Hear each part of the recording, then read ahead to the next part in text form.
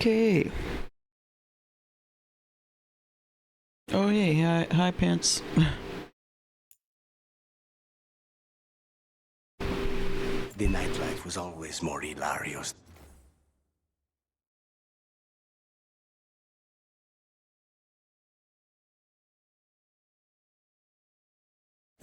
He said I should get out more.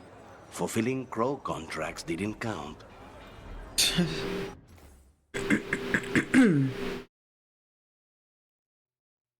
Way too loud. Okay.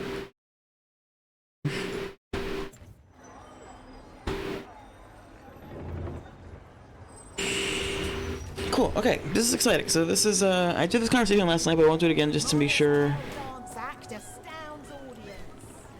I know what the fuck I said and it's fresh in mind.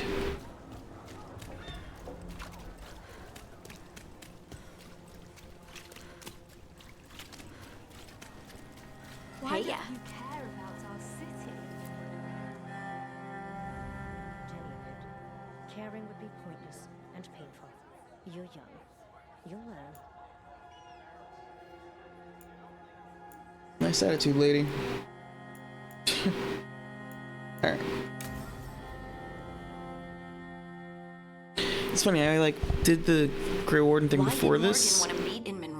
But like this is just like a conversation.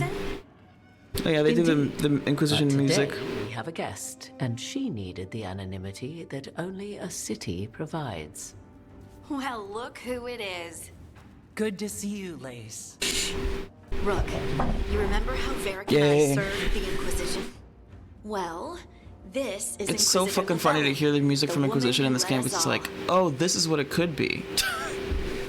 Hey, remember how awesome the music in Inquisition was?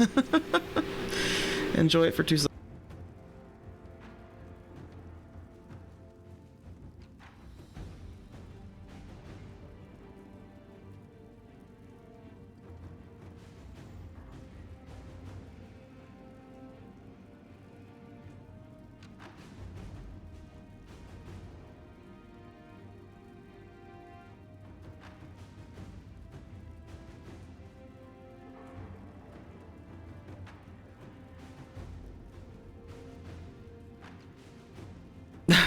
Thank you, thanks, Doc.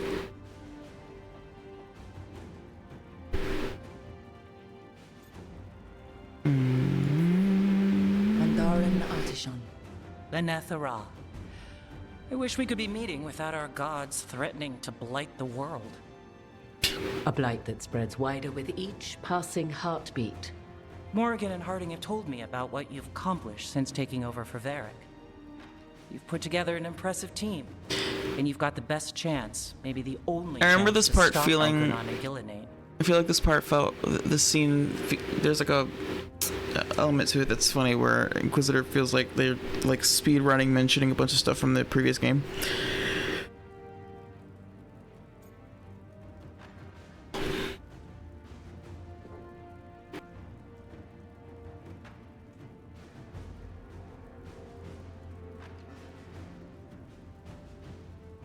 This is on you. Oof. We got this. I won't let you down. Don't worry about me. Worry about the people you've recruited, and about the people depending on you. Thanks for the lurk, hungry. I only sealed the breach because I had people like Cassandra, Liliana, and Cullen with me from the start. Without Dorian's magic and Josephine's diplomacy, we never would have come together to stop Corypheus. Years later, I had to disband the Inquisition, but I never lost the friends who had gotten me through it all. Ultimately, they're the only ones you can really count on. Do right by them, and you'll find your way. We've got the makings of a good team, I think. We'll do our best. And while you do so, Rook, the Inquisitor will do her best to ensure that the rest of the world remains intact. A daunting prospect, given that most of the South is under siege by Darkspawn. It's that bad? If not for the Inquisitor, the South would have collapsed completely. She has not been idle while you assembled your team.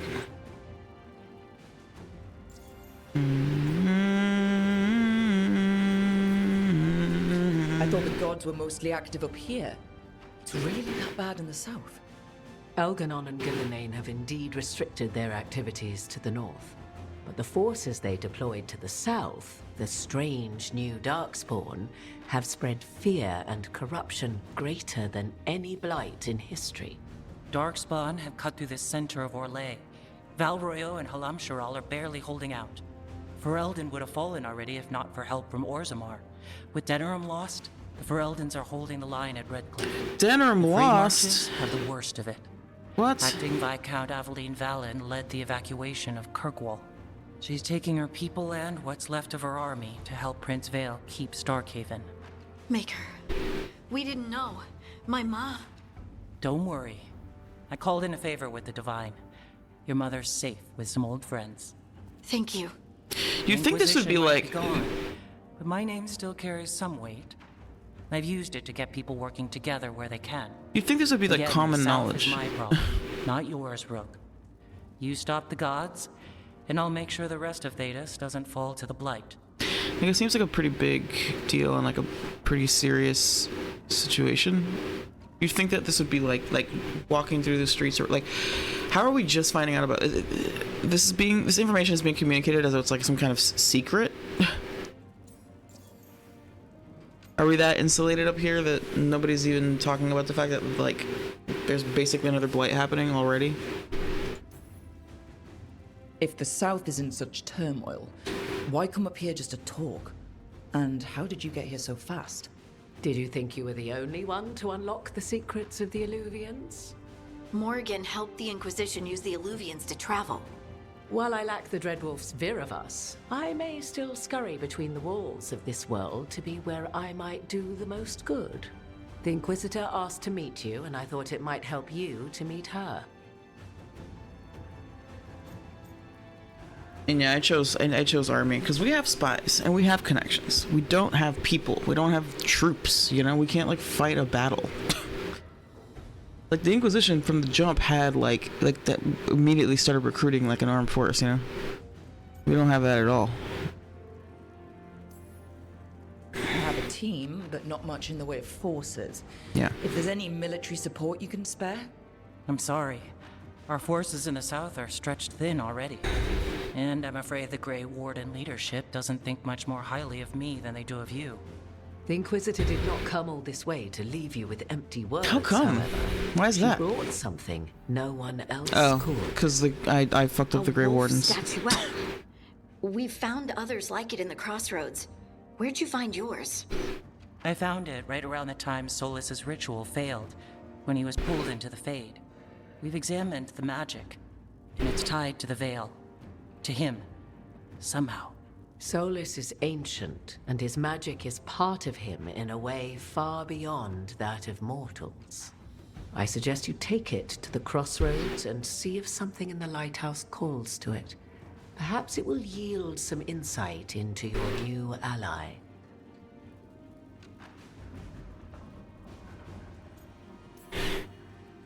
I appreciate it. Solus has been helpful while he's trapped in the Fade. But anything that can help me get inside his head will help counter him getting inside mine. Wisely spoken. Solus rarely lies directly, but he finds ways to weave the truth into a noose you find yourself wearing. Yes. I considered Yes. Solus a Beautifully friend. put. I'd hoped to convince him to see reason. It's too late for that now. But still, if this can give you some insight, help you understand him, whatever it turns out to be, I hope that it helps. We should go, Inquisitor. The armies in the south need you. Right. Harding, stay sharp. You're my eyes in the north. Always, Inquisitor. Rook, good luck. If I come across anything else that can help, you'll be the first to know. My bad. Thank you. That's probably hella loud. Cool. So that's the Inquisitor.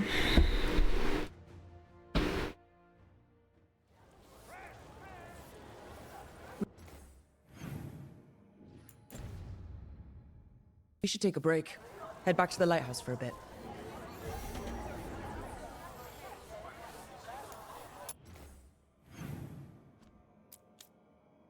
Check in with the team. Rumors reach the team of a new Darkspawn threat. Preventing a like, okay. How is it a rumor? She said Denerim is gone, or like dead, fucked. They lost Denerim. I feel like that would probably make the headlines appear. Maybe? I don't know. Maybe not.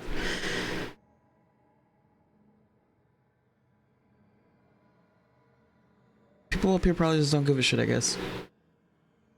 And it is, you know, it's not like they have the internet. After letting a mounting danger from the Inquisitor and being warned by the first Warden not to interfere with Grey Warden business, the human hears rumors of a darkspawn threat approaching Weishaupt. Okay, are we finally gonna go to Weishaupt? Please, please, please, game. Please give me the thing I want. Thank you.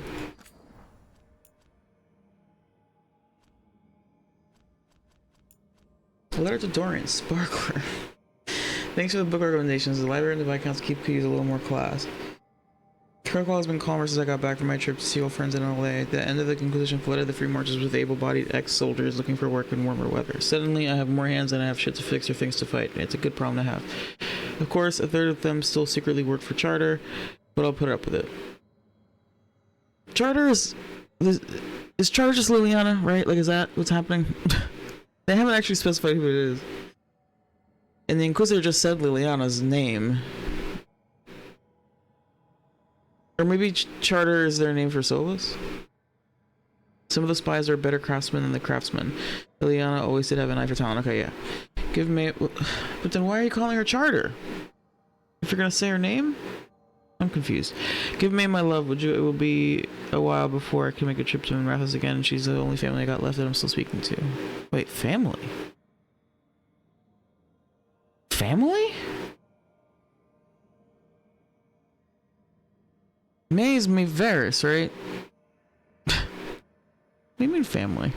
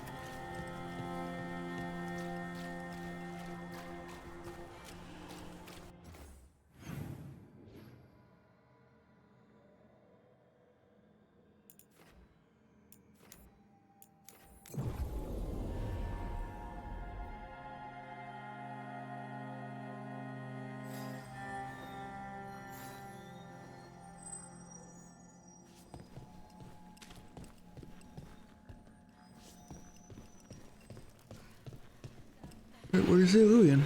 The mage you met behind the silver. Word on the street says she's Venatori. She's starting to have doubts. And you think you can convince her? That's a dangerous game. They don't start as Venatori. They don't have to end that way either.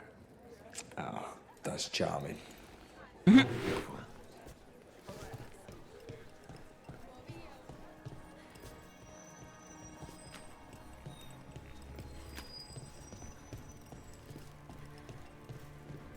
Ah, yes.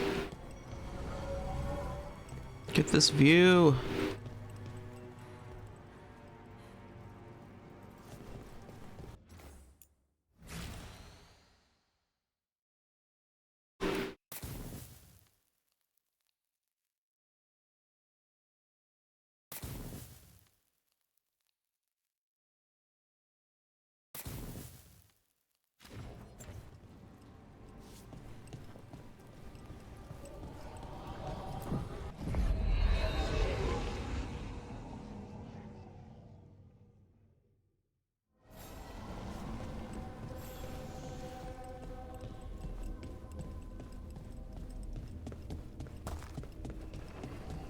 Wait, what's this?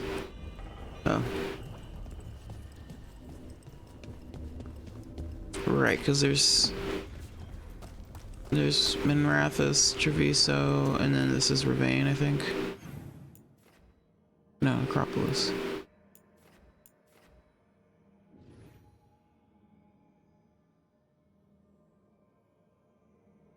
And there's 2 for Ravine.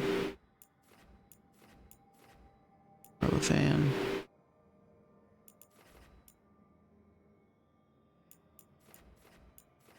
I don't know why I didn't just fast travel directly to the lighthouse.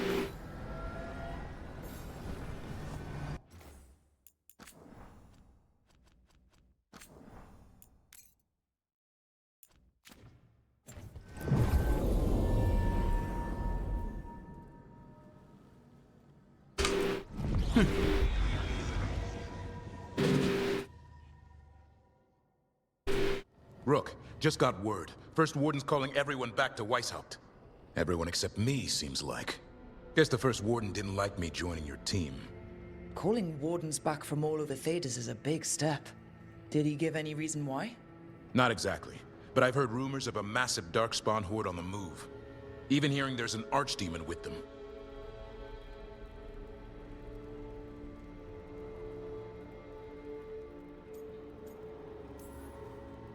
The timing can't be a coincidence. The gods must be behind this.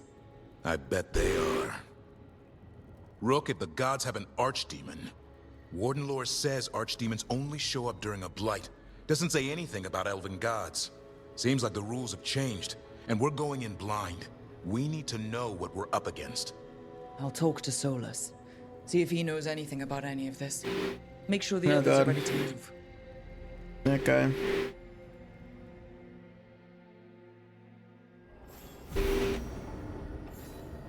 The Siege of Weishaupt, let's go! Yes! I get to go to Weishaupt! Ah! I'm fucking hype as shit. Can't wait. World begins to reel under the assault of blighted dragons, horrific new darkspawn, and Venatori and Anton blessed with the power of the gods. Political leader. This is the same. Oh, this. Elgarnon and Gillenane are marching their Darkspawn army toward Weishaupt, which gives the team an opportunity to destroy them.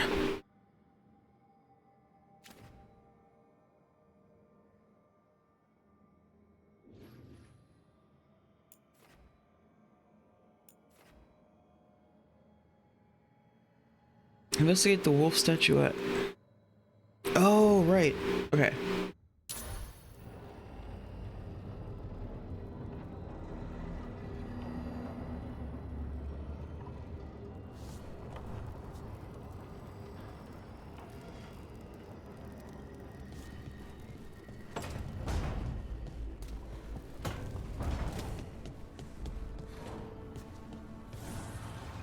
So, Tosh, you're the dragon hunter of this outfit. Yep. And you do monsters. Seems our work's going to overlap. No, it's not. I handle dragons. You kill monsters. And Darkspawn. Dragons are monsters. What? No, dragons are natural. Been around longer than we have. Darkspawn and monsters are just Vashidon that came later. Fair enough, but I'll handle any archdemons we meet. Fine. But I get to help.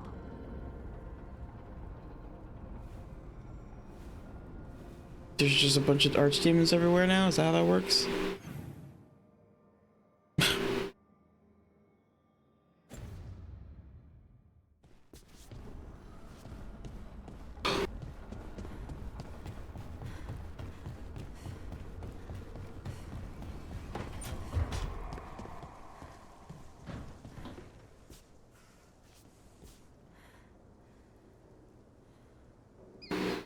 There's so much stuff to investigate.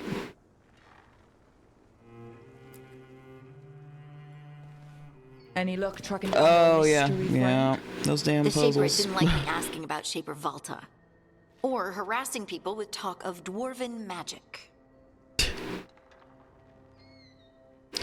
It may not be fully open world, or as open, as big, but there is plenty to do. The crossroads specifically is confusing as hell. It's a mess. I still don't really fully understand, like, there's the doors that have the 3 eyeball looking things, and you put the orbs in those eyeball looking things, and there's 3 of them for that particular door.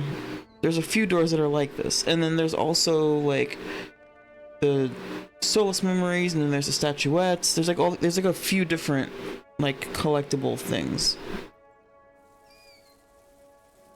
Started out trying to do Harding quest, then got sidetracked forever. Yeah, exactly. That's what keeps happening to me. I'm like, oh yeah, we'll do like a main story quest, and then we'll do this and that, and it's like 2 hours later, and I'm like still in the crossroads running around like.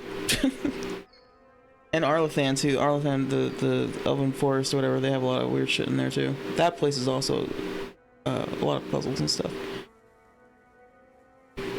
Hold on.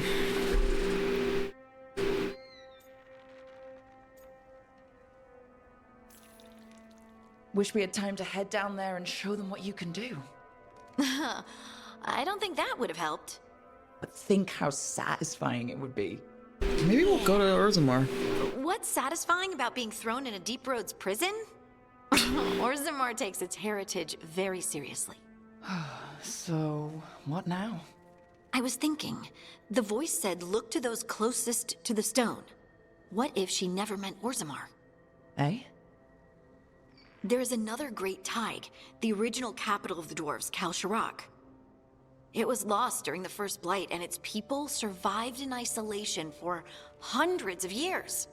They re-emerged, some 20 years ago? And you think they're close to the stone? Orzammar can't help. What have I got to lose?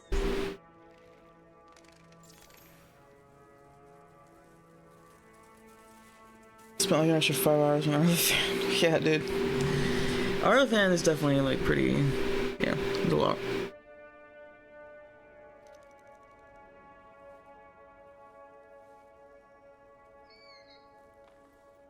I'm gonna pick one of these and then I'm gonna go get an Advil. Hold on. I'm curious about Kalsharak's isolation. The dwarves took heavy losses during the First Blight. To stop the Darkspawn from overrunning them, they closed off passages in the Deep Roads. Those that could retreated to Orzammar. Kalsharak was lost. They abandoned the city and its people, sealed them away with the Darkspawn.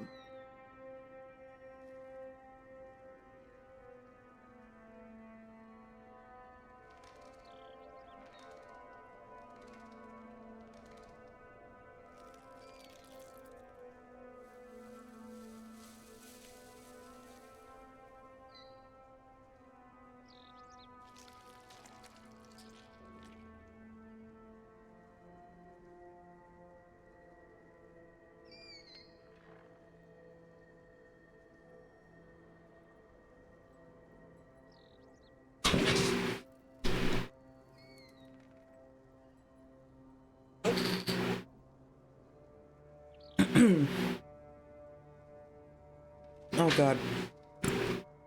Sorry, I just took a supplement. Sorry.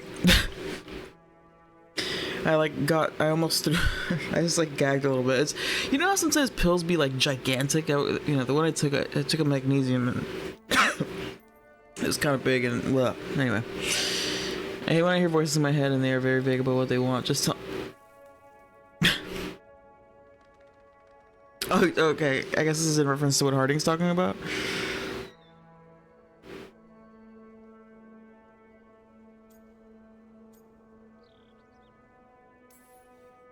There must have been another way. What they did was monstrous. Can you imagine being trapped, knowing death was coming?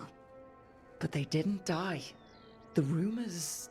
That the dwarves of Kalsharak had to change to survive? No one's really sure what that means exactly. So do we... find them? You can ask. Is that... So she was saying that they were... Is that what happened... Is she talking about what happened in Origins? Is that... Did we... Why did... I don't remember when exactly we learned this information. I'm pretty bad about, like, Dwarven lore. As much as I find it interesting, I'm always, like, a little off. Like, I don't remember it all. I feel like I remember, like, Elven stuff more.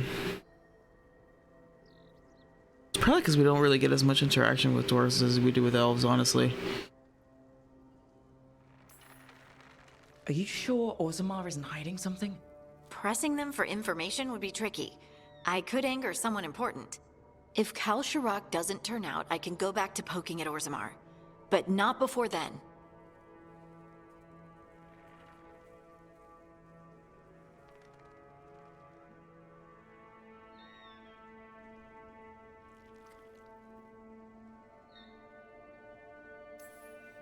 How do we get in touch with these Kal Sharok dwarves? Already working on it. You don't spend 10 years in the Inquisition without making contacts. I should have a meeting set up Where's by the time Dagna? you're ready to leave. I mean, Dagna's out, but she's banished or whatever, surfacer. But like, maybe she knows somebody. Varric almost certainly does. Ask Varric. Wait, destination available, deep roads. So we are going to the deep roads. I was just saying that. Like, I wonder if we'll go to the deep roads. And we do. Whoa. I know you've asked that already, Red Jack. Actually, I just got a codex entry. I think, okay, one thing to keep in mind, Red Jack, is that like the whole point is that his agents are like undercover. They're not gonna be like, hi, I'm a Solus agent. You know what I'm saying? Like, we don't know who they are.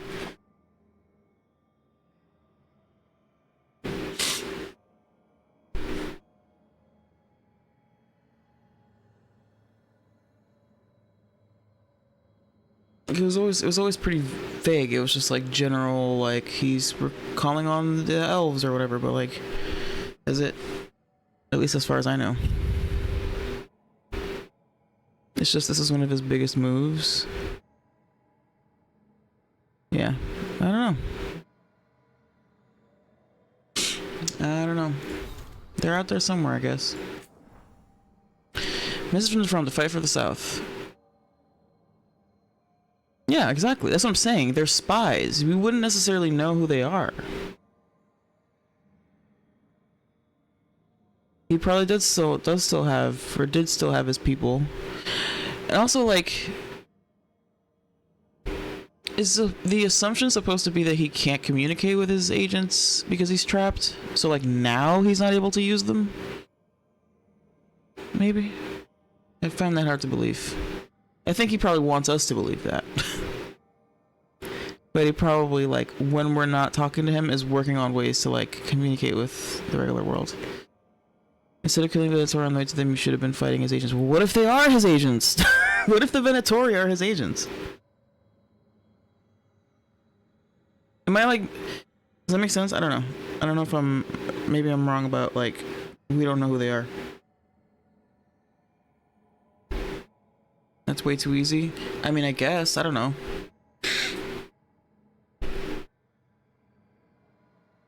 It is too easy, but... There's definitely been a fair amount of plot convenience so far. Bunch of people you never demask all are Venatori. I'm talking... What? You said instead of killing Venatori... Bunch of people you never demask are all...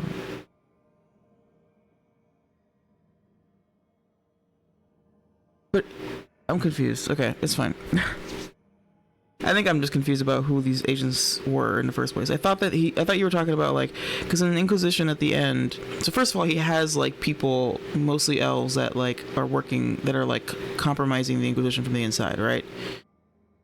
And then in the epilogue of Trespasser, you know, in the slides that they show with the text or whatever, they describe that, like, you know, people have been noticing that, like, the elves are just, like, leaving. They're just, like, disappearing, and, like a lot of the Daily Shells and the City Elves, and everyone's being, like, called to something, and they're all just kind of, like, leaving and whatever. So, like, that to me is what I think you mean when you say agents. Sorry. As in, all his agents are convenient just as them. Oh. Well, I mean, it's not convenient if they're spies and they're trying to blend in and they're trying to, like, do something, like, of course, they could be intentionally pretending, like, but then I guess the Venatori themselves would probably be like, what the fuck? I guess what I'm saying is that it's possible that Solus could be manipulating the Venatori themselves. You know what I mean?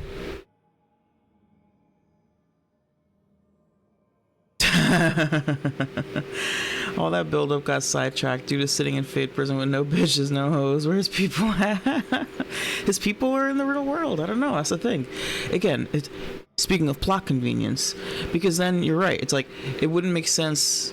Like, since Solus is, like, I guess because he's stuck in this weird purgatory place, now we don't have to worry about him, like, actively working against us or trying to, like, affect what we're doing. You know?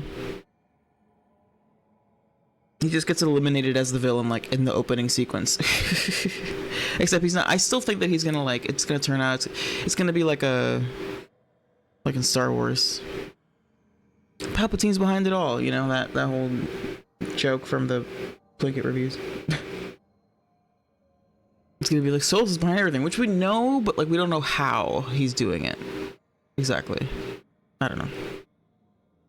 Whatever, we're about to go to Weishaupt, okay? I'm feeling good. Albeit a little confused. Because I really can't see where the plot's gonna go as far as Solus goes. But I think we're about to talk to him, actually. There should be chaos in his agent's ranks. If he doesn't get out by the end of the game, I'll be shocked. I mean, he's gonna get out. There's no fucking way he's not gonna get out. The question is when. I don't know if they're gonna do it so that, like, he gets out at the very end and that's gonna be like the final chunk of the story, or if it's gonna be like 2/3 of the way through he gets out and now it's like crazy because now he's like actively fighting with the other gods, and maybe, I don't know, it'll be something like that, or I hope it'll be something like that, because that'll be fun. I want the chaos. I want him to get out before the end of the game because chaos.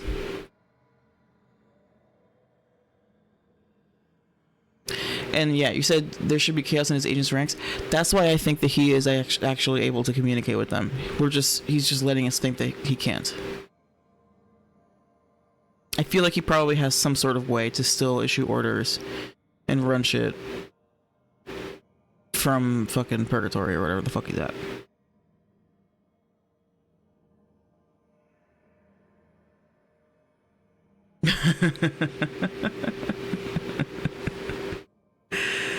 I don't know, man. Your hair looks stupid. Nah. I like his hair. It's fine. It's fine. I was watching the VOD from Kranta's stream last night because I didn't catch all of it. Yeah, I see what you mean. Just kind of being like, nah, screw you. Your hair sucks. Because you suck. But no, I was watching the VOD from Kranta's stream last night, and I hate her for this, but now I it's so funny. She was like, because she, like, Morgan shows up and she's like, why is it that her outfit looks like she has 2 sets of tits? And I'm like, fuck, I can't unsee that now. It's just 2 bralettes. God damn it. Now I understand. And then Isabella has, like, a very similar thing going on, and I do agree. I think I do miss the giant tits on Isabella. It's like part of her appeal. Just physically, you know, like that's like a signature trait. It's like giant tits, cleavage, and the bandana, and they got rid of both of those things. I mean, she still has the bandana on under that stupid hat. I just wish she would get rid of the hat. You know. She does still have the piercing under her lip, though. Somebody said she had udders.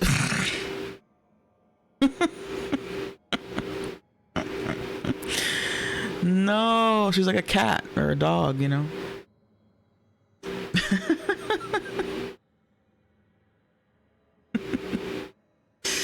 Oh dear. I also agree with her when she pointed out, because like people were like, Steph was like, well, we know why Cullen's not in the game. Obviously everyone mentions that, and I'm like, and she made the point, I agree. They could have just had a cameo. They could have recast him. His voice is not actually that like unique. I mean, it's like a distinctive voice, like it's recognizable as his character's voice, but it's not like there's a million dudes on the planet that talk like that, or like that sound like that, you know? It really wouldn't have been that hard to just like recast him and just give us a little cameo. That's it, just one scene. Just one scene. But we'll see. Same for Alistair. Just mention him. Maybe we'll find like a codex entry or something when we go to Weiss that mentions him. Or Duncan or something. Just mention them. You don't gotta you don't have to like do a whole plot where they're involved, like whatever. Just mention them. The Inquisitor just mentioned everyone though in quick succession. It was so funny. I don't want to keep unless they're connected to something, in my opinion. No, come on. Fan service. It's fine. Just let them show up for a second. I mean, like, okay, not like we go to the cafe in Antiva and Cullen's just there. I don't mean that. It would still have to be like, I'm here because, but like the Inquisitor's here and I romanced him and I got to say that I romanced him. Anyway. Something about Zevran and man, I wish they were a game writer. Yeah, so the other thing she pointed out that makes sense is like, I feel like I had this thought as well, or this like instinct. I don't know if I ever expressed it, but like in the conversation specifically when you're talking to Nev and it's like right before you go to recruit Lucanus. She kept saying Lucanus. Right before you go to recruit Lucanus, the way she describes, she's like, okay, we need a crow. We need to find somebody, and I got just the guy. He's like a legendary crow. And it's not Zevran. Like, okay, Isabella is one of the leaders of the House of Lords. Why isn't fucking Zevran one of the people that is in charge of the Antivan Crows? They should have had him be one of the two. At the very least. Even if he's not going to be a companion, they should have had him there. In the same way they included Isabella. That was a missed opportunity for sure. Like, why wouldn't he be around at all? The only thing I can think of, and again, is like I've mentioned this before, but like someone like Zevran, it's been a long time. Maybe he's dead. Sorry. Or just retired and just like is on a beach somewhere. I don't know. I don't know. Anyway. Is everyone finally coming back to take down the crows would be good god tier. That would be cool. Like if Zevran was like sabotaging them from the inside and that's why like they're having problems. Zevran did introduces you to her if he's in your party. What?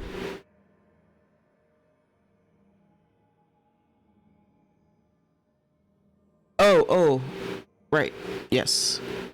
To Isabella. Yeah. Because Zevran and Isabella know each other. That's also established that like they've known each other for a long time. So like that's another context in which he could come up. Imagine if you had to choose between supporting Zevran or Lucana. Ooh, that'd be fun. That'd be fun. The other thing too is like Zevran was actively involved in the Blight, right? In Origins, obviously.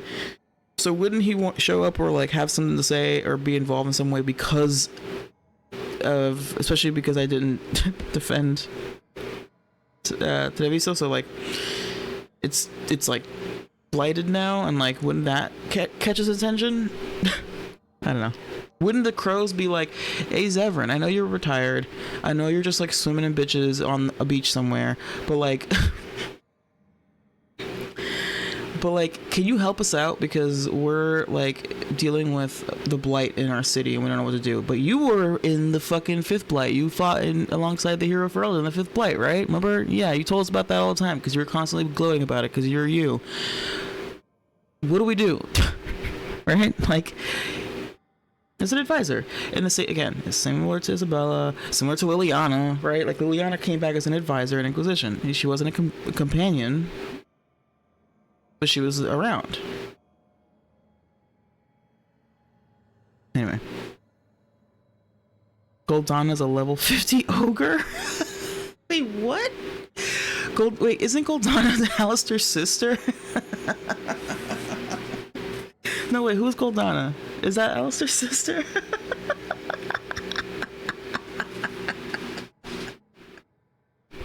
I'm just picturing this ogre like yelling about how she wasn't born with a silver spoon or whatever the fuck she goes on about in that scene. Oh, are you his harlot just trying to take his money? Bring her back as a banshee, yes. Oh my god, dude. That would actually be a hilarious little like Easter egg if they had a banshee enemy in Mass Effect 5 and like for some reason it's just named Goldana. Just the one time. Just one of them is called Goldana for some reason, and they never mention it again. It's just a little like wink. Fucking awesome, dude. Goldana is a banshee. Oh my gosh, she would. I've got too much laundry to do. Screaming.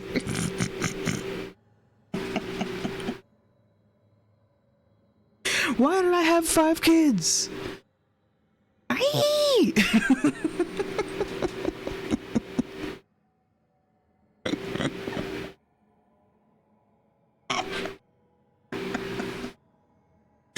Fuck, okay, alright, we gotta read this thing. Speaking of getting sidetracked. Fuck. Alright. Message from the front to fight for the South. Rook, though the circumstances prompting our meeting were perhaps not what either of us would have chosen, I'm glad we did meet. I've heard of you from Varric, of course, and Harding spoke and continues to speak highly of you. However, the greatest vote of confidence came from Morgan. She's always had a knack for spotting those who might shift the foundations of the world, even if they don't know it yet. So it was she who suggested we meet. And as always, heeding her counsel proved to be the wisest decision. Except for when I drank from the well, but we're not going to talk about that because that's apparently irrelevant. I do also agree, by the way, like that I think should have been included, or rather it should be clear which one they picked. Like, I think it's safe to assume that Morgan drank from the well in this world state, but like they don't actually tell us. At least they haven't yet. It's so funny because I'm like playing the game and I'm like I have all these thoughts and opinions about it, but it's like at the end of the day I don't know shit about it really. I'm not even halfway through, I bet.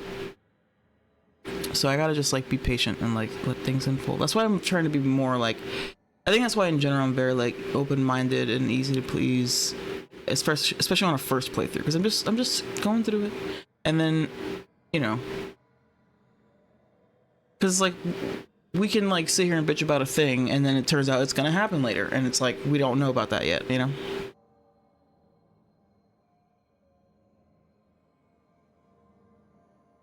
Yeah. It really is very few. It's a shame that they didn't have a few more. I get that they couldn't use the actual vault, but come on. There could have been more options. Yeah, like only who you romanced. And even that's like, how... don't tell me if you know, but... That's why I'm like, you ask about who I romanced, but then you're not going to give me a cameo? Come on. Is it just going to be like, they're just going to mention the person? I don't know. Yeah, they kept all the returning characters vague. We don't know who was left behind in the Fade. I feel like that's a pretty big deal too. I don't know. Anyway. I've said this before, I'll say it again. I'm okay with them saying, okay, you know what, we're gonna pick a world state, because it's too much shit at this point. It's too much. We have to like narrow down like what's going on in the story. Or like what's going on in the world. In the universe. But like, you didn't have to completely, like, completely neuter that shit. You could have kept a few more possibilities. I don't know. Because I think a lot of it, because this game is, you know, I feel like it's clear that they've been trying to, they tried with this game to, like, appeal to new people who aren't familiar with the series. But that doesn't mean you gotta, like, shut out the old fans completely. You can still have, like, fan service-y type things. You can still have things happen in the game. I think Kren said this last night. It's like you can just have it be so that like a new player can just like pick a default world state, but then for returning players we can pick our specific options. Fucking Dragon Age 2 did that. Dragon Age 2, it's only just second game, and they did that. There were several options for the default world state. So like you could either import from the vault or from the, whatever it's called, the keep, Dragon Age keep, or you can pick one of the 3 defaults. And that's great, because then it's like, if you're new, then it's like you just pick one of those, and it gives you a little summary of what happened in the past, and you're like, alright, cool, I'll pick that, and then that's it. They should have just done that again.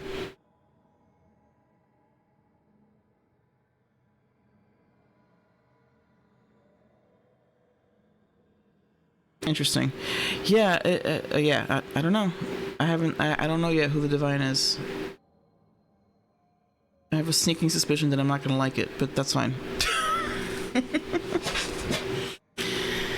Yeah. Anyway. But again, maybe they will. I don't know. Maybe some of this stuff is actually addressed, and I just haven't gotten there yet.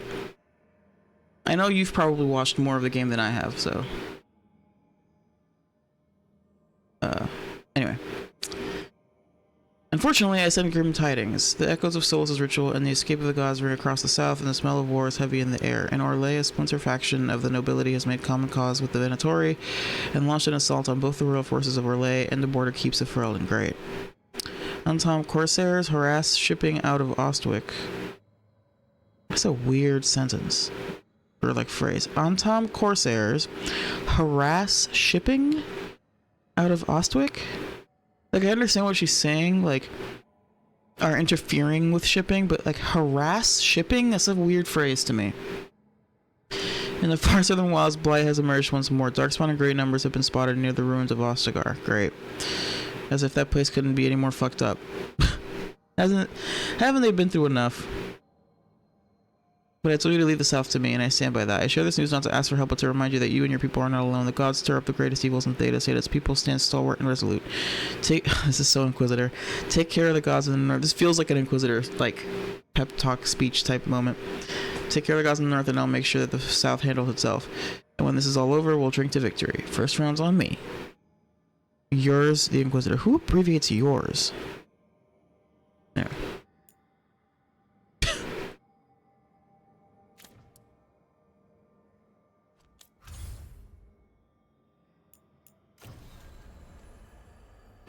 Oh, you haven't seen past recruiting Tosh. The rest I know are spoilers I just read. Okay.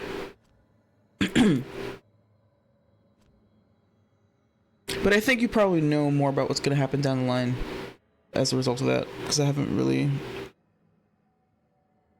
been consuming much.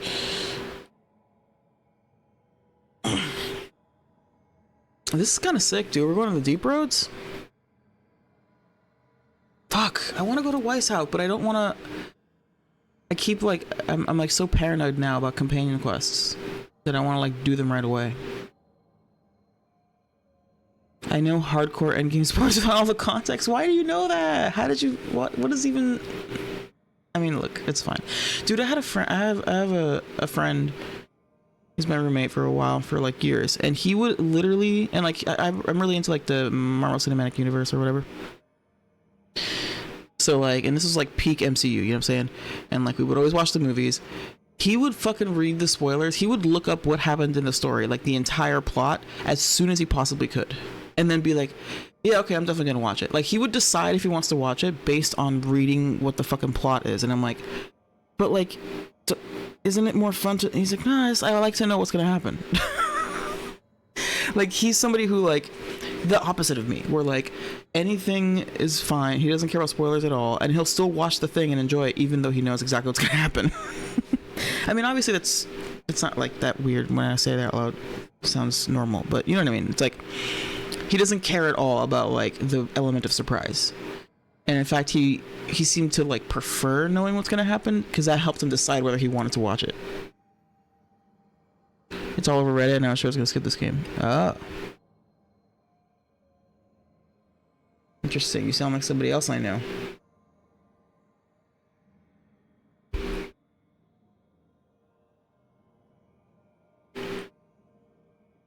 Who from the jump was just like, whatever, this is gonna suck. I'm like, alright, I mean, that's fine, but I'm gonna check it out.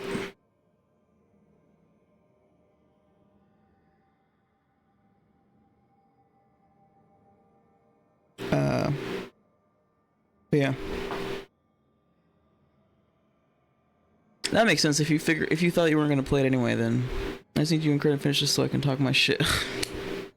You kept saying that in the chat too yesterday. I was like, oh my god, Red Jack, stop. You're like itching, chomping at the bit. I'm just more credible now that I play it. True. Yeah, no, the only reason you're playing the game now is so that you can more like strongly give your opinion, so you could be like, because now nobody can be like, well, you didn't play it. I don't care about your criticism because you didn't play it. It's like, well, no, bitch, I did. Okay. 100%. I Actually, check that out. I finished the whole thing. I'm still gonna talk my shit. Alright, help party and contact Cal Shirok. Travel to the deep roads through the crossroads of trap. That's crazy, dude. We're going to the deep roads. Alright, we're doing this. God damn it. We're doing it. I want to go to Weiss House. It's right there. It's right fucking there. But I just don't, I don't want a repeat of what happened with Lucanus. Anyway, I'm gonna get the fuck out of this menu finally. It's been like half an hour that I've been staring at this screen. Yeah, exactly. But I think it is fair to be like, yo man, you didn't even play the game, what the fuck? But also some things are criticizable without having played the game, as far as, in particular, like, just like lore things, right? Like, obviously, like, that's just story. You can consume the story. But it's kind of an interesting thing, like, and this is just in general. Because with video games, right, you're getting, and especially with like these games that have like lore and narrative, and there's like a role-playing element, your experience of it is going to even if you watch somebody's gameplay, like if you watch somebody's gameplay and then you also play it yourself, I feel like the experience of the story is just inherently different when you're driving the wheel, like, you know, driving the wheel or whatever. But I wonder, it's like, because like, okay, say for example, you watch a full playthrough of anything, whatever, Mass Effect 2 or this shit, right? You watch full playthrough of Veilguard, and the playthrough that you watch, the person makes the exact same choices at every step of the way that you would. Then you play it yourself doing the exact same thing. Is that inherently like psychologically different? Like any problems you have, like problems you have with the story or like bumps along or whatever criticism you have, would they still be like, would you have the identical like feelings about the experience even if you weren't controlling it, but you watched somebody do the same thing that you would have? Does that make sense? Getting a little heady on this Sunday afternoon. But you know what I mean? It's like, specifically, like I said, specifically if you're making sure that you watch gameplay and then you do the exact same thing as the gameplay you watched, is that still the same? I think there might be something like inherently different about experiencing a story when you're also playing the thing, even if you have the option of watching it. Because like emotionally it's different when you're actually playing the game versus just watching it happen, because you're not truly, it's like watching a movie, it's just different inherently compared to playing a game. I don't know.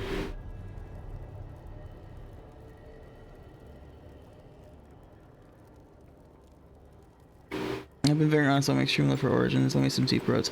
Oh, I remember you mentioned in chat too, again, I was just watching the VOD before starting, that you're like, I'm like one of the few people who misses the full sentence. I don't think that's a hot take. I think a lot of people would like for it to be that way again. To like, and Krem mentioned Baldur's Gate 3. It's like, yeah, you getting like a more specific description of what you're gonna say before you say it. I think most people would prefer that. When people, like, at this point it's like a BioWare meme that like you see something in the dialogue wheel and then you pick it and then the tone is different than when you expect it or whatever. But like, I think people would prefer if they could know exactly what they're gonna say. Also, new Solus memory just dropped. View regret, baby. Let's go. I love digging through Solus's fucking trauma and mistakes.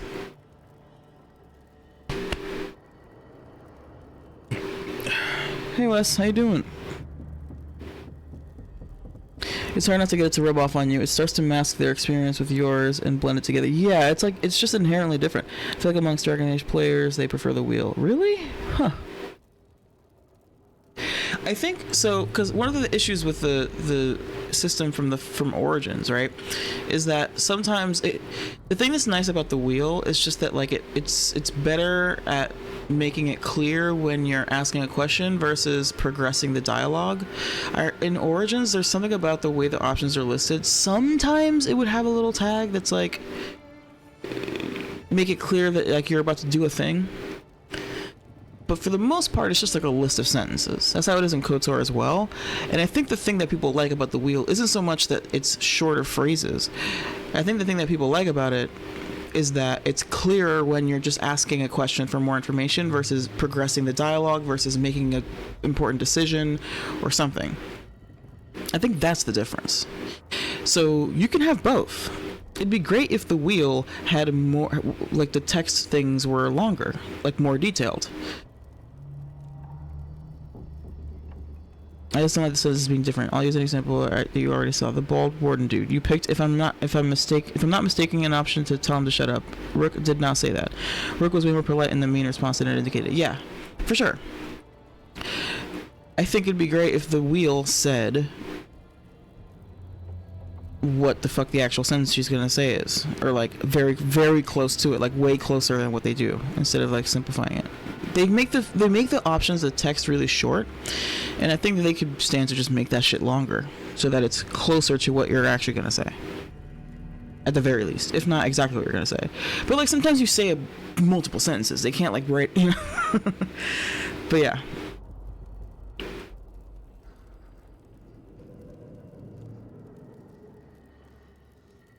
It's also the difference between voice and not voice protects. Right, and I think that's why, that's part of the, because I do feel like it would be kind of weird for it to be like, I'm reading the exact sentence that I'm going to say, and then I click it, and then she says that exact sentence. There's something fun about like her saying other things and saying things a little differently. There is something kind of fun about that. It just, the description, I think maybe we can split the difference here. Make the description a little longer and make it more clear what the tone of the sentence is going to be, or the tone of the response is going to be.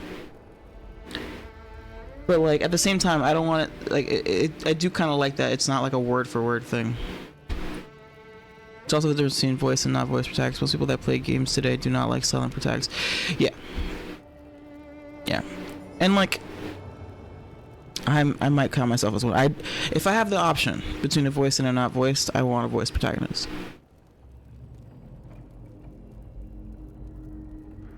So, I don't know.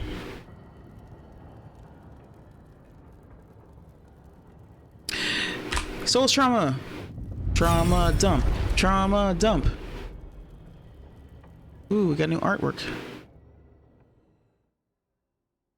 Most of the nail NDA, but sometimes what you pick comes off of you. Yeah, no. Mass Effect is terrible with that shit.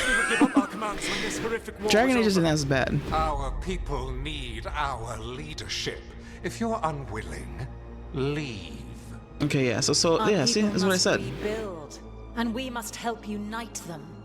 So we did not fight for freedom, but to conquer this land and our own. Yep. We fought to win, and now the Evanuris are as gods. I do not answer to Mythal's annoying lapdog. The people are afraid. They must believe in something. They need strength. And wisdom. They need gods who can protect them. We are Wait, not Mythal? gods. You will learn that. Every lapdog hides a wolf inside. Was that... Are you giving him ideas? Wait, that's it? We're not gonna get like an actual scene? That's kind of cool though. That was strange. They were speaking Elven, but I understood it. Ah. We have experienced a memory in each of our native languages. Ah, that's why they're not speaking Elven. One of the Dreadwolves. And the mages who declared themselves my gods, well, mine and Davrin's, and Rook's.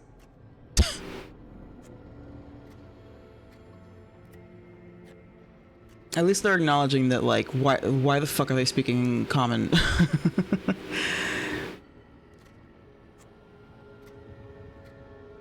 They still could have had the cutscenes where it's just Elgar'nan and Gillenane speaking in Elven, though. Why the fuck did they do that?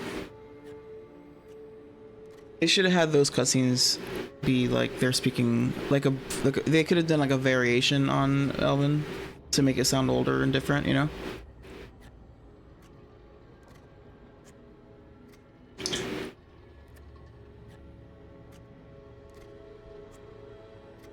Yeah, no, DA is not so bad with this stuff. Mass Effect is notoriously egregious. Especially when it comes to like when you're flirting or romancing people, like the whole ninja mance thing is is rampant in Mass Effect because it's not, they didn't do the thing that they do in Dragon Age where it's like, if you pick this option, you're going to romance this person. They didn't do that shit. Like at all. And you can't, and there's also not a separate flirting option. So when you're friendly with somebody, that could be flirting, even if you're just playing your character as friendly. You know? There isn't a separate, at least in Dragon Age, there's like separate flirting options. You can be thumbs up, nice guy, or flirt. It's not the same thing. In Mass Effect, it's the same thing. So it's just like fucking chaos. Like, nice chair. Dude, I need a throne, man. I don't like this shit. I tried changing it to fade touched last night, the textures, because look at this fucking fuzzy ass PS3 looking. Come on, man. I've spent too much money on this computer for this chair to look like that. I shouldn't see a single fucking pixel. What is this? This is blurry ass. Looking like a fucking N64 game out here. Not even PS3, PS2. Ugh. I hate that. But when I put it in fade touched, I was getting like 30 frames per second. It was chugging.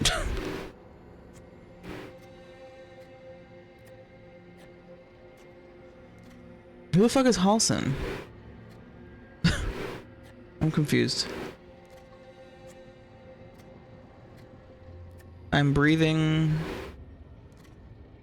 Halson. Oh, I haven't played Baldur's Gate 3.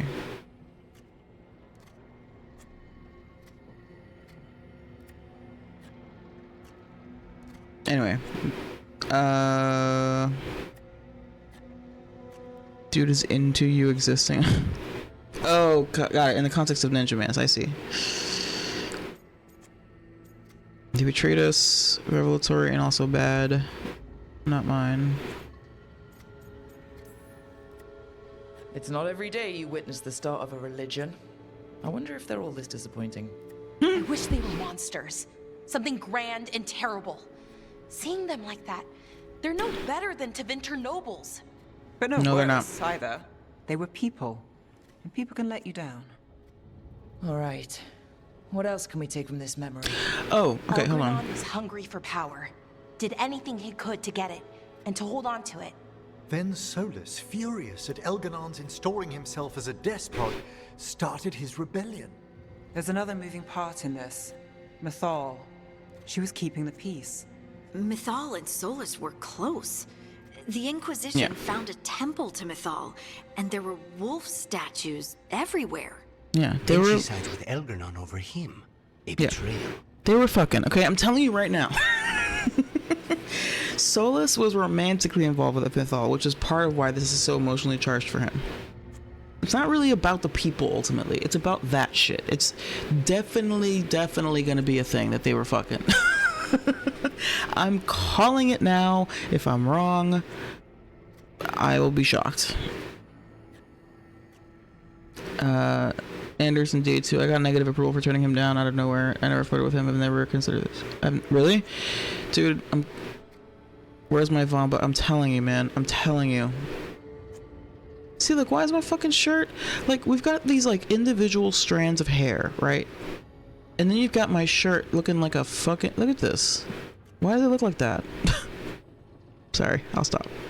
It's just distracting because it stands out because everything else looks so good. And then you've got this, like, blurry ass shit over here.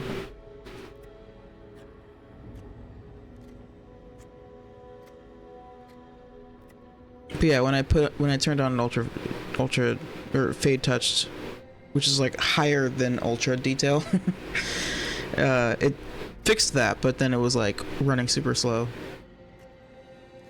And like I'm already hitting 100% on the regular with this GPU. Anyway. Then she says with Elganon over him, a betrayal. I see Mythal's reasons, no wonder he was angry.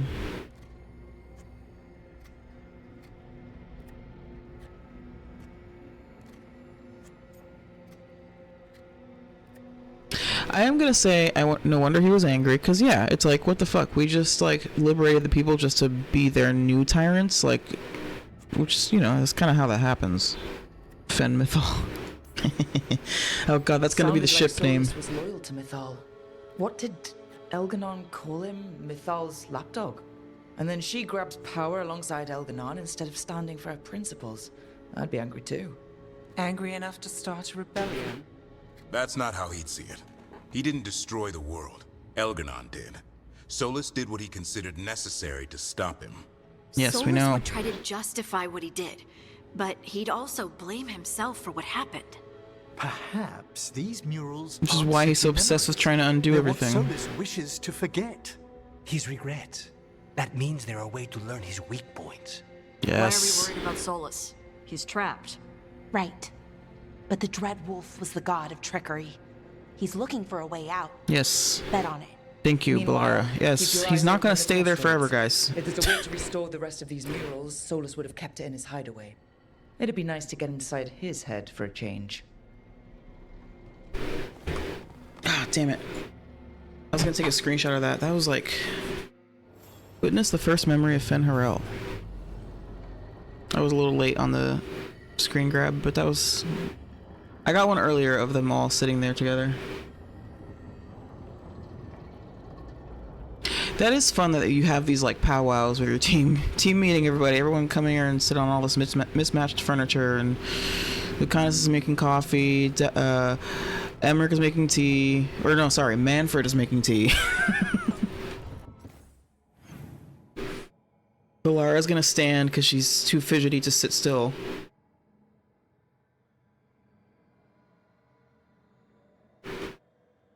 And then Varric might be there, or he might be taking another nap.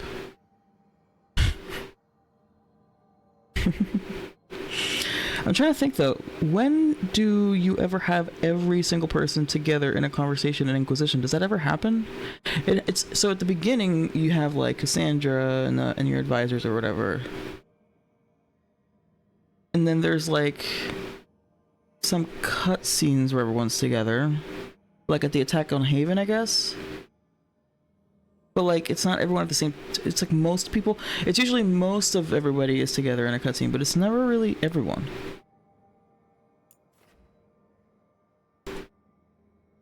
Oh, at the very end of Trespasser. When everyone's like looking out onto the sunset, you know, kind of deal, and everyone's standing there together as a group, and then people slowly start to walk away. That's when it happens. It happens at the end. But I like this. I like this whole thing of like everyone getting together and working through things. Alright, what are we doing now? What is this? Search for more wolf statuettes? Is that... Okay, this is just like... Oh. Yeah. Yeah, I have like a bunch of these. Gimme.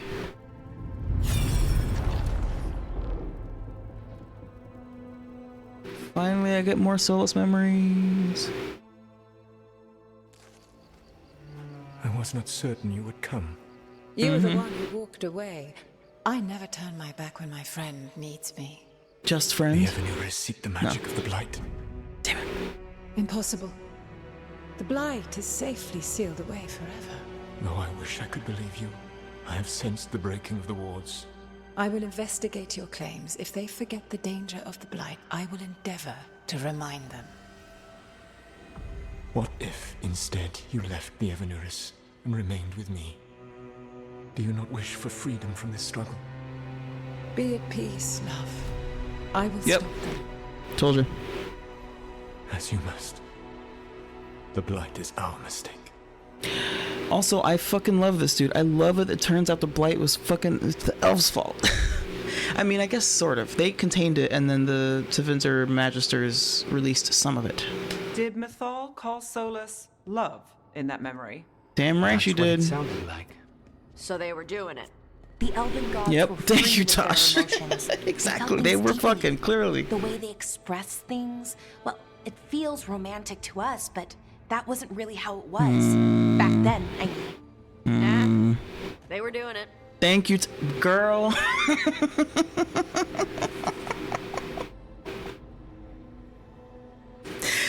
Thank you, Tosh. I am with her 1000%. No, they were fucking. They were, okay? It's fine. We can just say it. It's like, oh yeah, but like, the word love means different. They were fucking, alright? What are the odds, you know? It's a Chekhov's, or not Chekhov's gun, it's a Occam's razor or something. What's the phrase? If it looks like a duck and quacks like a duck, yada yada, whatever. Everything is Yellow's fault, pretty much. As it turns out, it is actually literally all their fault.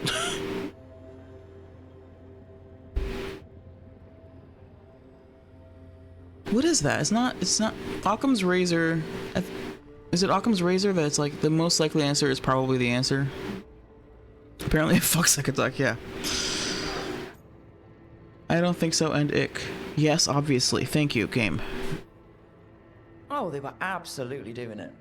Being with someone you're rebelling against? Doesn't sound like Solus. Okay, but he wasn't always rebelling. Met her in secret and talked about how they could run off together. Yeah. It sounded so tragic and romantic. Alright, Cassandra, chill. Wait. Never mind. That does sound like him. Yeah. So the Dread Wolf goes to Mythal. They might be fighting, but they have history. And he warns her about the other god using the Blight. That's more important than his rebellion. It's like kingdoms coming together when an archdemon rises. Yeah. Mythal didn't think it was possible. She said the Blight was sealed away. There's an old legend about it. Davrin, the one with Andrul's armor. Not sure it matters. Davrin, what? There's an old legend about it, period. Davrin, period. Is that supposed to be a comma? Yeah, it's Occam's razor, yeah.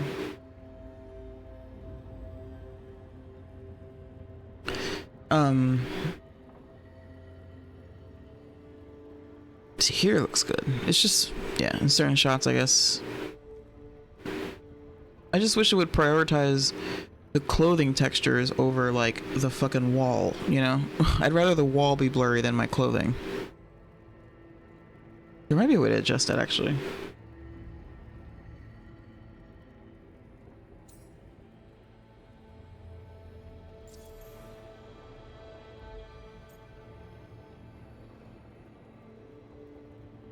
Oh, okay, yeah. I was gonna say this earlier. Am I the only one that doesn't mind the Nev's hat wear situation? Am I the only one that does think it looks fine and not bad? If anything, when she doesn't have it on, her hairstyle looks weird. Because, like, the hairstyle is like, she has this, like, huge swooping bang, but only on one side, and it just, like, looks, like, off. Because it's clearly designed to be paired with the hat.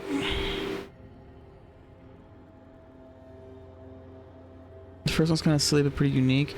I mean, I think I said this before. It just looks like a fucking. It looks like those hats that like southern, like aunties wear to church. Like the big elaborate hats. The round one to me looks stupid. I really am easy to please, huh? For as much as I can be really opinionated, I also just don't care about a lot of stuff. To me, it's like, that's cool. I think it fits her. I think it, like, suits her. Also, it was so funny to me how Kratos kept complaining about her shirt being open. It's like, whatever. She's just comfortable with her shirt open. Big whoop. I like the veil part. Yeah. Which, again, that's why I think it reminds me of, like, the church hats. The type of hat that you like pin in because it doesn't actually sit on your head. It's like more of a decoration for your head. Hey, Tuna. Yeah. Because I remember when I watched the trailer, when I saw her for the first time, I was like, that's cool. Like, I specifically thought, like, I kind of like the hat thing. And then everyone started, like, you know, everyone else that I talked to was like, that shit looks stupid. I was like, really? I kind of like it. Maybe I have bad taste. When you go in her room, she's leaning towards you, so you notice her shirt open. Yeah. I mean, I noticed it. I'm not saying I didn't notice. I'm just saying I don't mind it.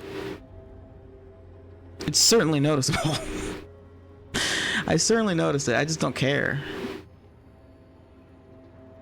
Because it's only when she's, like, in the lighthouse, so it makes sense. Like, people do that sometimes. Like, you'll come home from work or something, and you just, like, open your shirt up, to, like, loosen the tie. She has, like, her tie, like...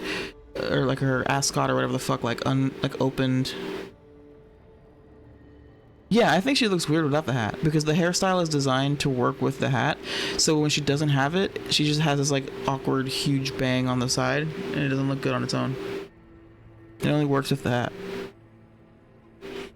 Yeah, the voice I can't tell if I've gotten used to the voice acting or if I've just stopped I can't tell if I've just stopped noticing the mediocrity. Oof.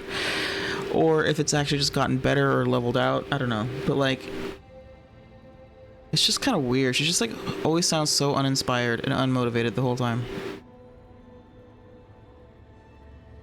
But then somebody like Tosh, it kind of works when she's like short responses, kind of muted, but like that's just like her vibe. I don't know.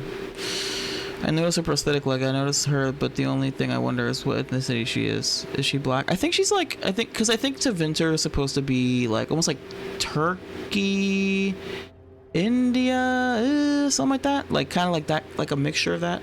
Like a lot of the architecture reminds me of like some places in like the Middle East and shit. I think she's supposed to be like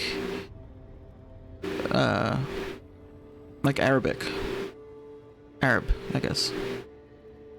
Yeah, India, that kind of thing. Ancient, like Muslim empire. I forget what it's called. But yeah, I think that's supposed to be the vibe in general. And I think she's supposed to be like, I feel like to me she looks Arab. Or like Indian or something.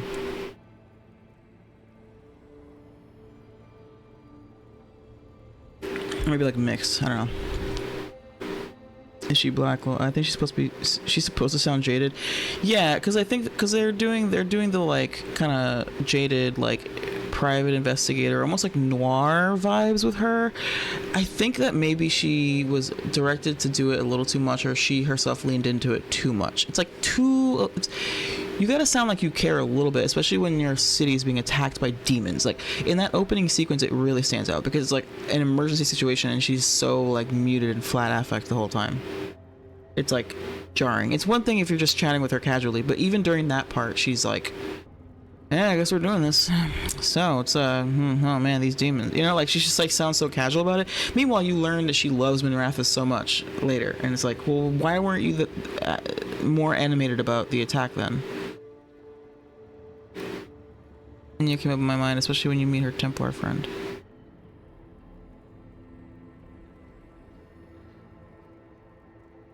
Her Templar friend? You mean... Wait. Who's her Templar friend? Oh, wait. Yeah, I remember. I was thinking, like, Ferelden Templars. I forgot that the Templars in Minrathous are different. You meet her more in the podcast too, or hear her. The early mission when you get a minute. Yeah, I remember. Because I forgot that it's like different. Because the Templars are like just the cops in Minrathous basically, and she, like her Templar friend is like a detective, and yeah. It's very like, I like that part. It felt very like Batman-y almost. It's like the detective who's like on the, you know. It's Gordon. I think I said this when I was playing the mission. It's Commissioner Gordon. Or Detective Gordon, I guess.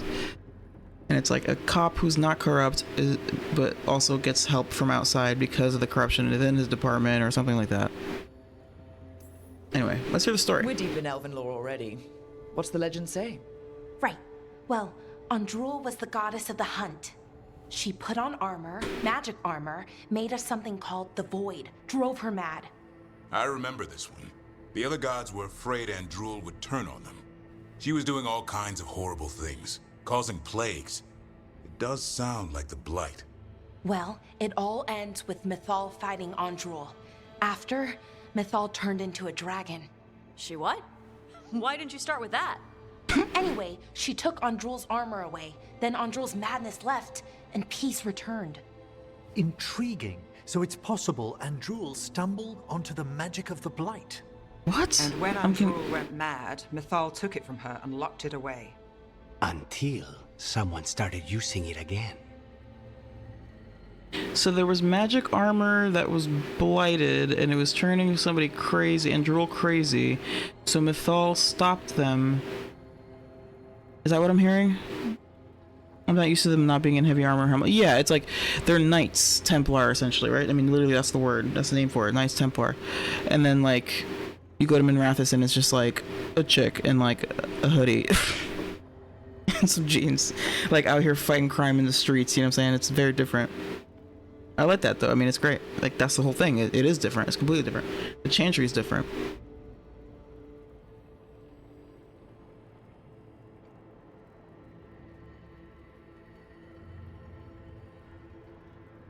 What?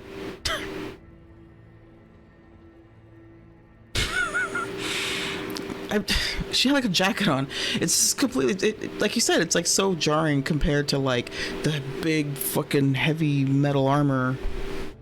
She's just like, it was casual Friday, I guess.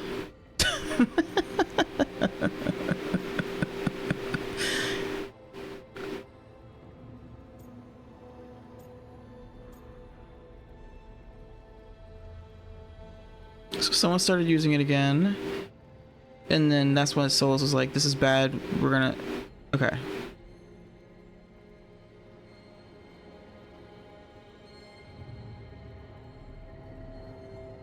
Oh, is the implication that Solus was the one that started using it again?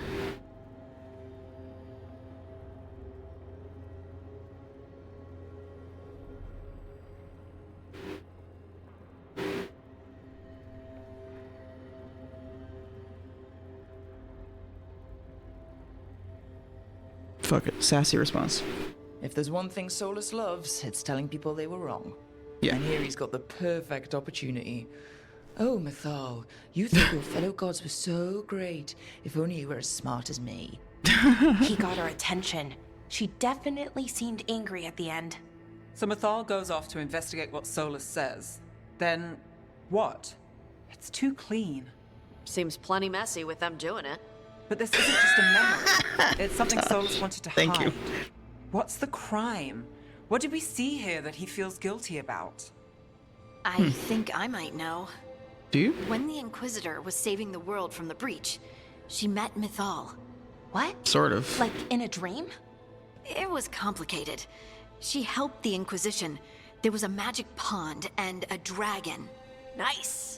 The point is, she also said the You other get it, you elven like gods dragons. betrayed her, killed her. Oh, that's right. I'm about to say, what do you mean you met Mythal? Mythal was... fucking... what's her name? Mommy Dearest. I love Tasha. I know. She's great, but she's also driving me nuts with the... Every time somebody says dragon, she's like, what? Dragons are awesome. Alright, we got it, girl. I guess. I don't know. Never mind. Okay, sorry, point of order.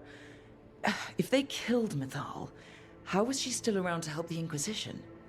Elven god magic? She'd spent centuries gathering strength and sharing people's bodies, I think. If it was a truly benign possession, that speaks to her character.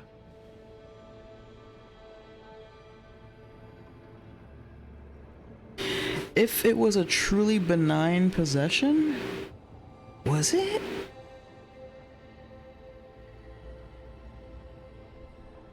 Oh yeah, no, it's extremely purple. Everything. Look, the dialogue wheel in here, all the marketing, the title screen is purple. It's very heavily purple. They went in that direction.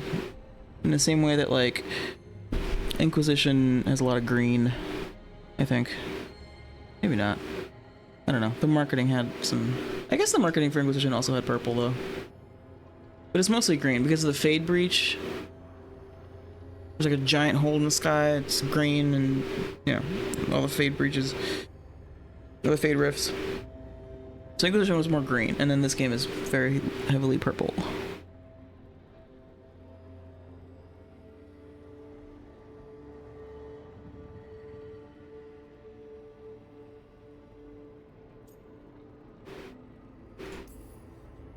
Solus goes to Mythal, the one semi-reasonable elven god, for help, and the other gods kill her for it.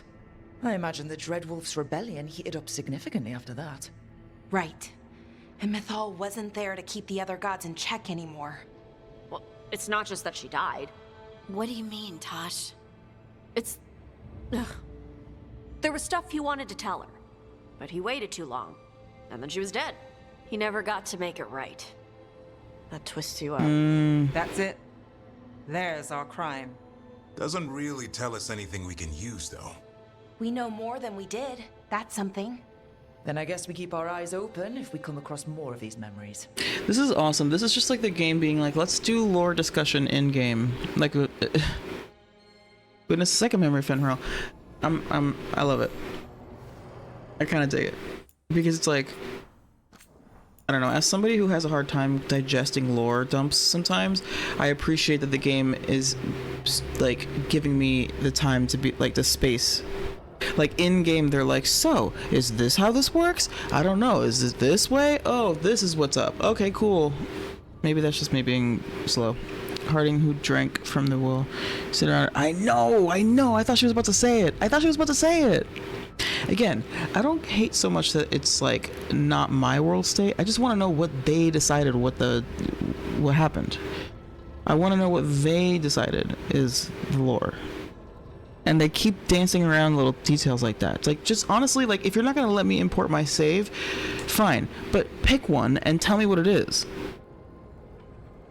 Instead of just dancing around it. Anyway, yes, everything is purple.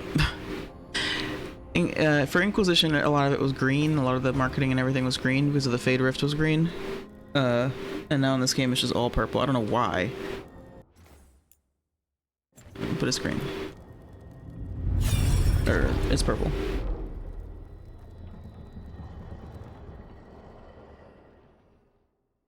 Trauma dump, lore dump. You dare to I like try the to colorful. cage us, jealous of our growing power. You will pay the final price for this betrayal. We warned you not to use the Blight. For this, and for Mythal, I sentence you to sleep in exile ever after. Your own lives will form the veil that keeps the horror you unleashed at bay.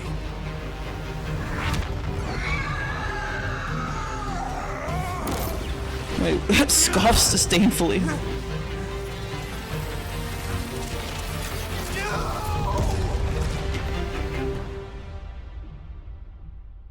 So he locked the gods away and created a veil between this world and the Fade. I mean, they were terrible, no question. But what he did, it didn't just stop them. It destroyed our culture, our world. It wasn't just to stop them. It I was know, to right? stop the Blight. I wish I We've could see seen these. how bad The Elgadon first. and Gillenane are.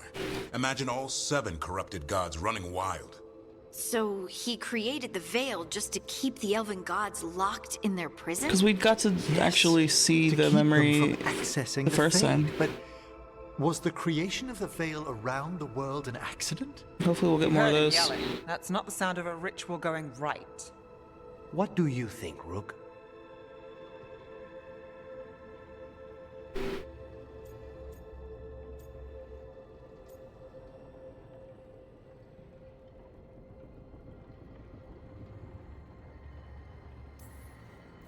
When I joined the Shadow Dragons, the first thing they told me was to remember why we were fighting. We protect those who couldn't protect themselves. You don't start fights that could endanger bystanders. I know Solus had to stop the gods, but a lot of innocent people died because of his big flashy trap. Fair odds he agrees Get with him. you. That's why he's ashamed of this memory. I had another question, and I'm sorry, maybe this doesn't matter, but Solus trapped the blighted gods in an ancient elven building, right? That's what it looks like. Maybe a palace? Fancier than what I've seen in Arlethan, at least. And then, the Magisters were lured into the Fade. They broke in, which let the Blight escape, and turned the Golden City black. Right, and the Black City hangs in the Fade, a little reminder of their mistakes. What's wrong, Lace? It's just... the Chant of Light says that the Maker built for them the Golden City, the center of all creation. But if the Golden City was an ancient elven palace, then the Maker didn't build it. The elves did. The Chant of Light is Andraste's visions from the Maker, but it sounds like it's wrong. Crisis You're of asking if we faith. just disproved the entire Girl. Andrastian faith. Yeah. Did we? Yes. Oh my god. Oh honey. Oh honey. Oh dear. This is like baby's first r/atheism. You're saying that this crazy story is made up? Yes, dude. Fucking yes. How do you still like unironically believe it? And this is coming from somebody who just finished a playthrough with the Inquisitor being super religious. And even he started to doubt towards the end because of... Girl. Chance, you're not gonna believe this shit. God damn it. Harding, I love you, but honey. Good God. So naive. Alright. I still believe in the Maker, never did. Just don't let this shake you. Speak as someone who does not believe in the Maker. That's not a problem. Put aside questions of the Maker. Do not give a personal view. I still think that, I mean, look. I have this like theory, like this like ridiculous harebrained tinfoil hat theory that Solus is the Maker. That's not gonna be true, but fuck, man, that like could be true. It still could be true. It still could be true.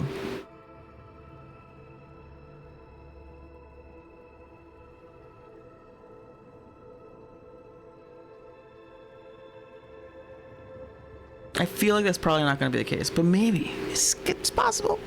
It's possible. In which case, the Maker is real. Oh, sweet Maker. It's perfect.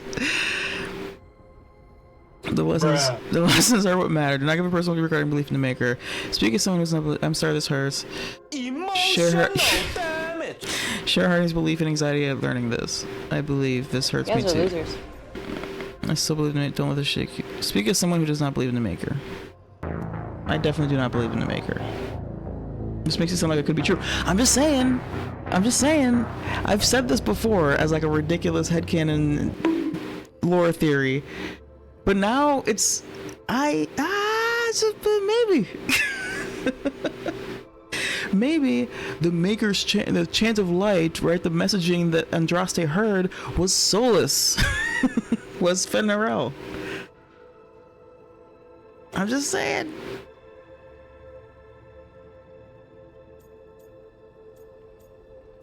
Get over it. The Maker was never my faith, Lace, but I don't think you have to give it up. But what they taught us was just wrong. What if the Maker just doesn't What if exist? God doesn't exist? So funny. The Chant of Light might be wrong, but it's been made and changed by people over 1,000 years. Yeah. There was a whole verse about an elf named Shartan, and the chantry just cut it out. So maybe the Golden City was meant as a metaphor, or maybe it was added because of politics. Ding, ding, That might ding. change the history, but it doesn't have to change your whole faith. The Dalish clans are struggling with the same thing. What do we keep? What do we lose? The elven gods, the Maker. No matter who you light a candle to, you've got some hard questions to ask yourself right now. Doctrine is not the truth. It is one of many paths to the truth. I recognize the sentiment, though not the specific quote. Who said that? My mother. Ah. Questions of faith aside, we have some very real gods that still need killing. Thank you, Looks like there are Lucanus. 3 more of these murals with the Dreadwolf's old memories. Wonder what else he's hiding.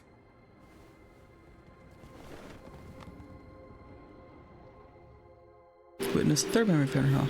Getting achievements for these. You've been working too hard. Chantry leaves the chat. Leanne leaves the chat. Colin leaves the chat. Zevran, yep. Zevran joins the chat. Yep. Look, you know how you were like, oh, I'm definitely playing this game just so that I can be more critical of it and people will take me seriously.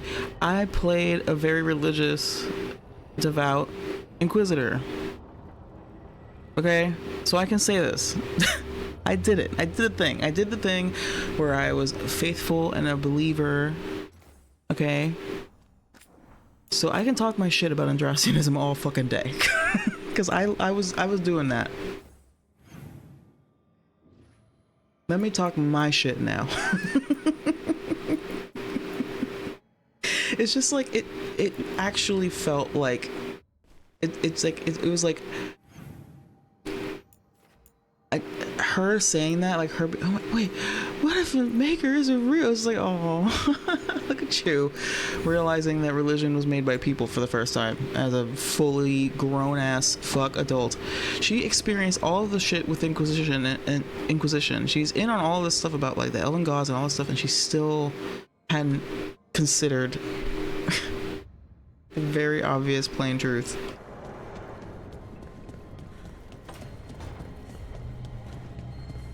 Discount divine.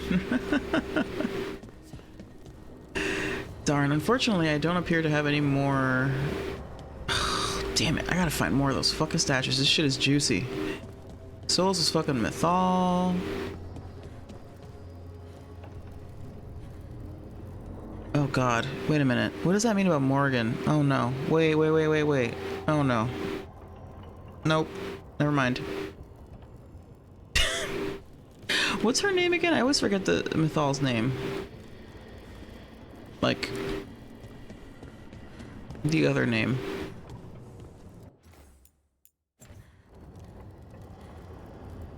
You gotta be stopped. Yeah. Your Andraste was the divine at home.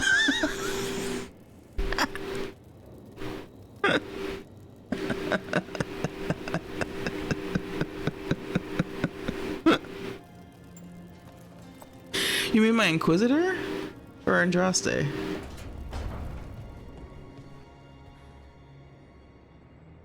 Yeah, Flemeth.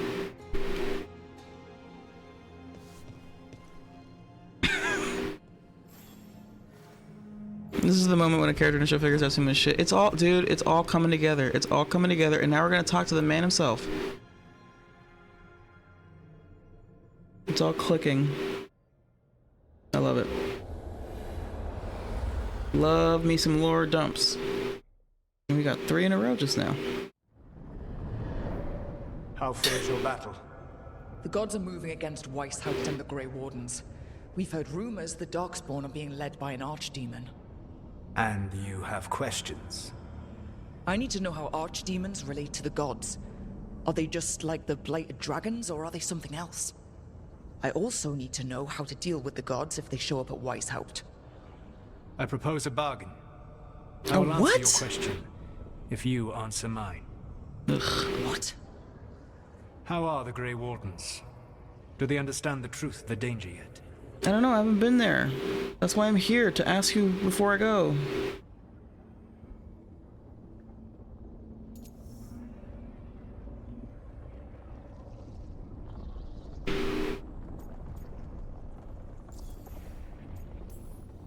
We've been through this already. You agreed to help me. What did you think my help would look like, Rook?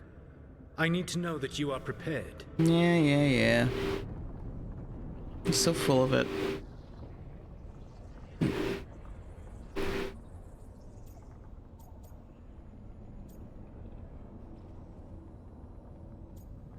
I know that I was like saying before that I want to do purple responses pretty much every time I talk to Solas. But this is the correct fucking answer. No. The First Warden still refuses to listen. Flemeth was full of him. Ayo, Flemeth was full of him. I tried being firm. Nothing worked. When I asked why you should be trusted to lead the fight, you denied that you were even the leader. Ah. That sufficed for me. But the Grey Wardens believe in dedication and authority. They already see themselves as the perfect choice to fight the Darkspawn.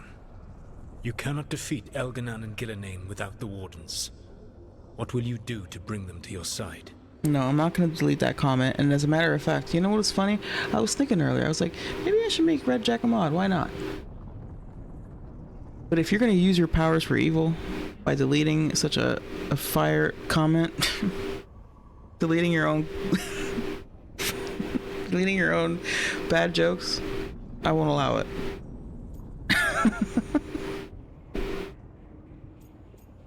I'm not oh damn it, I already have something pinned.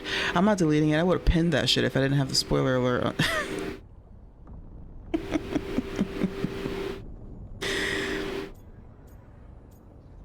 You cannot defeat Elganan and Gillenane without the Wardens. What will you do to bring them to your side? We'll keep chugging along. All I can really do is keep trying to get through to them. Have you ever ridden home in a wagon and felt the streets go from paved to dirt beneath the wheels? The horse is slow. What? And everything grows quiet as you're near home. What do you call that feeling? I don't really have a word for it. No, you do not. Elganon destroyed that emotion. He burned it from the mind of every living being. What? There were spirits of that feeling. Just as there are spirits of joy, or fear, or despair. I begged them to fight. What happened to them? They waited too long. Without the emotion in this world to focus on, they faded until nothing remained. When you grow quiet, it is a part of your soul reaching for a feeling and finding emptiness. Because I failed. I understand. I'm not going to fail. How? What will you do?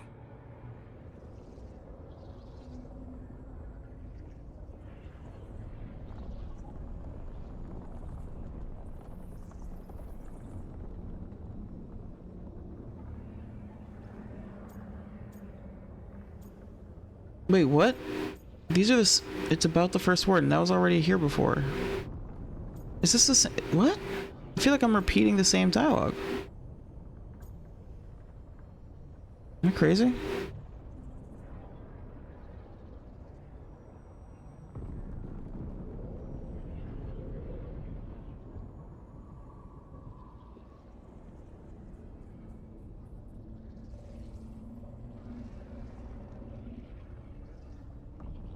I think that was probably real. He probably had some... I think he legitimately had some friends that were spirits, yeah.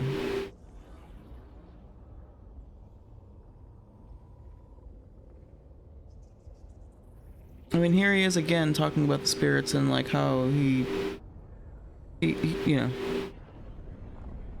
how he regrets... Basically, he regrets what he did because it fucked them up. Well, I mean, yeah, you also can definitely question everything when it comes to Solus because he lies. You know?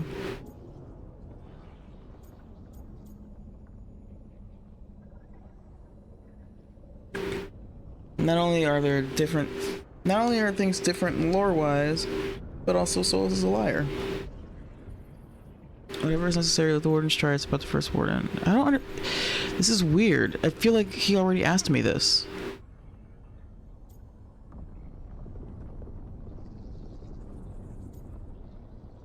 Whatever. Whatever it takes. Easily said. But it will have to be enough for now.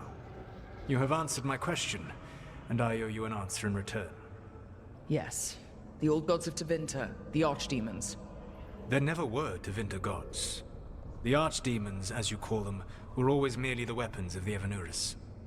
All right. Let's hope we can find the gods before they find their weapons. Unfortunately, the Dragon Thrall's life force is bound to the Evanuris as both power and protection. You will not be able to kill or likely even harm one of the Evanuris until their Dragon Thrall is slain. But like, why do the blights happen? Why do the blights happen? Why do the blights happen? I still want to know this.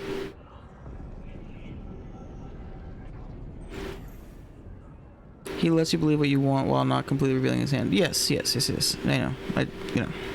He's dishonest, or he's cunning, he's trickery, fucking whatever. He's a sneaky boy. What can you tell me about the archdemons themselves? Each is different, shaped by the whims and ego of its master. Elganon is the Lord of Tyranny.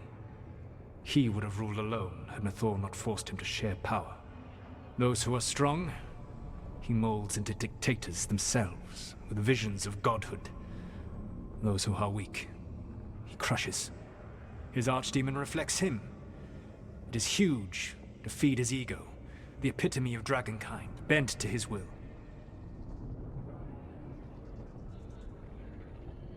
Yeah, no, he did say that. But I mean, like, why do they happen? Why do they periodically happen? Like, why do the blights occur still? He did say that some of the blight was released, but then it's like, you kill the archdemon, and then the blight stops, and there's no more darkspawn coming up, and then eventually it happens again. But like, what triggers that? it's still not clear why it's like a cyclical event. You know what I mean? Instead of it just being like all the time, which I guess there is Darkspawn in the Deep Roads all the time, but they don't come up and they come out with a dragon and blah blah blah. That whole thing is cyclical and happens repeatedly, and it's like, why? That part I don't understand. Or like, I want to understand. I don't know if we have an answer to that yet. I don't think we have an answer to that. That's what I want to know.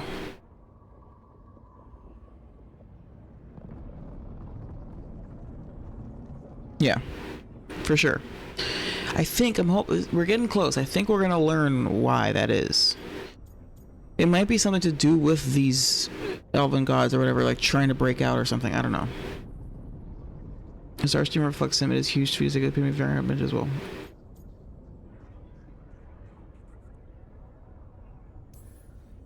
Damn.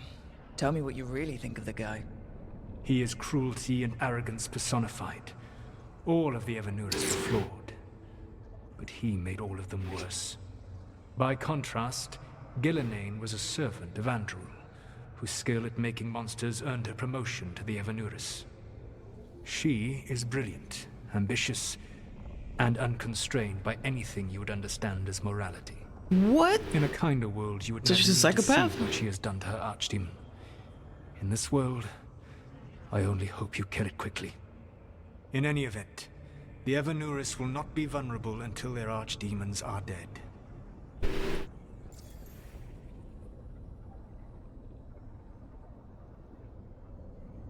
Oh yeah, I mean, now that I finally can use the statues to access like the memories and the history and stuff like that, I'm for sure gonna get as many as, you know. I gotta get those. The old stories I had of the defeated 3. gods have them whispering in the dreams of ancient magisters. How did they do that? If they were just tools of the elven gods? The archdemons were once high dragons. The Evanuris bound them as a source of power. When I imprisoned the gods, their dragons remained free. That was my mistake. How so? I never bound a dragon to myself, for I believed that to enslave another creature was immoral. As such, I did not understand the power that connection gave. I thought the prison I had made was perfect. But their dragons were the conduit through which they spoke to dreaming minds. Wait.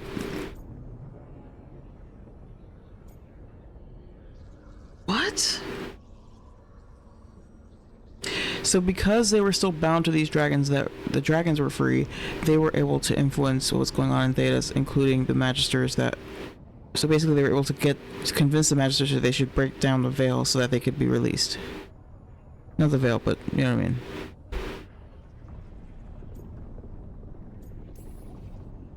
It says a lot about these talks that kill an archdemon is the easy part. It will not be easy. But you are this world's only hope. I would not suggest this path if I did not believe you could succeed. Oh, the god of lies believes in me. Yeah, that's a bad sign. Dead, the Evanuris are powerful and well protected. You will need to use my dagger, the one you recovered. It can pierce their enchantments and strike them down. All right. Kill the archdemons, then use the dagger to take down the gods. Even a single opportunity to strike the Evanuris down will be rare, fleeting, and costly. You will not have another chance to catch them unawares. When you strike, you must be fully prepared. Is this the part where they allow me to just skip to the end of the game and everyone dies like in Mass Effect 2 or Chrono Trigger? Yes! We're going to Wise Out! Ah! Tiny bit of influence, not enough to do anything, just enough to attempt. Yeah, that's interesting. That's super interesting. Alright, everyone's back where they are typically at. Nobody's got any symbols or anything on them. Shadow dragons. What is this? Ooh. Love's case notes. Lusakan and Razikale are not Gillian. Lusakan and Razikale. Old gods of night and mystery. Doesn't that sound like something I get mixed up and makes my skin crawl? Old gods are tied up with our worst sins, or we're always right and wonderful, if you ask the Venatori. Stories say they could whisper into people's minds from their underground prison. Is it just bad dreams, or Razikale leading you down twisted halls, or maybe Lusakan, a wicked child? Better stuff sun seeds in your pillow. Half person in the narrow rows and scourge and recognize the elven god of the sun. Now so this the whole damn day. Look at the superstition started by like a posy saves us, but my spark of thought or distract the wisps until there's better leads. Okay. That was confusing. But if Neva understands her own notes, then that's all that matters, right?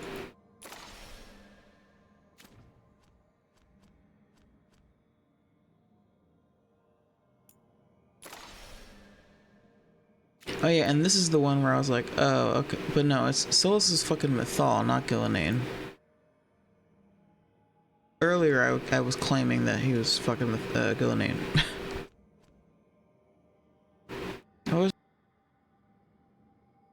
Oh, Gillian's reply. I was with your intellect and your investigations of magic boundaries, but you err in assuming I seek a title. Like you, I'm not among the firstborn. The Evanurus will grant me magic I could never attain. New forms and matrices of blood already swim in my dreams. This is not for Andrul. Andrul petitioned. I always pronounced it Andruil, and then everyone kept saying Andrul in that cutscene, so now it's Andrul, which is like worse because it sounds like drool, like drooling. Andrul petitions on my behalf. She supports me always in everything. As you say to craft creatures, I have already given them my hala. I made them when I was younger, untraveled, naive. I did not know what flesh could do when compelled. A lot of people treasure those animals. I could not make them now. At the bottom of the letter is the stamp of a stylized hala head.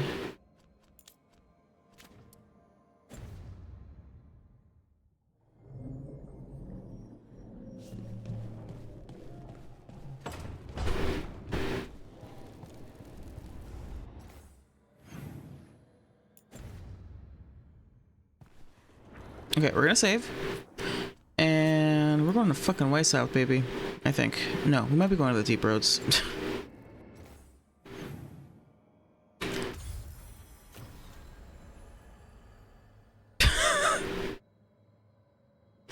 You've made that joke already. Tony Hawk Tua and Drool edition.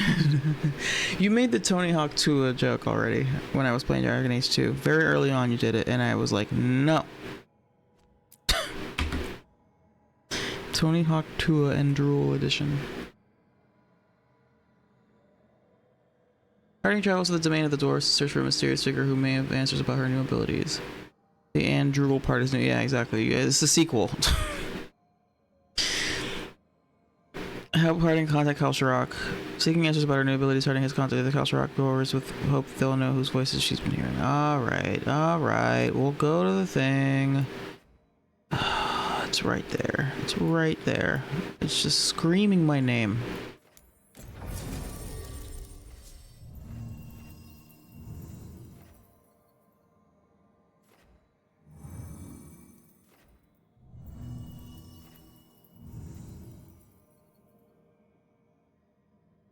Yeah, I gotta do the companion quest first. I'm not getting burned on that again. See, look. See, like, she has, like, this, like, big strand of hair that's just, like, hanging out to the side. And then without the hat, it looks out of place.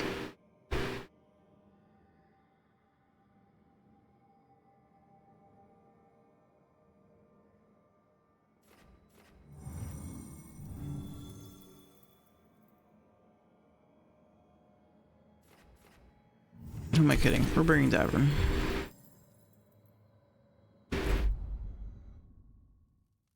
I insist on getting as much approval from him as possible.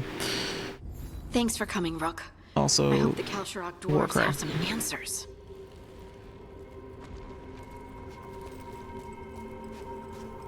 Ooh, look at this. It's the Deep Roads. My least favorite place in all of Thedas.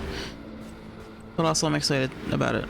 Because it's Deep Roads, it's dwarf stuff. It'd be cool if we could go to Orzammar proper.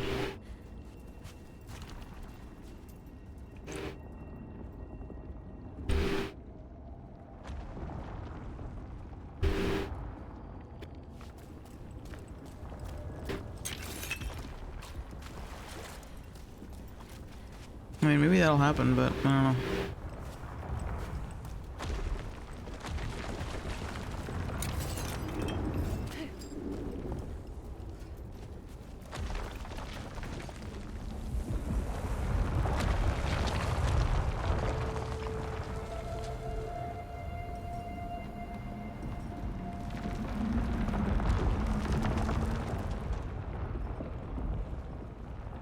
Alright, just gotta changing my light color. I've been so I have like one of those like light bulbs that's it has fucking Wi-Fi. It's like you can control it via your like Alexa or whatever. Which I'm not even using the Alexa anymore, but basically I have an app on my phone that lets me control the light bulb, and it's like RGB. So I can change the color, the brightness, all that stuff. I can also program it to like turn on and off at certain times of the day, which is nice because I have it set to like turn on automatically at sundown or sunrise. Sundown? Sundown. Anyway. So there's different colors, and I've been using a preset for it where when I'm playing this game, speaking of purple actually, I have it set to be purple.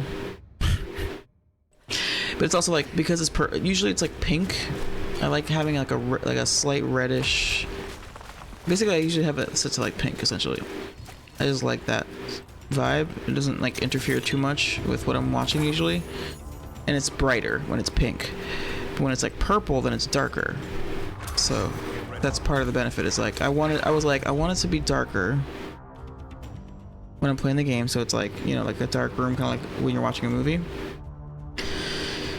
And then I was like, I want it to be darker, but what color darker? And the answer naturally was purple. So I've got mood lighting. I've got Dragon Age lighting.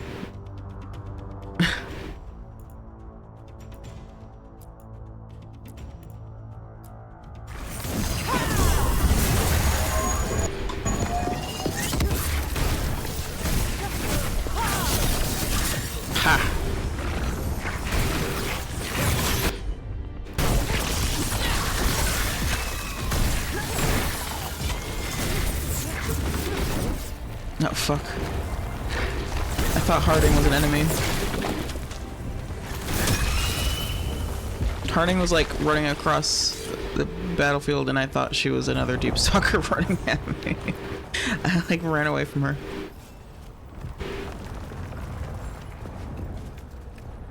Ooh.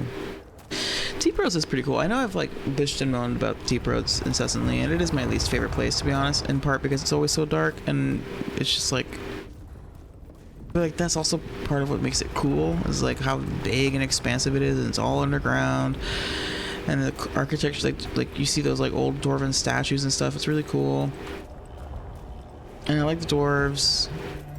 I don't know. It speaks to the game in general that like my least favorite place is also a place that I really like. So it's kind of dope.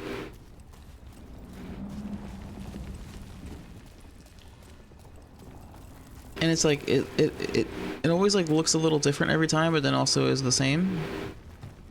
I like that the Deep Roads, they like fuck around with just like different. Oh my god, what the fuck, dude. Photo mode. Come on, let me go through. Come on. Come on. Oh. Look at that. One of us, yeah. I'm learning to appreciate the Deep Roads more. Someone named Stalguard? He told me to come here. He seemed nice in his message. I had such a shitty experience with the Deep Roads DLC with Descent the first time that it was like in my head as like the thing that I hate the most, and then I did it the second time and I was like, oh, this isn't that bad. Not only I played it on a higher difficulty and I did it in one go.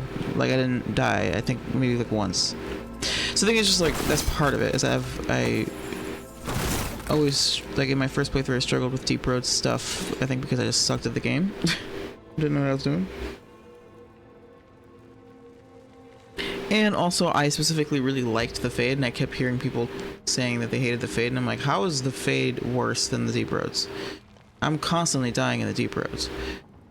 Fade is like weird and creepy and interesting.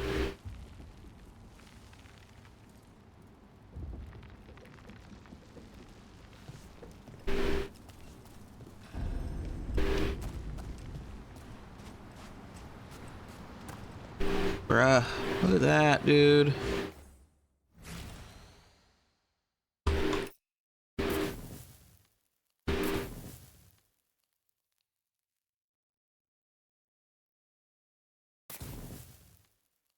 Bruh. Yeah, I just gave an unironic bruh.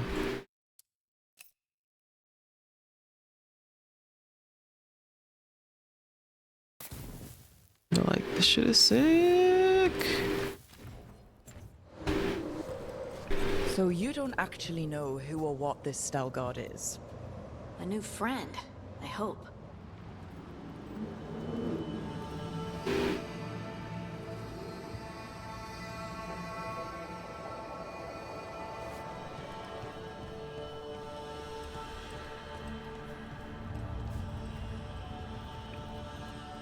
Oh, sorry. Yeah.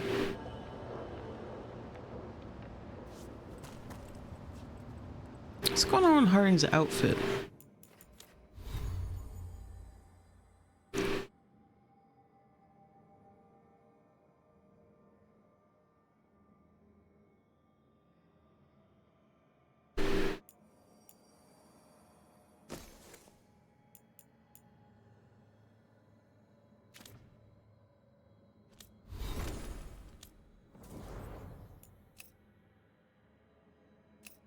Yeah, we're gonna change it back. She's gotta, yeah. This is what I thought when I imagined dwarven places. Yeah, I mean that's the thing. That's the whole thing. Is like the dwarves had like this massive, opulent, you know, elaborate like civilization all underground, and it all went to shit when the darkspawn started showing up. Because they kept having to like evacuate their cities and closing off parts of the deep roads, and eventually they closed off everything except for Orzammar, or almost everything, right? Like most of it. And the cities were evacuated in general before they were closed off, but except for Kal Shirak or whatever, which is where we are. And so the whole thing is that it turns out the people in Kal Shirak actually survived, even though they were cut off during the first blight. I think it's the first one.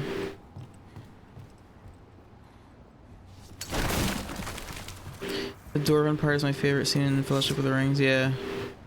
That part is fun.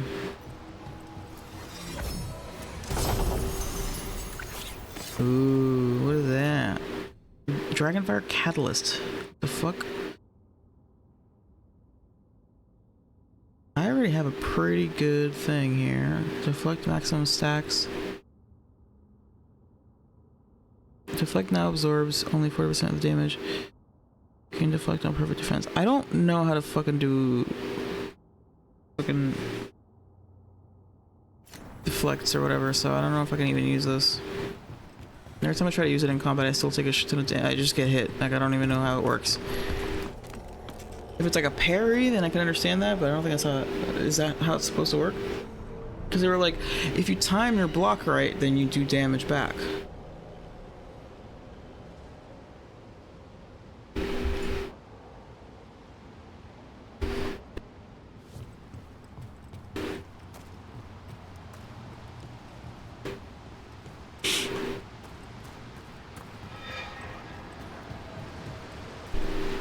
We're supposed to meet Stalgard here.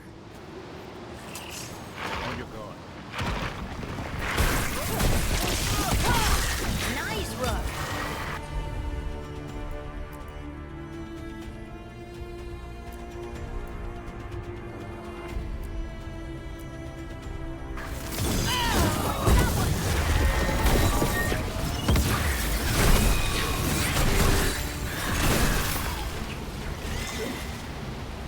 I am just overkilling these poor little animals.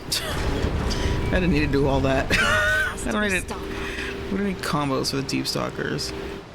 Hey.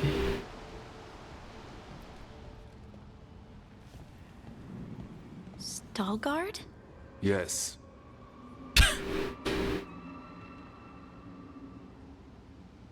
Lace Harding. Oh god, what the fuck is going on with his feet? What? Oh no. Oh no, what is that? Then again, they did say that the dwarves that survived in Khosroth or whatever changed. There is an ad playing, I'm gonna go pee real quick.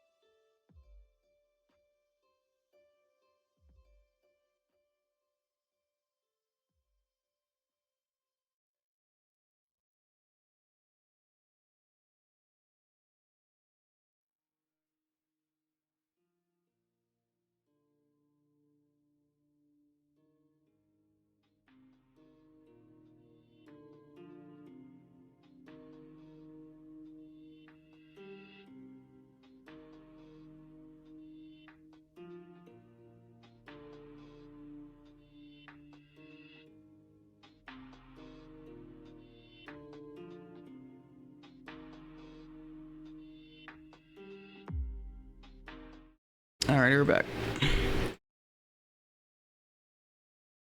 I was like, damn, we're getting a cutscene that's like kind of important, and there's an ad playing, and I kind of gotta pee anyway.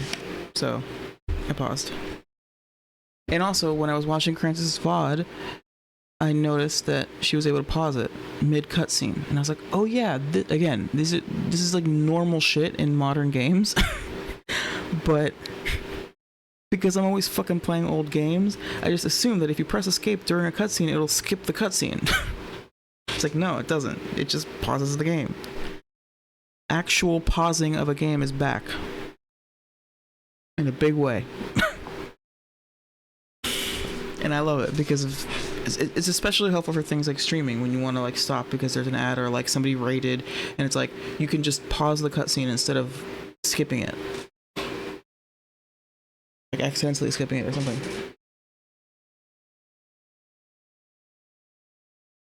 Anyway, what are those?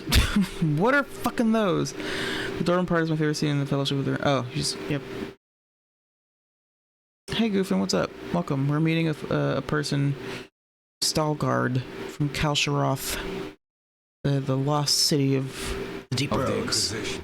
Wait, how do you know about... And this is the one they call Rook? I like this guy already. Grey Warden. Antunsha Valpartha Vidur. Alas tu, Salroka. What? You have brought a strange assortment to our gates, Lace Harding. You speak Elven?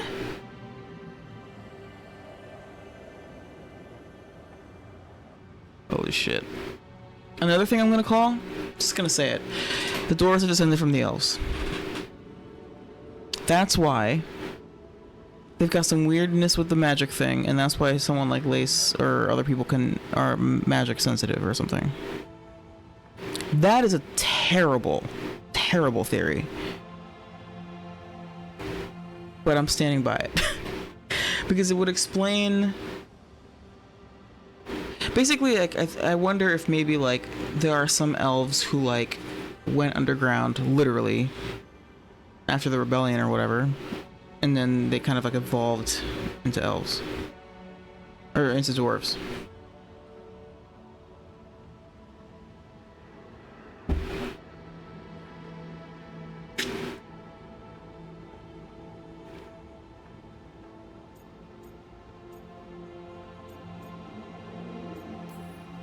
Someone did their reading.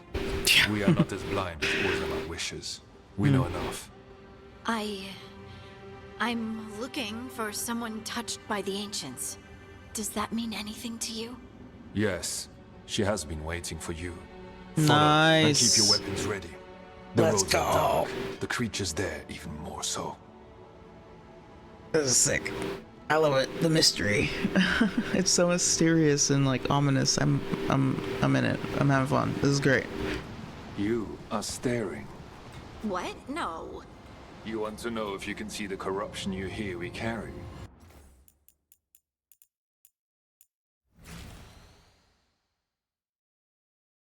Is that Davern saying that? Dude, what is going on? What are those? Dude. No.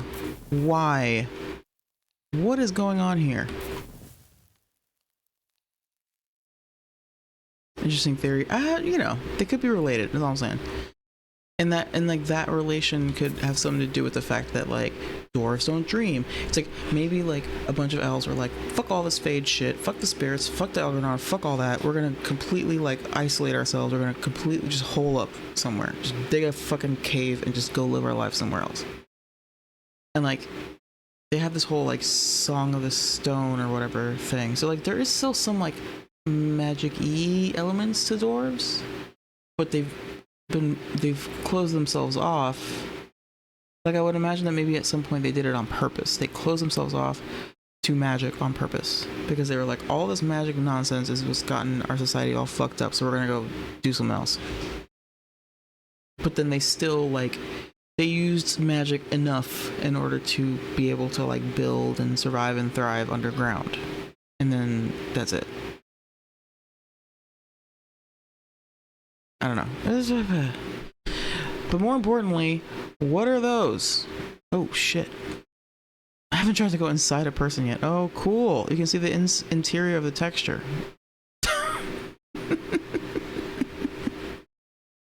Or the whatever the model. But what the fuck is happening here? Are they made of stone? Sick. Hello.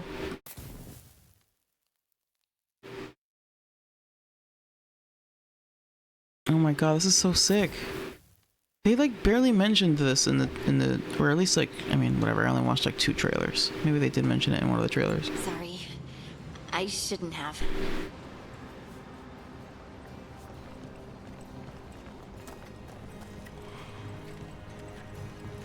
Oh no, that was him saying that, I guess. Stalguard. A person will do almost anything to survive.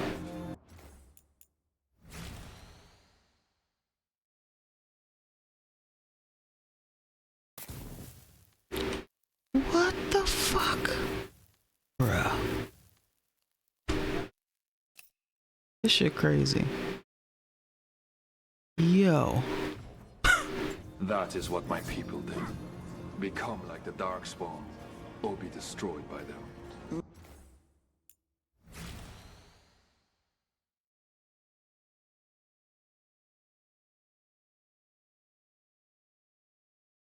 This is so sick. I guess those are like masks or something.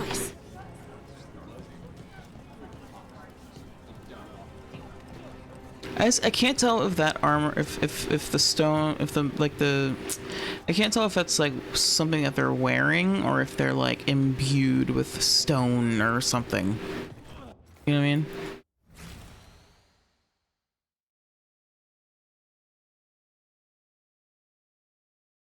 Okay, this looks bad. Oops.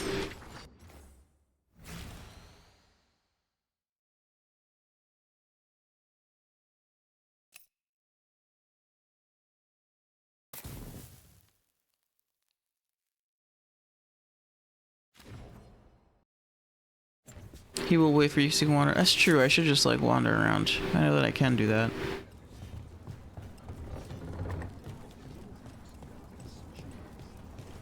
Good point. I should just take my time.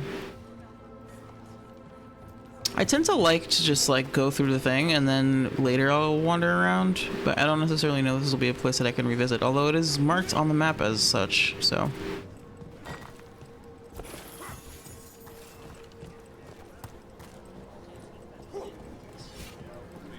I'm assuming we'll be able to come back here later. Yeah, let's just, because I like to just like go through the story, like, you know, follow the person escorting me and like see what's up, and then from there we can, once I'm like not in the middle of a quest, then I can like wander around and do whatever. This is fucking dope though. I love it here. This is so cool.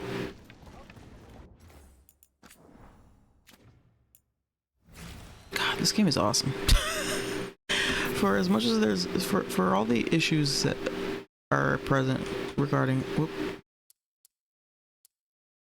for as much as there's like issues with like the lore and stuff, like, come on. It's like they went overboard with the like environment and world building just to compensate for the fact that they nuked like 2/3 of the fucking of the lore. You know what I mean? They're like, I know, we're sorry, but like, look at all these pretty things, and it's working on me. Oof. Okay. Frame rate tanked for a second there. The Darkspawn. Kal Sharok was abandoned to its fate many generations ago, when the Darkspawn first came. We lost many, some to the corruption, some by their own hand, and some found another way. Atuva Galta Satot. The stone is colder than death, as they say. Who's they? Hey, Twister. Look, we're in the deep roads. We're in Kal Sharok.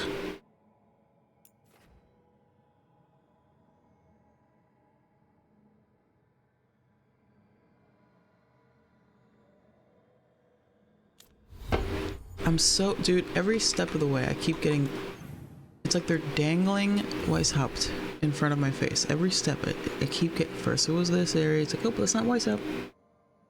Different place. It's an outpost. Then we do some other stuff. Then it's like, okay, we're going to White's up. It's like, yay. Okay, but first, Harding companion quest. I was like, fuck.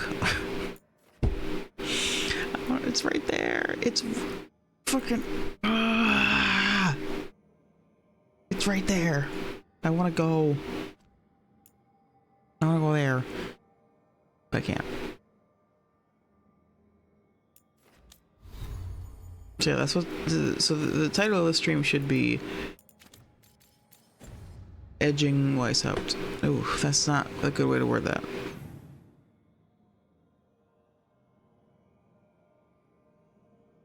Because we're not edging Weiss. Pants gets edged. Damn it. Never mind.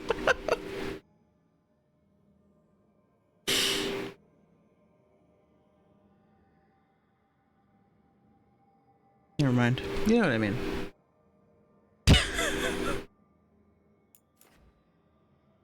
It's not even that I'm torn. I want to go to Weishaupt immediately. The problem is that if I get a companion quest, I'm gonna do it immediately because last time I didn't, I got burned and I wasn't able to do Lucanus' second companion quest because later on I got locked into a story thing and then that affected my ability to do that. So now I'm very much like, all right, if I get a companion quest, I gotta do it right away.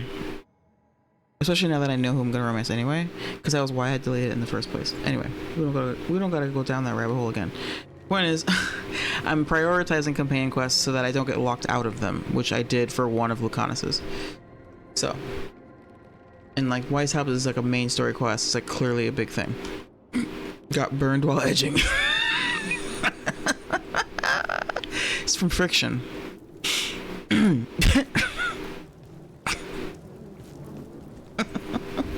Darkspawn. Ew.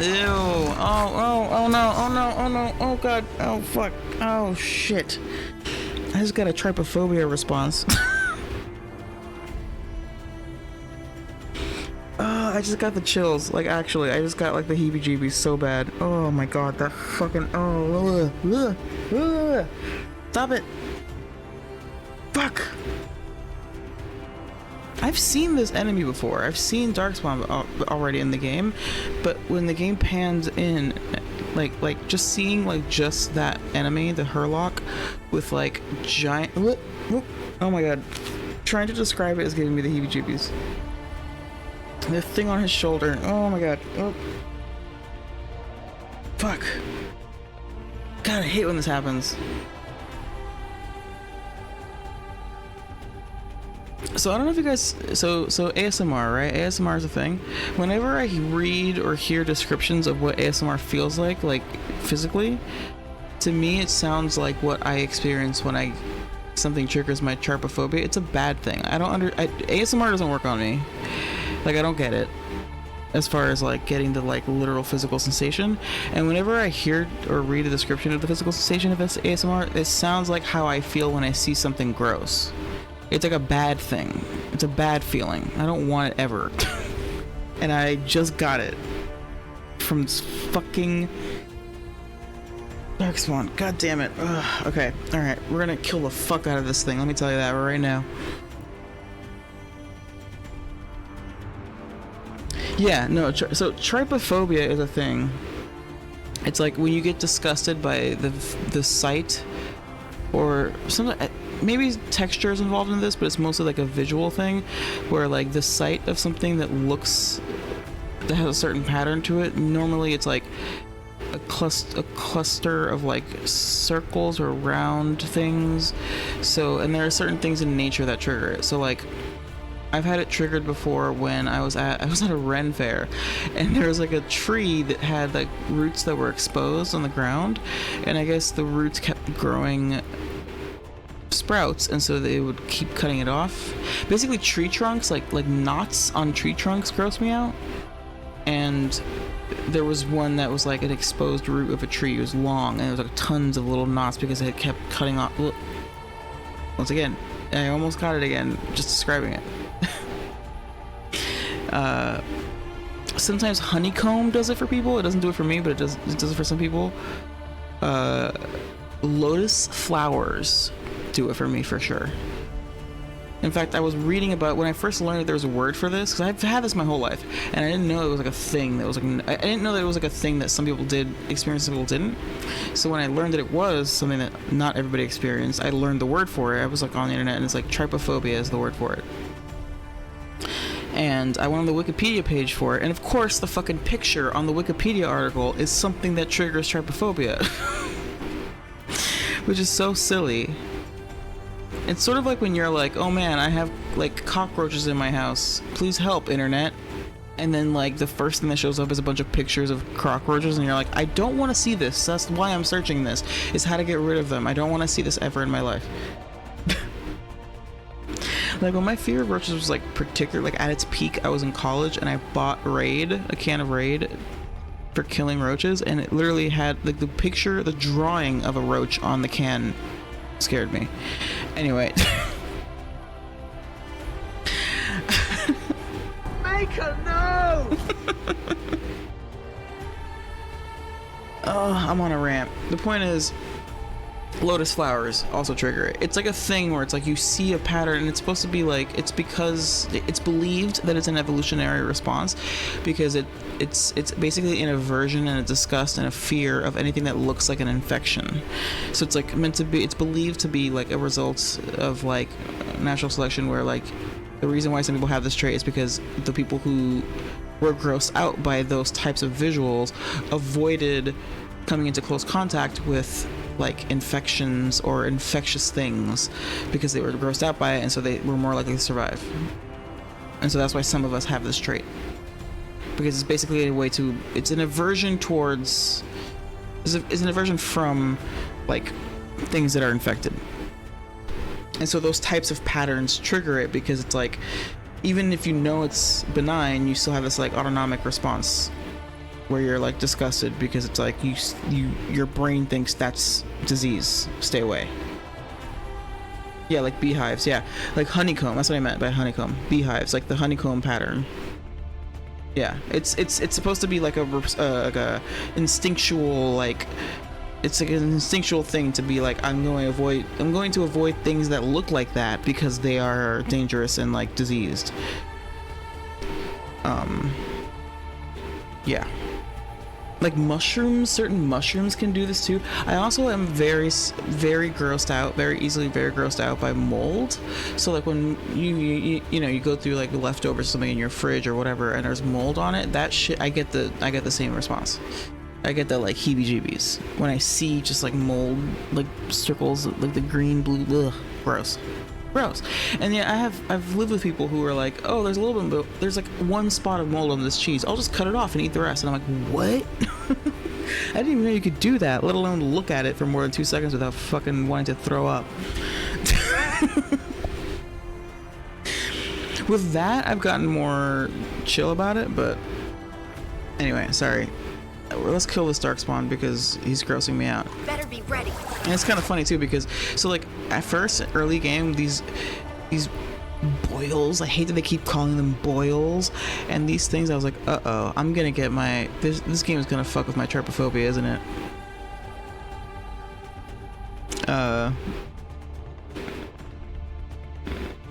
But it's not. This is not. This, like, these things don't bother me so much. It's there was just something about like, ew, oh my god, die right now. I have to kill you. Stop. Again, I've fought this enemy before. It's just the fact that it's like specifically like a growth on his shoulder that is so disgusting.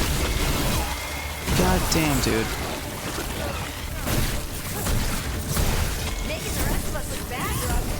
Anyway, trypophobia rant over. That was a bit of a tangent. I just hadn't like stopped and looked at them before, and this time it happened, and it, oof.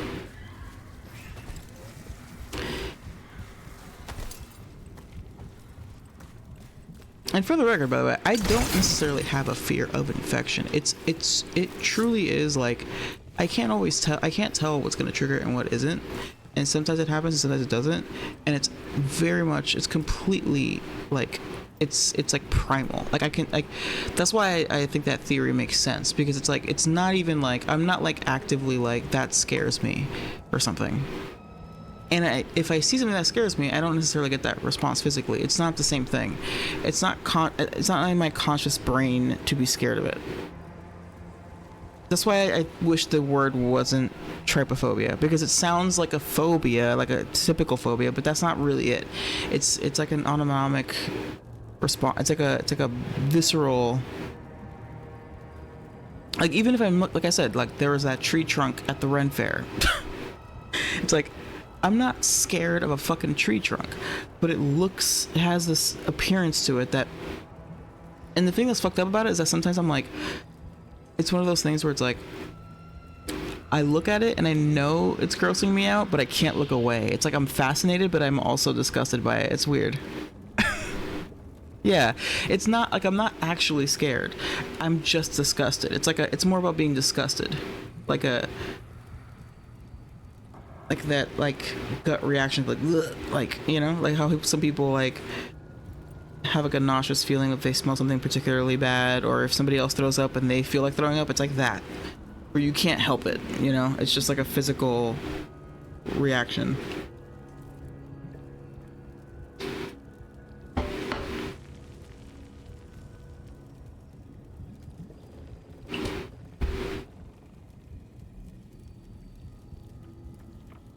It's one of those things where I bet people who like don't experience this, but then if they hear about it and read about it or hear somebody explain it to them, they'll be like, that's not real. That sounds like bullshit.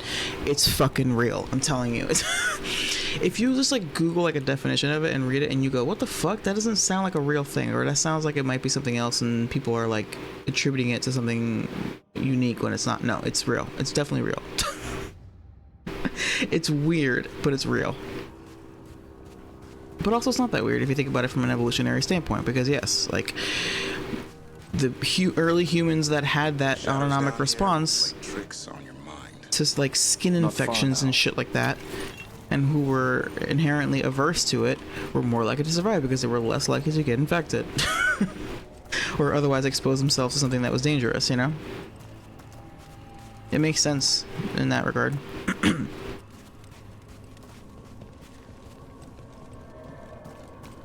Oh boy, like this is again, like I said, this whole thing in this game with the blight boils and stuff, it's borderline. It's getting there. But it's not it.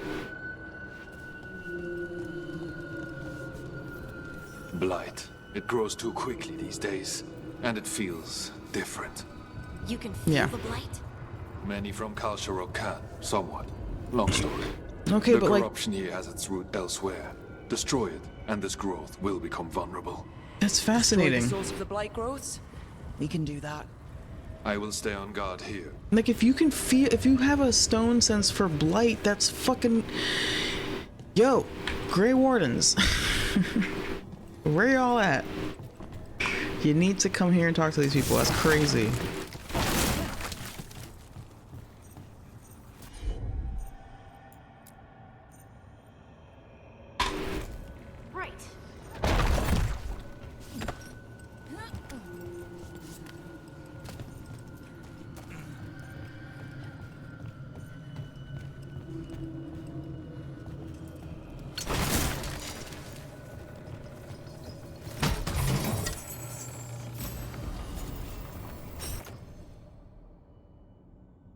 Ooh.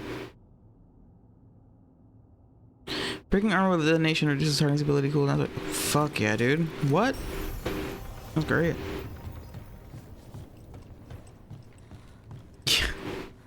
Oh wait, hold on. Wait. We have a thing now. We have a thing now. I need to make it cheaper.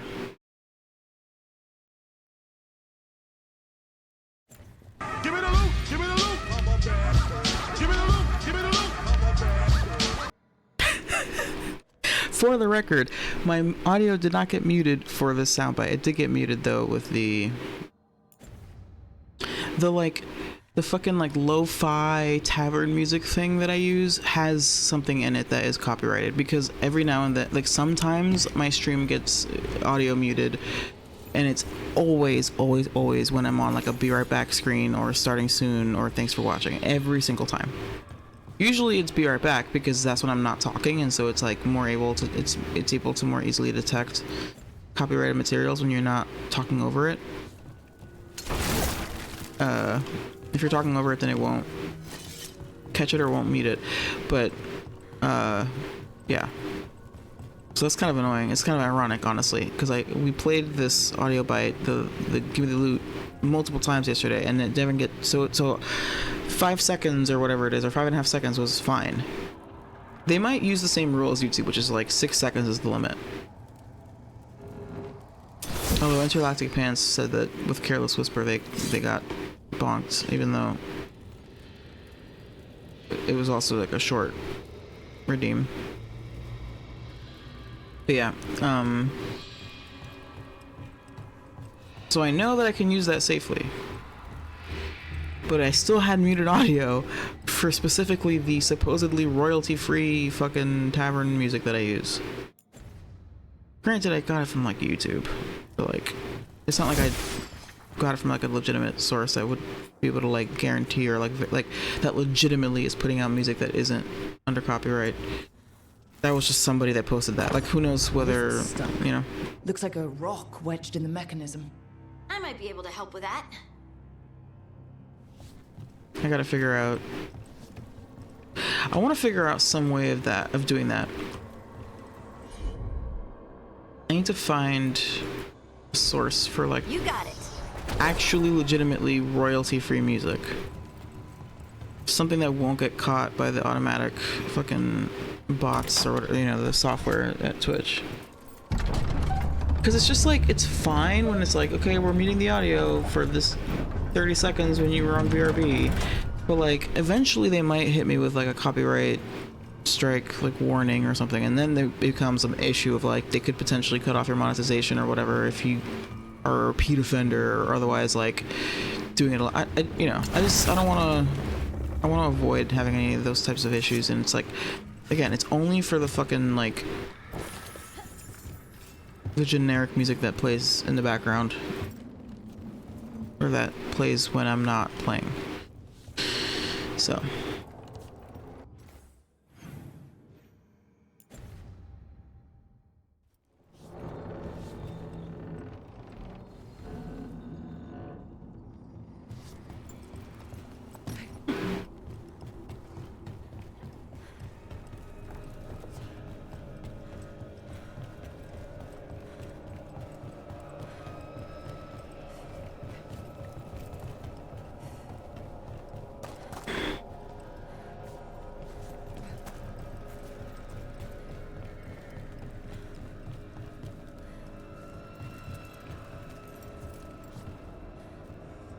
apparently there's a chest here.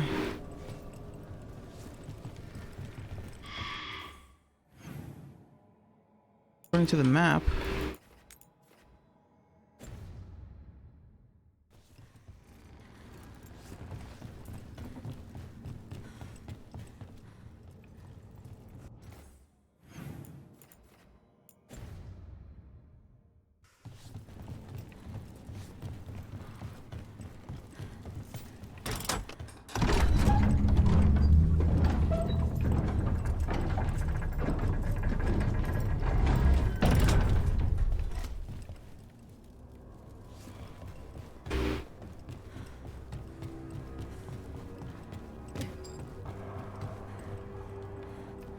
How do I get over there? Oh, this is just...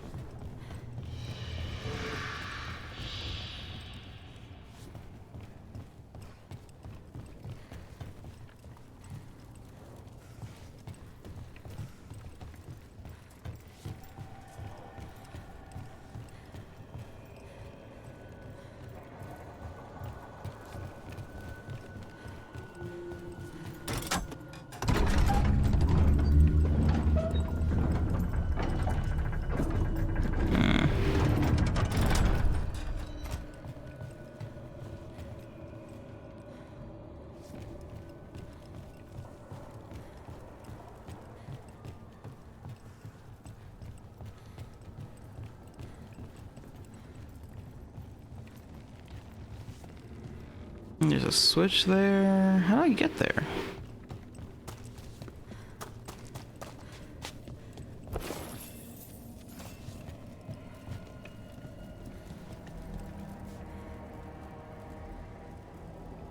Or are we just like gonna be over there anyway? Probably.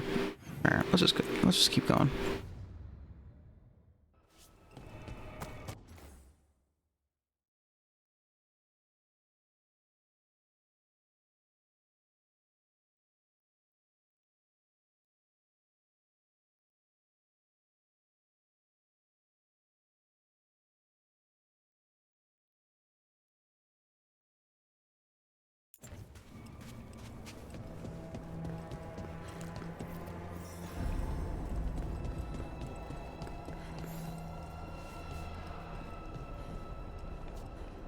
Whoa.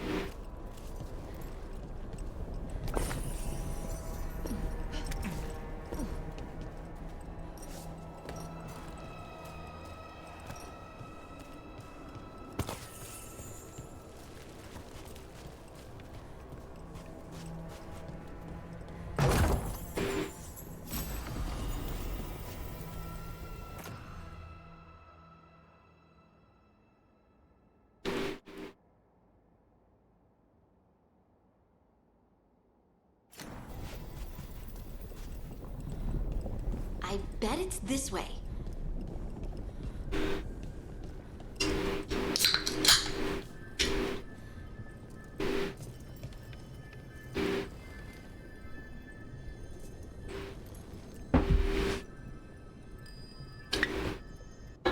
Cheers.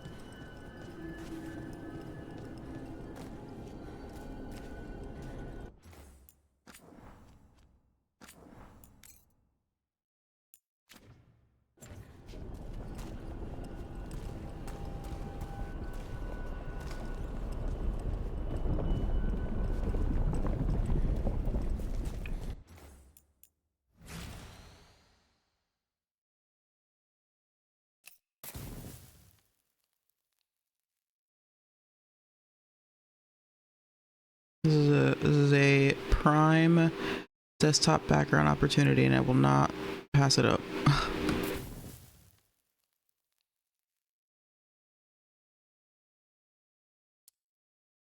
Oops.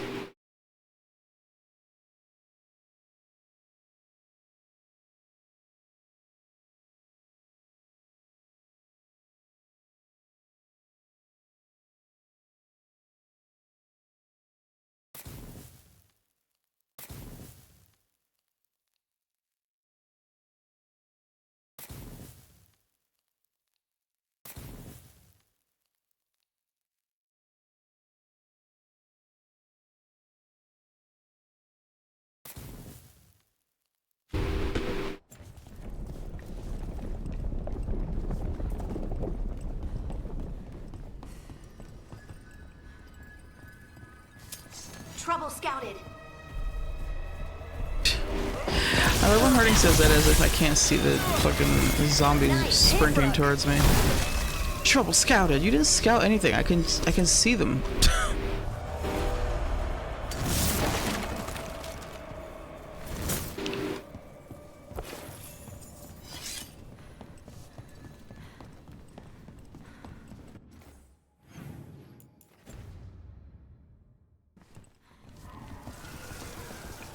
Whoa. Is that all blight down there? Or is that lava?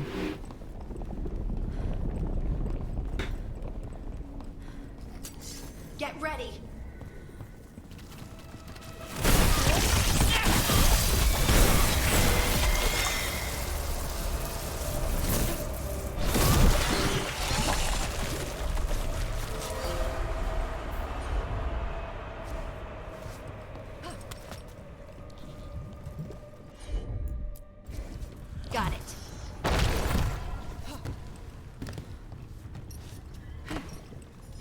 Why does it feel like there's someone watching us?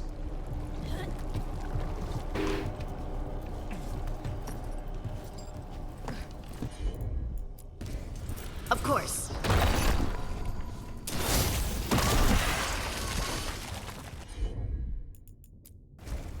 I'm on it.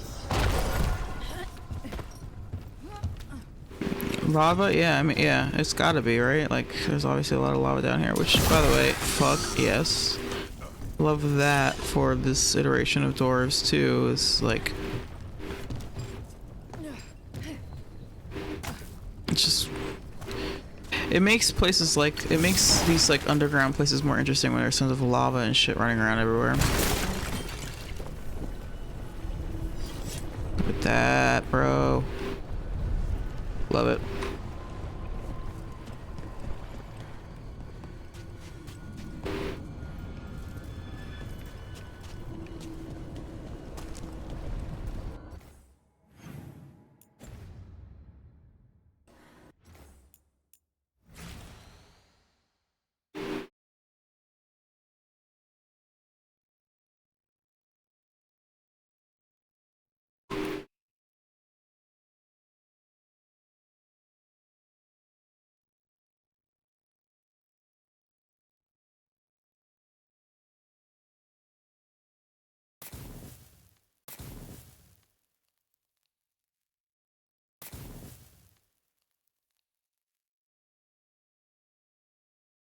I can't stop taking screenshots. This game is so pretty.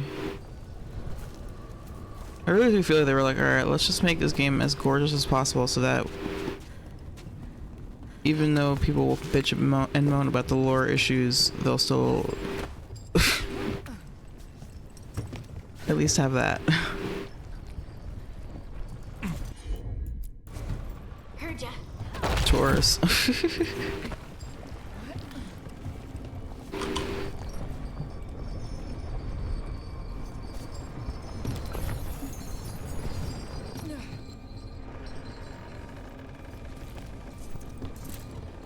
Oh, for sure. And I mean, like, photo mode was a thing in Mass Effect Legendary Edition. I believe it's also a thing in Mass Effect Andromeda. I think it's just like a thing in general with games, right? Like with newer games.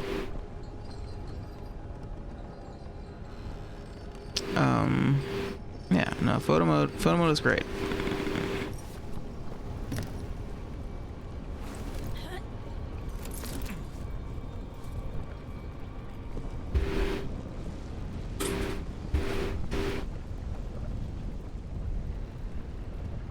Damn it, I did that thing where like I opened the can of soda but didn't sip it right away, and then I went to sip it and I forgot that it was still like completely full. So I just spilled some of it on me.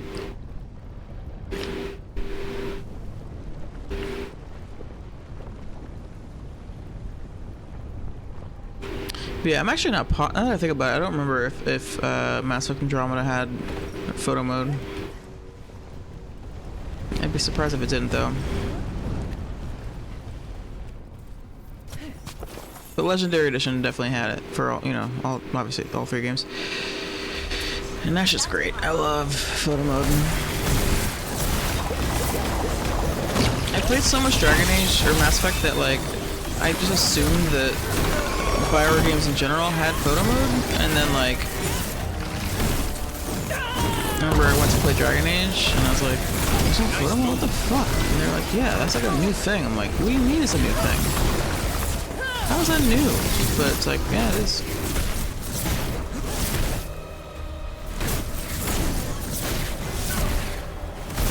More of that, bro. That's a win.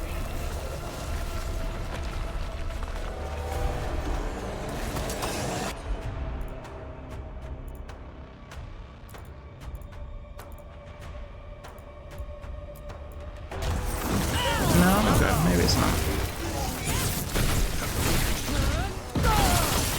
I hate fighting Darkspawn. And they're everywhere down here. What are the chances we won't see any more of them?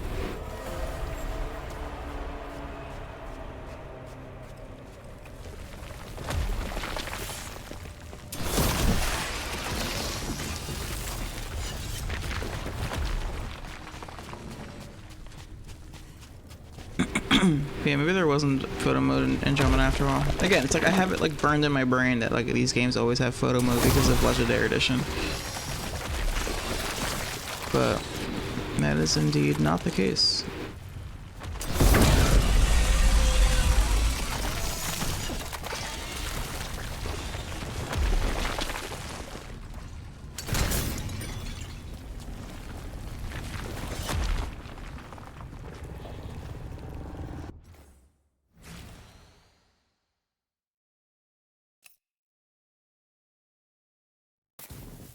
Because these are also so, like, some of these are like, I'm gonna make this my desktop background at work, I think.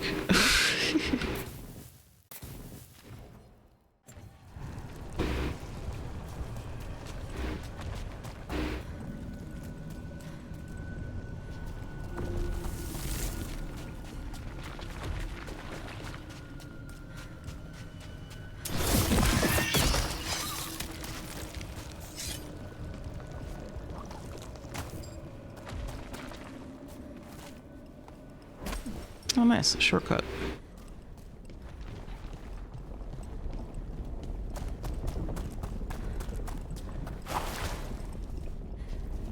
That is clearly also a shortcut.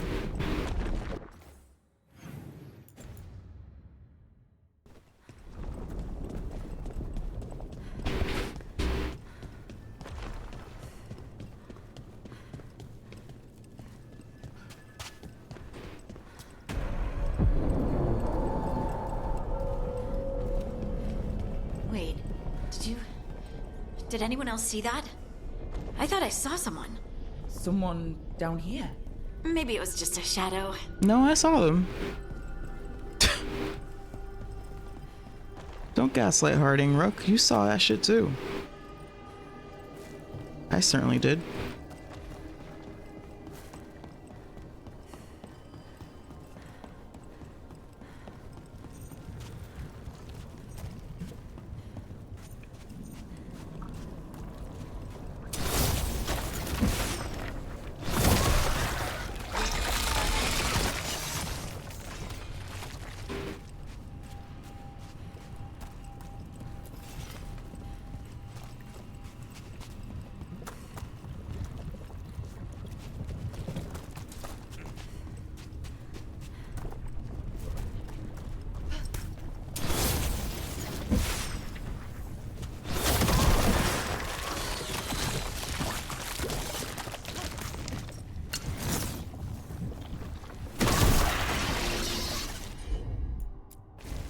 Leave it to me.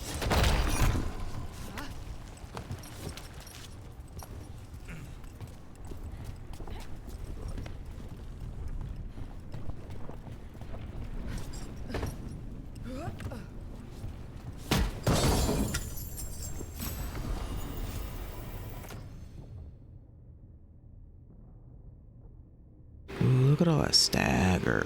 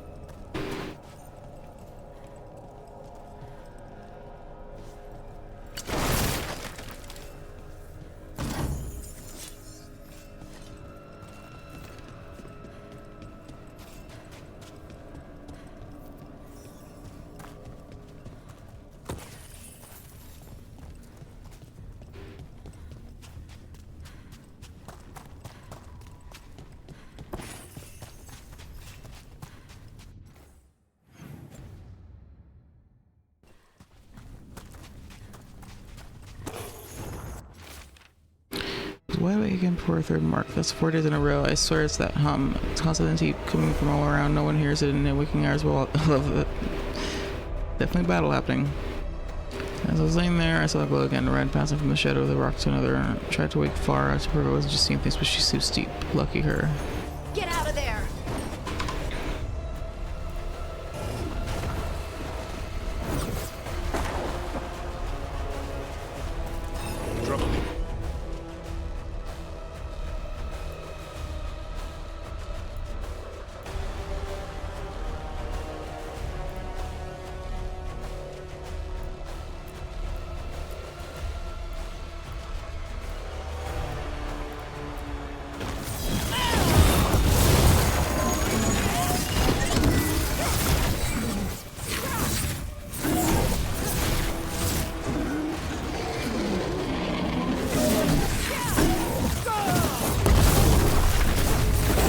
No, go away.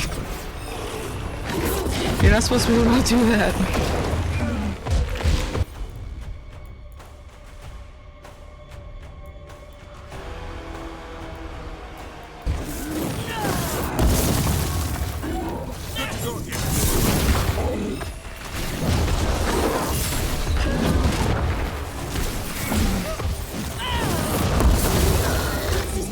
And get out of here. Davern's bond increased. Sometimes his bond increases in weird ways. I wonder if oh nope. Stop it. Why is that body still there? God damn it. Sometimes his bond I think maybe he increases the bond, or his bond increases when I get the killing blow on an enemy or something. I think he also just likes it when we kill Darkspawn in general.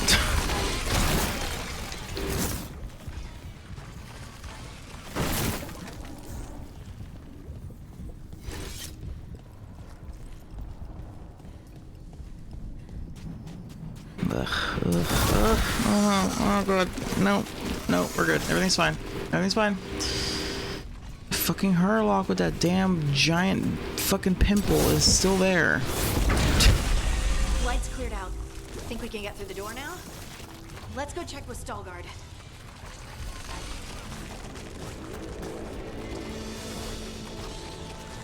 I'm supposed to be able to do that watching. Yeah, seriously. They made it so that they can climb up on shit. Whee! I fucking love that, dude. Any game that has that element where, like, as you're traversing around, you can slide down a hill like that, 10 out of 10. It's fun every time.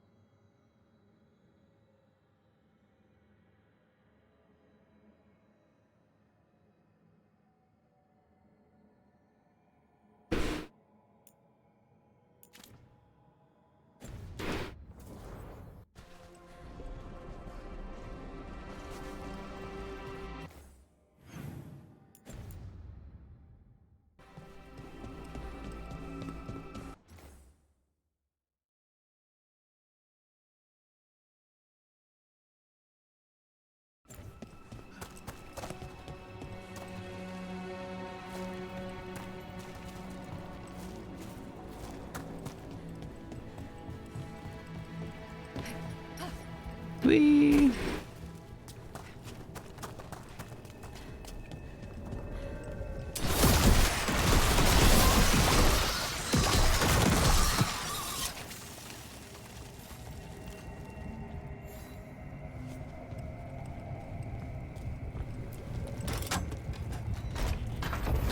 You did good work. The blight growths have weakened. So, we can keep going? Yes. Come. Aquarium Sanctum.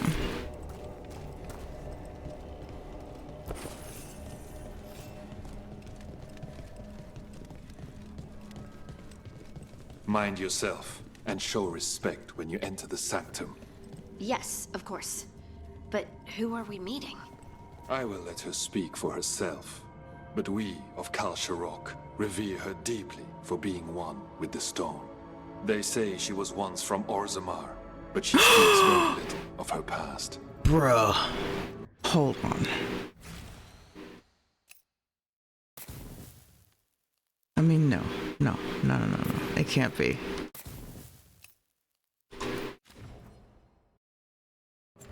If this is gonna be Dagna, I will throw up. But here, it's clean. There's some kind of protected magic around this place. Strong enough to keep the Darkspawn away. It's probably not Dagna. It could be the lady from the DLC from the Descent.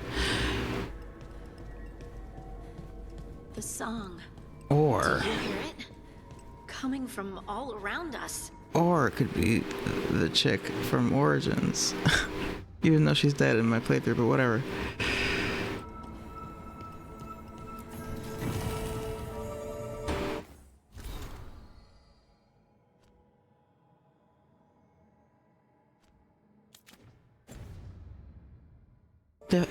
The fact that he said she immediately got my brain going a million miles an hour. I'd love to look around more. Do you think Stalgard would mind? I think he'd be fine with it.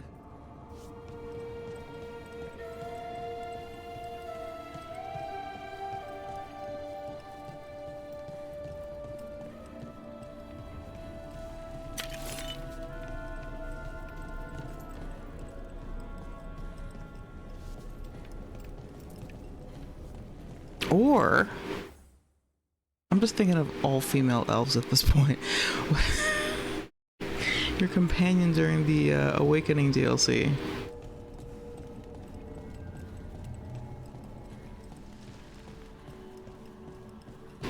What if it's her? Yo, what the fuck?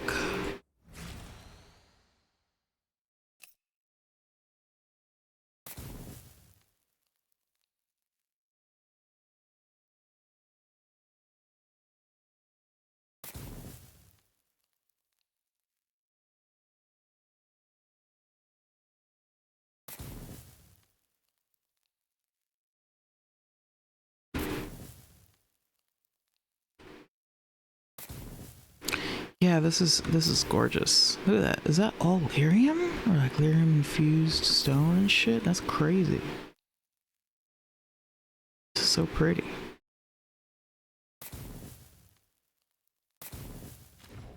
Yeah, no, I'm telling you, this game looks incredible. Like all these designs and everything, it's beautiful. Look at it. Oh my god. Ah, this is so cool. I keep like please pardon me while I by the way, last night I was like I probably only have like 100 screenshots. I had 400 last night. I did not realize at all that I had accumulated that many screenshots. And I got another fucking 100 today, easily. I can't stop. Promise log, second excerpt. She told me about the site and called it Halt of Vaskar. The Deshers figured she was talking about the mine about the scenes hollow. Ancient times, lost in the second plate, they said. Listen, and I will show you how, she replied. Then she went silent for 8 days and all of them went home. The one, Halt of Vaskar, the place that awaits. Okay.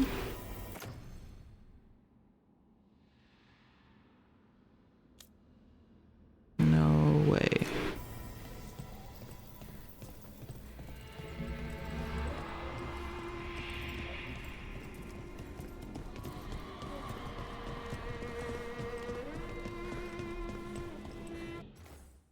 Sorry, I have to. I can't not look at this. I get desktop background for sure.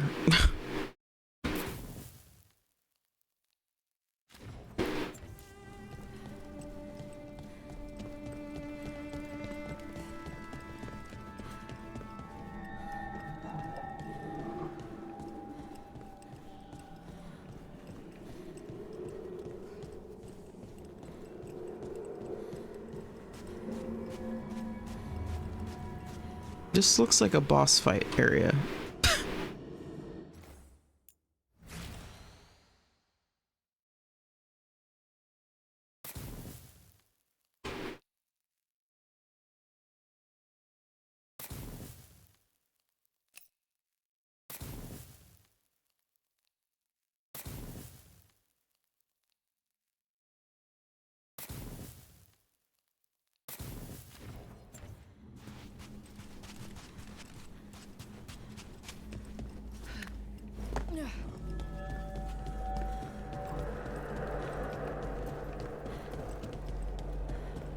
Yeah, there's fucking health potions too. There's totally gonna be a boss fight.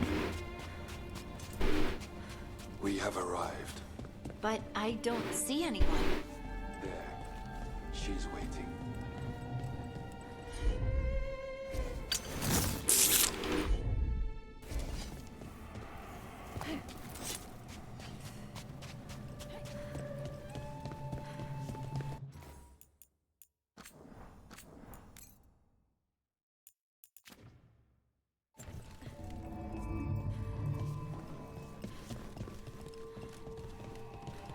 Whoa.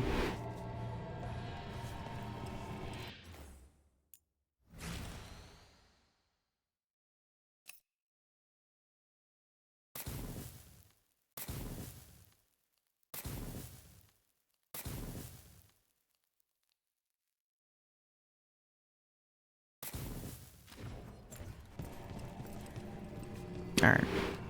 As pretty as this is, I want to fucking see what's gonna happen here. I need to stop getting distracted by all the photos, but this is fucking beautiful. I love it. Thank you. All the screenshots. So many goddamn screenshots. They call me the Oracle. The Oracle? Interesting. That's incredible. Yes, she is. I know you. Don't I? Once I was Volta, as you were Lace, then Scout, and now something else. Yeah, Falta. Isn't that the chick? All this. Is this what I am? Am I like you? I cannot tell you what you are.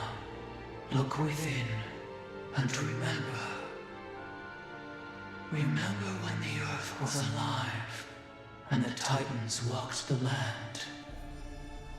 In one voice they sang, a chorus of creation and of connection. Isatuno. The song.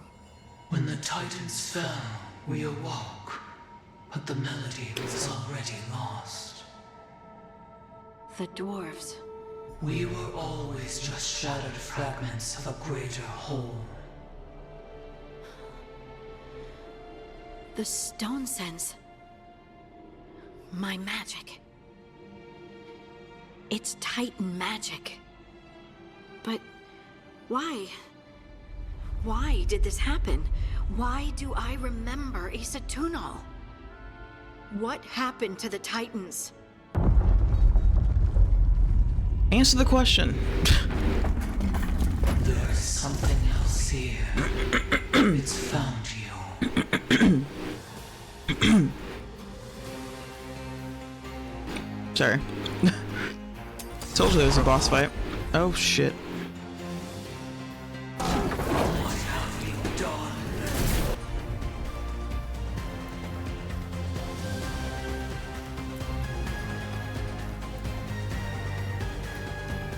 Yeah, so it was Volta.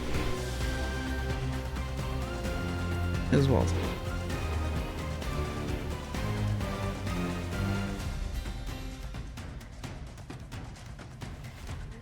She like merged with the stone or some shit. I don't know. I don't know. I guess we'll find out. She morphed. I didn't do anything! Never seen that in any monster manuals. Whoops. Deep stalkers. That construct probably riled up the wildlife.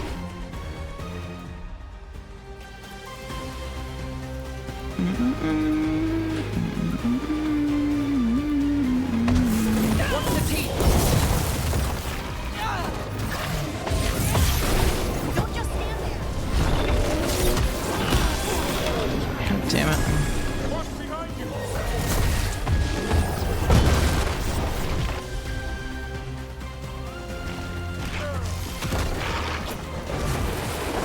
Get out of there!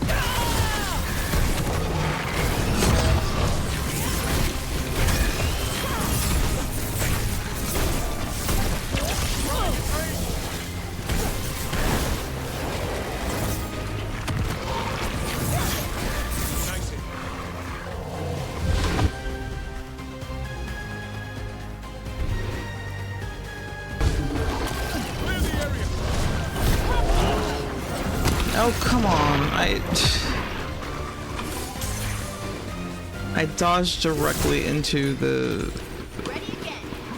its line of fire. That was kind of funny. Give me that. Gimme.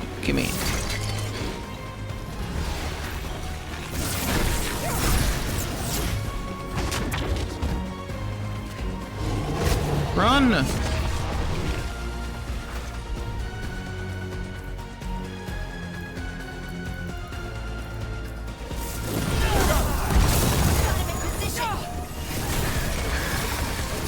Heads up, on your left!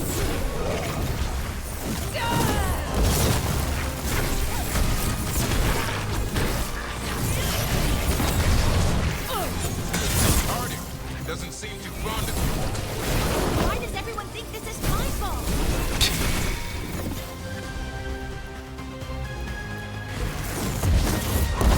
Get clear! Ranged attacker!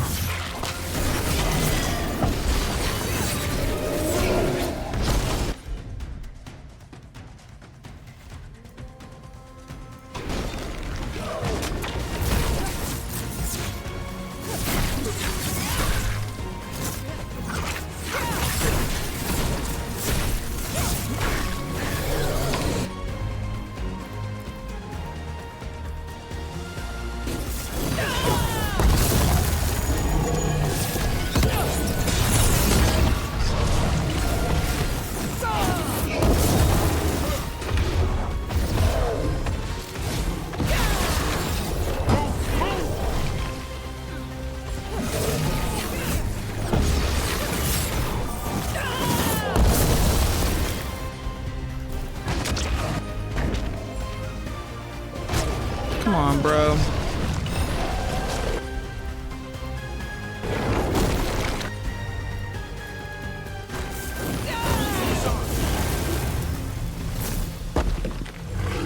Level 30! Good to go again. That unlocks a bunch of shit.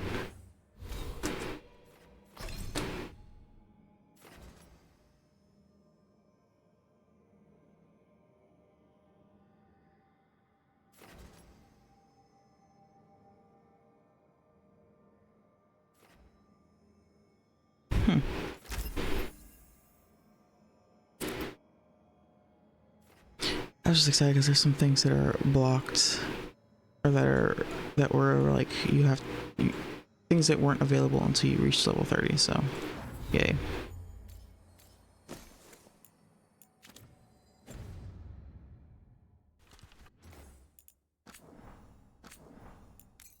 I knew that this person was going to be either Dagna or Volta.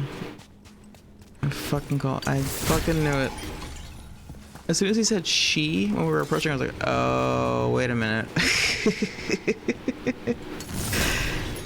And it makes sense for it to be Volta in the sense that, like, Volta was, like, fully in her fucking weirdo magic era when we left her.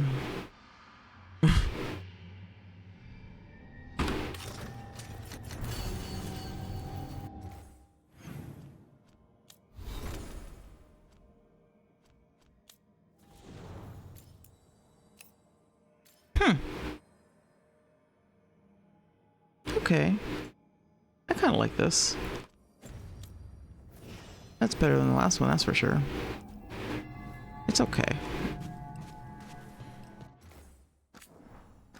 I still really like her default. Also because it actually has a cape to it. I don't know. I like capes.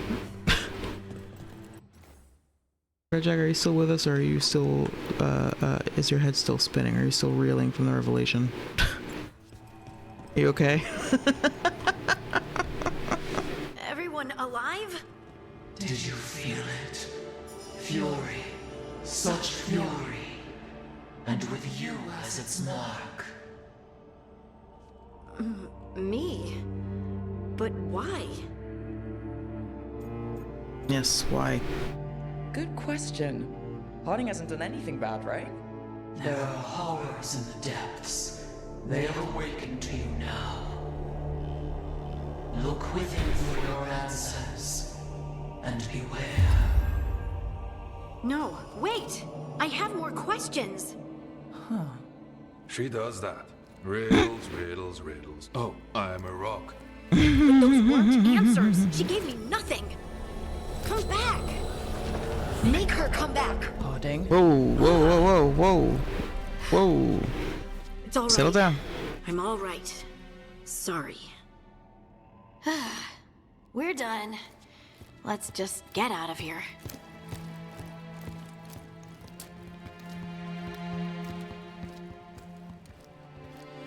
It's so interesting to see Harding being more like emotional and expressive in this way. I think she has changed over time since the Inquisition, you know? You're brooding. You've had a lot to deal with lately. Rock magic, the Oracle. We barely learned anything. And why was I attacked? When you said this was weird, I bet you didn't realize how weird it would get. I just wish I knew what to do.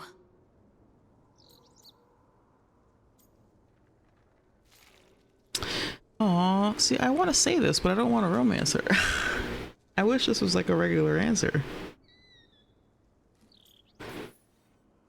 No matter what, we'll make sure you're safe. How? We watch out for you and prepare for a fight. You think it'll be a fight? When is it not? Yeah. Maybe there's nothing to do now, but wait and see. Better And to be thanks prepared. for Appreciate that you being were on honest with her this about finding her new magic bizarre bazaar. It really makes me feel less alone. We're in this together, right? Absolutely. Absolutely. You're watching Tim and Harding Eric? left the Oracle Sanctum disappointed. Maybe she'd expected too much. Maybe there were no answers to be had. Seething with questions, she forgot the Oracle's dire warning.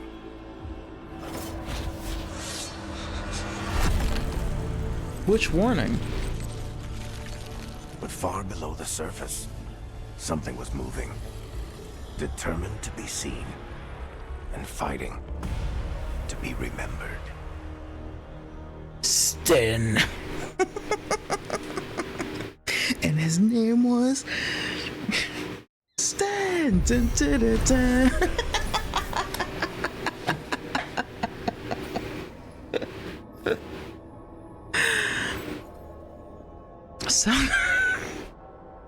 Saga for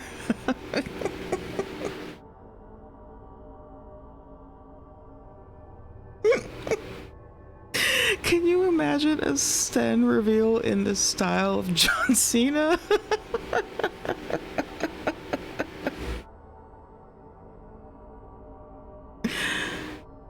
Saga brought Harding to the mysterious Oracle, who also has a connection to the Titans, the predecessors of the Dwarves. However, the meeting was... Yeah, the Titans. Yeah, this is what I'm saying. The Titans are just the old fucking elven gods, dude. I'm telling you. They're the ones... They were the first ones to break away from the Evanuris. They were the first ones to be like, nah, this is bullshit. We're out of here. And they went and hid under a rock, literally.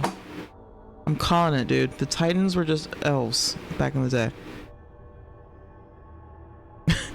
Also, we're about to hit 3 on the stream time. Yeah, there it is. 3 hours, 33 minutes, 30 seconds. However, the meeting was interrupted by a sinister force the Oracle believes now hunts Harding. To Rook and Harding. Ireland said she'd get this to you. I just wanted to thank you both for coming to my aid in Arlfan Forest. I got separated from my crew and took a tumble into a ravine, injured my leg, and only barely managed to drag myself to that small ruin for shelter. When you found me, I've been lying there for over 2 days. The vultures were starting to gather. I know I'd be dead now if you hadn't found me. Harding, I hope you find the answers you seek about your stone magic.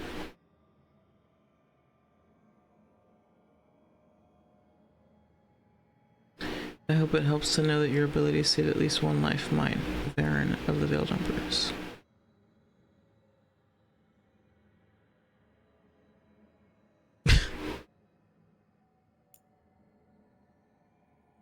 Why does this have a fucking exclamation point next to it? Why do these have a special thingy? I don't know what that means. Ba, ba, da, ba. Dun, dun, dun, dun.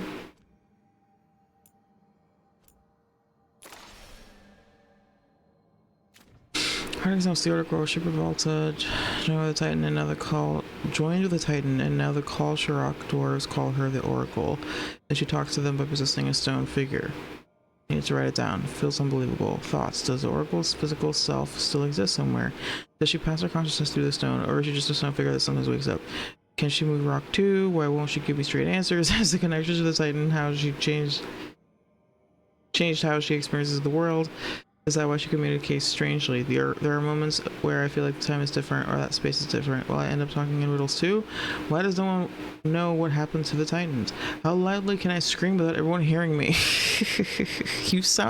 Harding just sounds like the fandom right now. Trying to figure out the lore. Just, how loudly can I scream without everyone hearing me? She just sounds like the Dragon Age fandom trying to figure everything out. That's so funny. In the fall of Kal Shirok, the nobles who were told about the plan to steal the Deep Roads were advised to keep the news to themselves to avoid a panic, but gossip trickled down to the commons as the high houses made preparations to flee. Informed by rumor, those with the means sought their own escape. Less than 100... This is Snowpiercer shit. Also, Kingsmen? Anyway, less than 100 of the 1,000 who inhabited the Tig made it through the Deep Roads before the tunnels collapsed. In the following days, we confronted ourselves and each other, struggled against our own monstrosity before the first Darkspawn ever arrived at Kal Shirok. Excerpt from A History of Kal Shirok by Dura, Steward of Memories. This makes it seem like the Darkspawn weren't the worst of it. Harding, yeah. Well, hey, they weren't, because obviously, like, in this situation, in this scenario, where you suddenly block off an entire city, it's like a zombie, it's like an apocalyptic event where like people turn on each other because they're like, we're back, you know, you're forced back into like pure survival mode. Yeah, no, the worst of it was not the fucking Darkspawn. It was the people themselves responding to a scenario in which they were pitted against each other, essentially.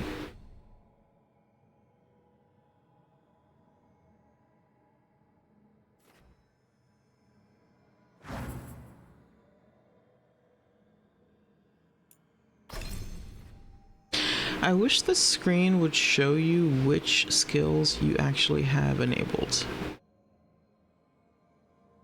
Like, I'm not using this one right now, which means I should probably remove these skill points and apply them to the other ones. But like, I wish it would just show you that. Like, it should say here in some way, like, this one is equipped, this one's equipped. If you're gonna fucking limit me to only 3 abilities, at least tell me which ones are active. Sorry. Not to get, you know, we've all been down this rabbit hole of like hating the fact that this game limits you in that severely. What?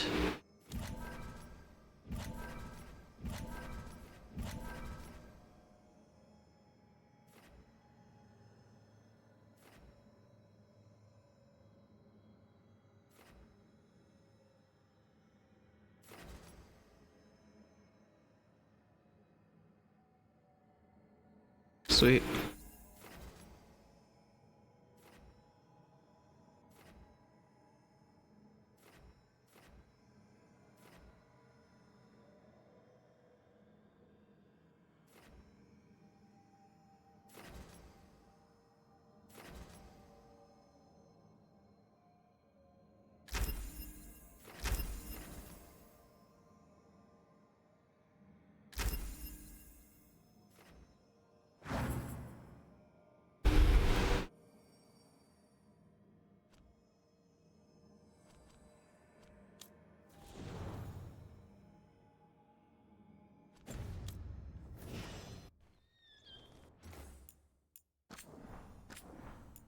Alright, we're gonna talk to people and then we're gonna go fucking Weishaupt. I swear to God, I don't give a shit. I don't give a fuck. We're going to Weishaupt right now. Because it's 8 o'clock and I gotta go to sleep in like 2 hours and I gotta go to I wanna go to Weishaupt. Last week was miserable at work because I kept not getting enough sleep. And that's stupid and I should stop doing that. So I really gotta end stream at like no later than 10. Maybe 10:30, maybe. That's it. I thought that we would be going to Weiss Hub like immediately when I started streaming. It's been like 4 hours and we're now finally ready to do it. So we're doing it. Hi, Tavern.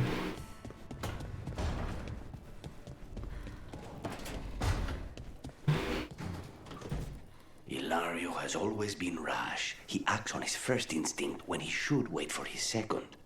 I was always pulling him out of trouble. Then he always stood by me through my own. That's nice.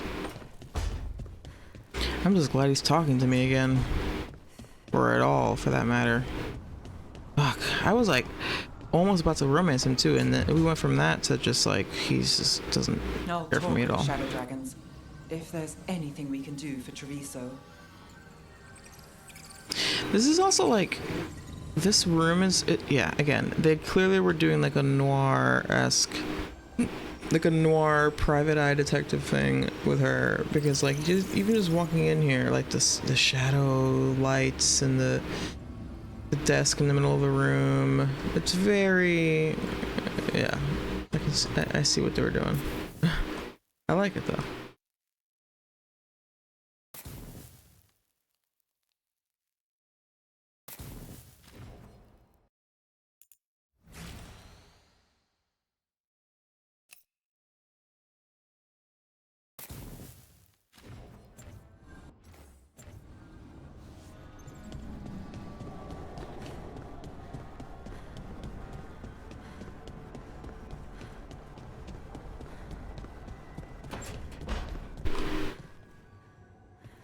If you need me, I'm good to go.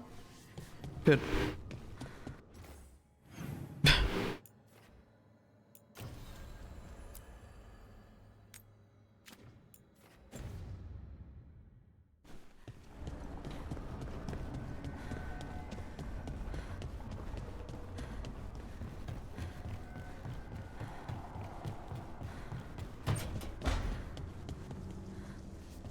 Yeah.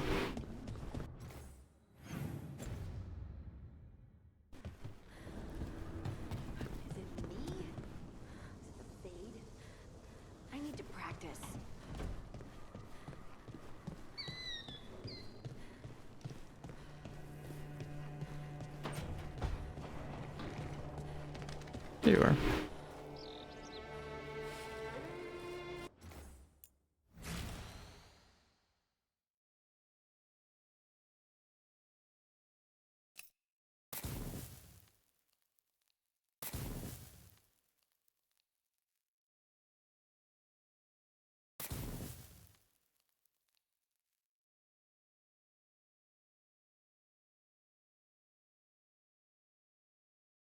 So another desktop background.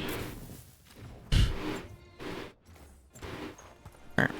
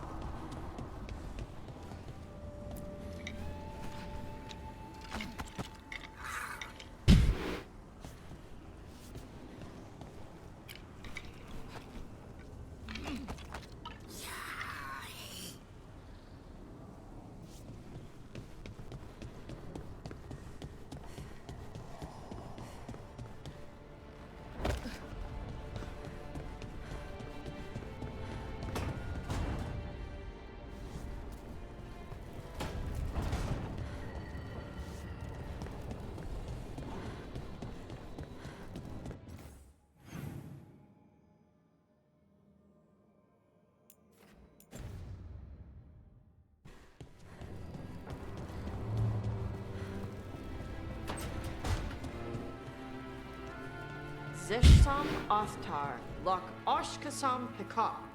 We have come to the store to search for melons. Stupid crisp consonants. Bird. Good luck with that.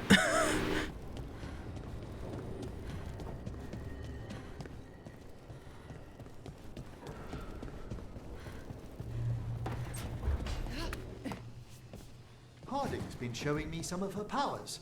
She's come so far in such a short while.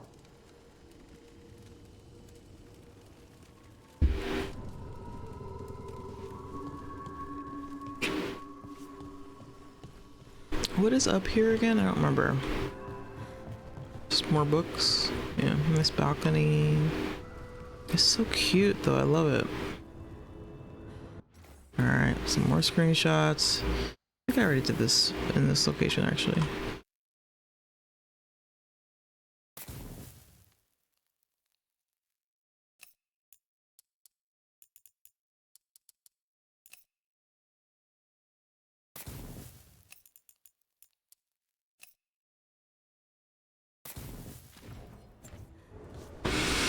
Okay, we're going.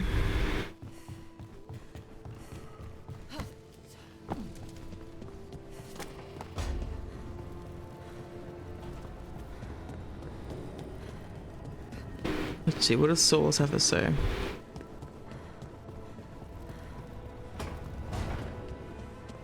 Are you doing all right, Rook? Don't forget to take breaks, okay?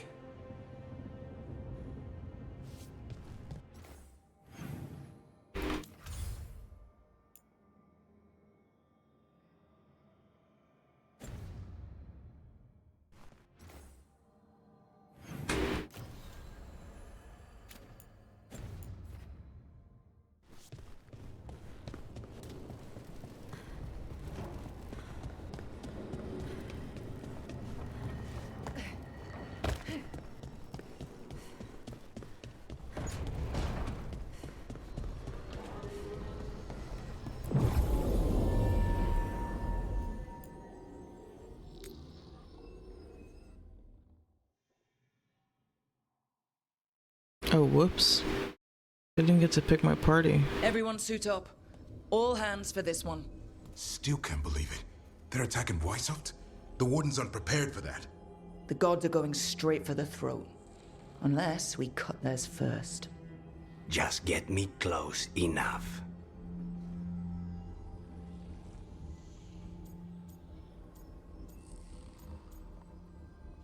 Honestly, yeah. If I'm gonna have Lucanus be hardened, which honestly makes a lot of sense for his character, I'm leaning into it, baby. Whatever you do, make them pay. I always collect. Who gets to tell the first warden we're dropping in? I was hoping to skip that part. They got an alluvian in storage down in the vault. It was a gift from the Dalish. Ours should go right to it. Probably. What? I think. Is it that Let's simple get to now? it then. We sneak into Weishaupt, nice and quiet. No one sees us. We look around for Antoine and Evka. Was there a plan after that? Take out a god. End this today. Oh shit. Are we gonna actually like have like a combat, like a confrontation with one of them? Weishaupt, blacksmith storage. This isn't the vault. Oh crap. They moved the alluvian. Oh! Lucanus, whoa!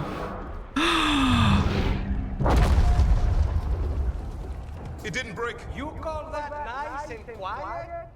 Sorry. Catch it when you can. Sorry. Don't go outside.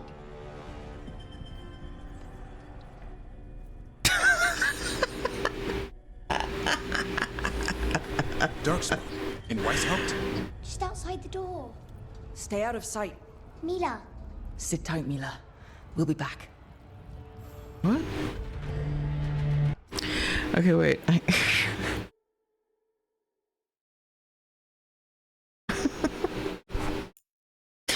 There's a lot to process already, but I will say I didn't change my party beforehand, but I feel like I want to bring Lucanus. I'm gonna save and then I'm gonna change the part. I'm gonna reload to before we started the mission and I'm gonna bring Lucanus.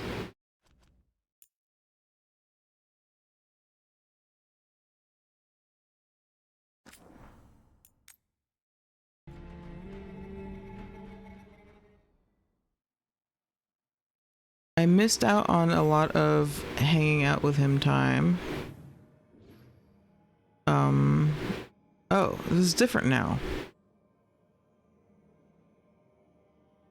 Okay.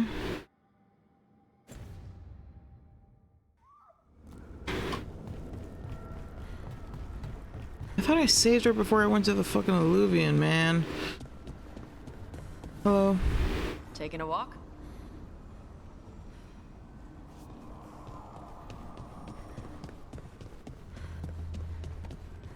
This is actually not too bad. For what? Getting rid of evidence. After an assassination, some clients don't want a body hanging around. Too many questions. You just dump it out here in the Fade? Who would ever know? I would. That can be dealt with. Here's the part where I back away slowly. Hi there, boy.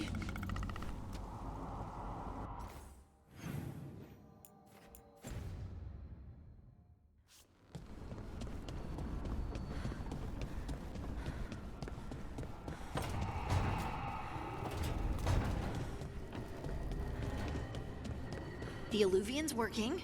We're finding help. It's not a bad start. This started with us failing to finish the last job. Okay, it's not a bad second start. Maybe the third will be perfect. Third time is indeed a charm.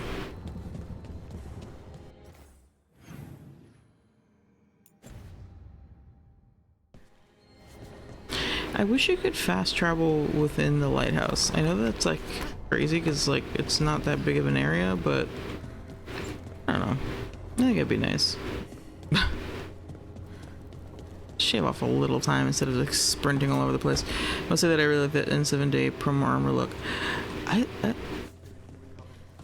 What do you think of it, Professor? I agree, I like it too. Really?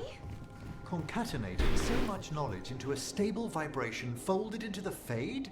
Magnificent! Though the tone leaves something to be desired. I am so sick of hearing the word Anaris.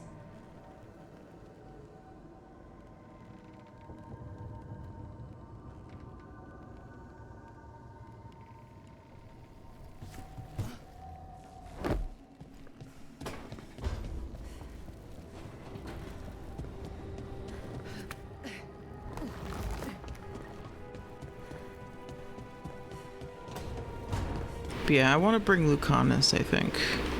Okay, save. Except it doesn't... The thing is, I don't like that about this game. When you reload even a manual save, it still takes you back to like a spawn point instead of just loading literally where you are. I'm not a fan of that, to be honest.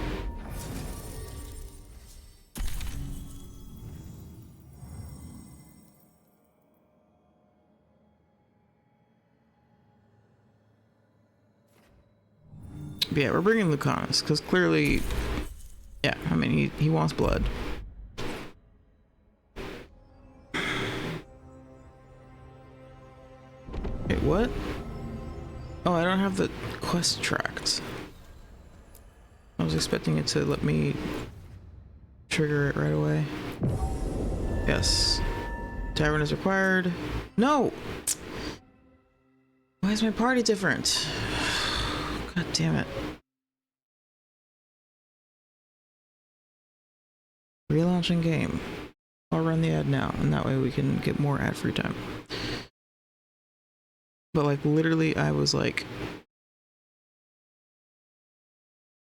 I changed it, but then when I reactivated the Evanuris, it was still Harding and Davern. I forgot to track the mission.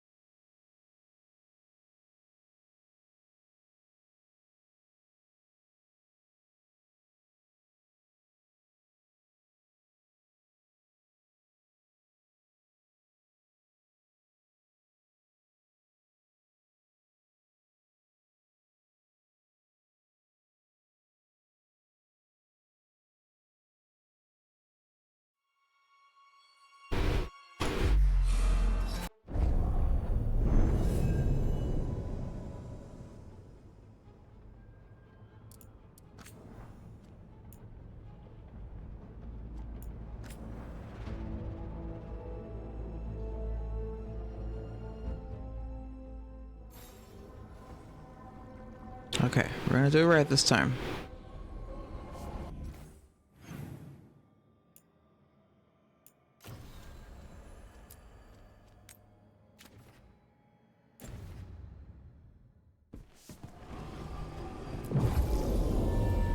Change party. Tavern. Lucanus. Yes. And then travel to track quest. Alright, here we go.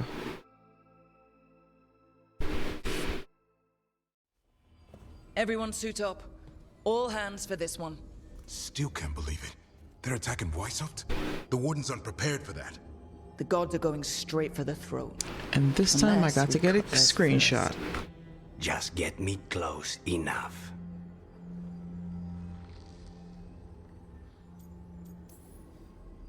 Whatever you do, make them pay. I always collect. Who gets to tell the first warden we're dropping in? I was hoping to skip that part. They got an alluvian in storage down in the vault. It was a gift from the Dalish. Ours should go right to it. Probably. I think. Let's get to it then. We sneak into Weishaupt, nice and quiet. No one sees us. We look around for Antoine and Evka. Was there a plan after that? Take out a god.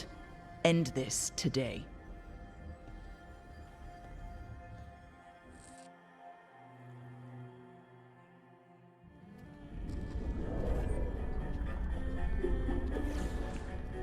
I agree, Twister. It's fucking. I kind of hate it, honestly. It's really annoying. It's just like it's disorienting. Let me just load back to where I was. Whoa, wait, who was that? Was that Nev? So I guess the fourth person is different now because I have Lucanus in the party. It didn't break. Then here. Sorry. Catch up when you can. That was not nearly as fun of a response. Lucanus was like, "You call that small and quiet?" Yeah, I'm not a fan. In Weishaupt? Just outside the door. Stay out of sight. Mila. Sit tight, Mila. We'll be back.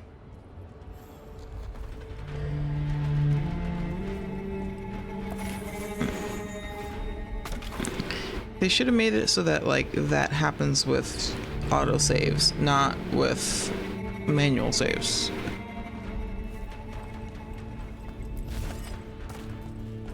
Because like with the auto saves, like there was when I first went to Antiva, when I went to Treviso, and I was like fighting a demon that I was having a hard time with that battle, and I tried multiple times. I kept dying in the battle, so then the autosave would reload to just right before I went to the battle, like to the to the spawn point.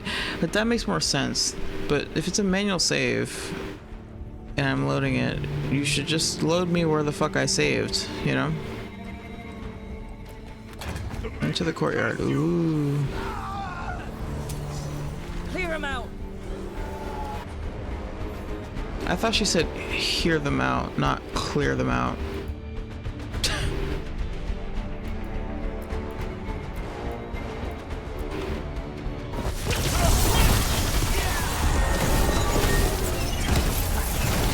Don't let them near the girl!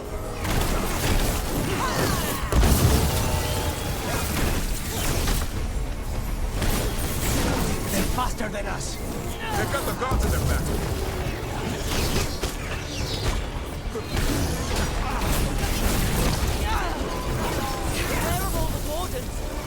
Fighting outside from the sound. We're on our own.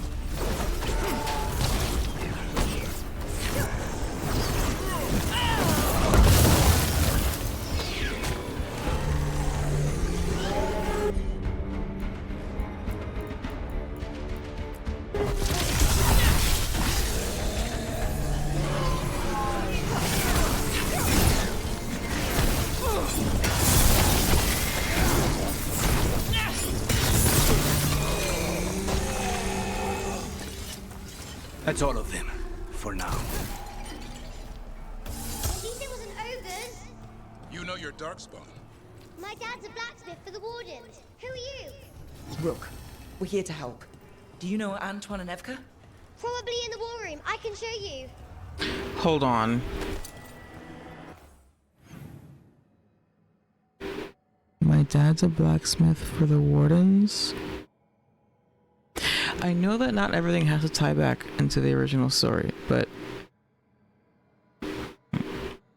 she's a dark-skinned girl. Oops.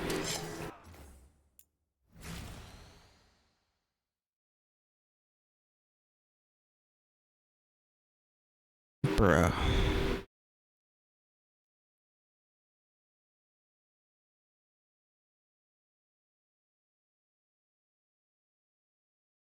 Yes, wardens can't have kids, but she said that her father is a blacksmith for the wardens.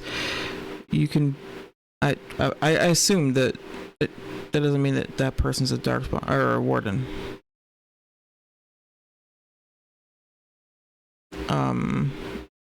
The real question is this gonna end up being the child of my boy? Hold on, again.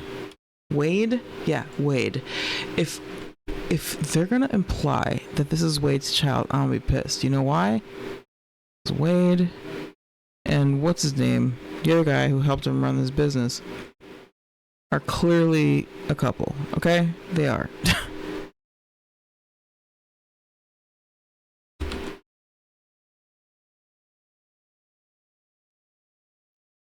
Wade and Heron, yeah, Heron. Wade and Heron, in my head, are a couple, okay? Now, so if they're gonna, and Wade is a blacksmith, and he's like a genius blacksmith, and he makes amazing weapons, right? So if they're about to imply that this child, because she's like, I'm the child, I'm the daughter, my dad is a blacksmith for the Grey Wardens, it's possible that they hired Wade to do his thing for the Grey Wardens. If they're gonna be like, if she's gonna say that my dad's name is Wade, I'm gonna be pissed, because it wouldn't make any sense for him to have a child. Well, I guess he could have adopted. I'm just saying. And yes, wardens can't have kids, but she says she's the child of the blacksmith for the wardens. That doesn't mean that the blacksmith is a warden.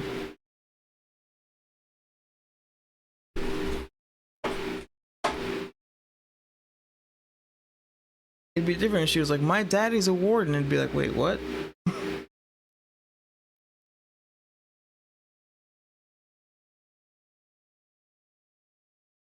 That would mean that Wade would complain about the Anderfells are too cold.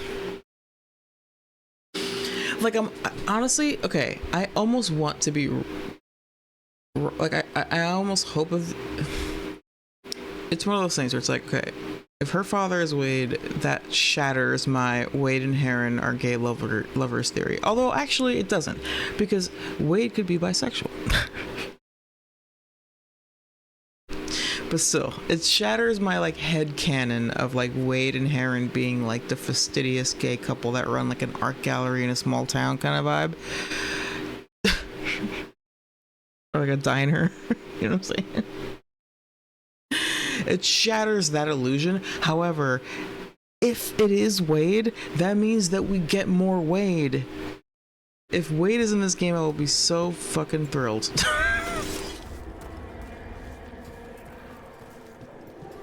Whoa. The door's blocked. Is there another way? A secret passage. Come on. That was convenient.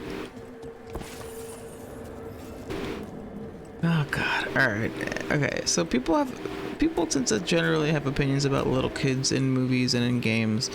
I'm personally, in general, not a fan. However, it can be fun, it can be cute, it can be charming, it can be, like, endearing, and it's a nice, like, change of pace. We have a little kid, we're pretty far into the story, so now we're getting a little change of pace. Yeah, I don't mind that. In fact, I welcome it. Why not? Changing it up. But I hope this kid doesn't get too annoying. Kids can very easily and quickly become extremely annoying in any story. He took them down with him.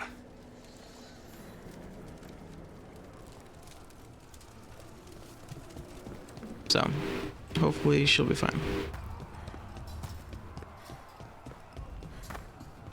I'm not sure who they were talking about, to be honest. Say, like...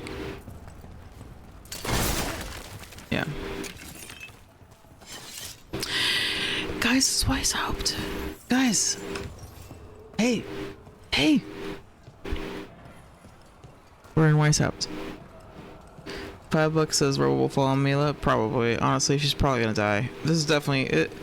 It is foreboding for sure to have a random child show up and that's leading the way. It's like they're either like actually a villain or like an illusion from the villain or something like that. You know, like the villain's like whatever, or they're gonna die, or their parent is dead. Sometimes both.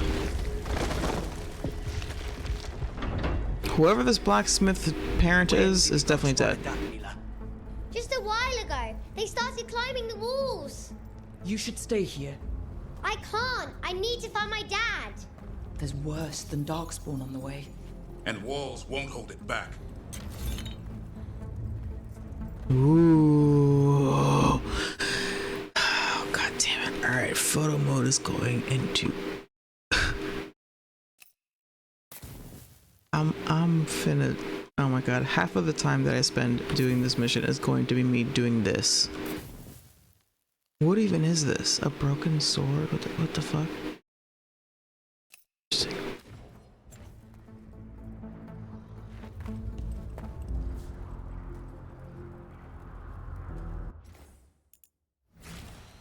We're getting some new music too, and I kind of like it so far. So far, it's interesting.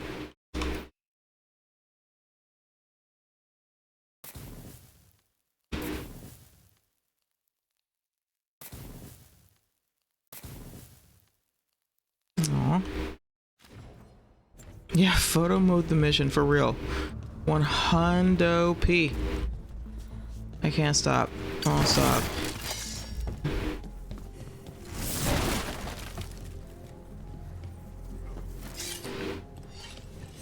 Okay. Okay. Heater, certified banger of this music though.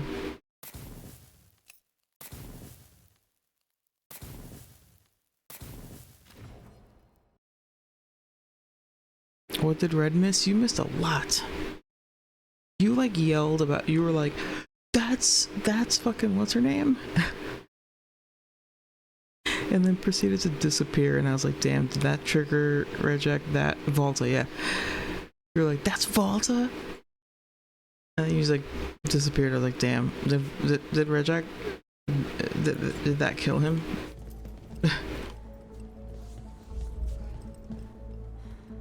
I think maybe Big Stone Goddess Volta killed Redjack. You passed out. Yeah, the girl could be adopted. Sorry. The girl could be adopted. Which is why I'm like, alright. It could still be okay, so what happened was we started the Weishaupt mission, okay? And immediately this little girl is like there, and there's like Darkspawn running around, and she's like scared and freaking out, and she's like, you know, whatever. So we're like, hey, we need to help you or whatever, and then she's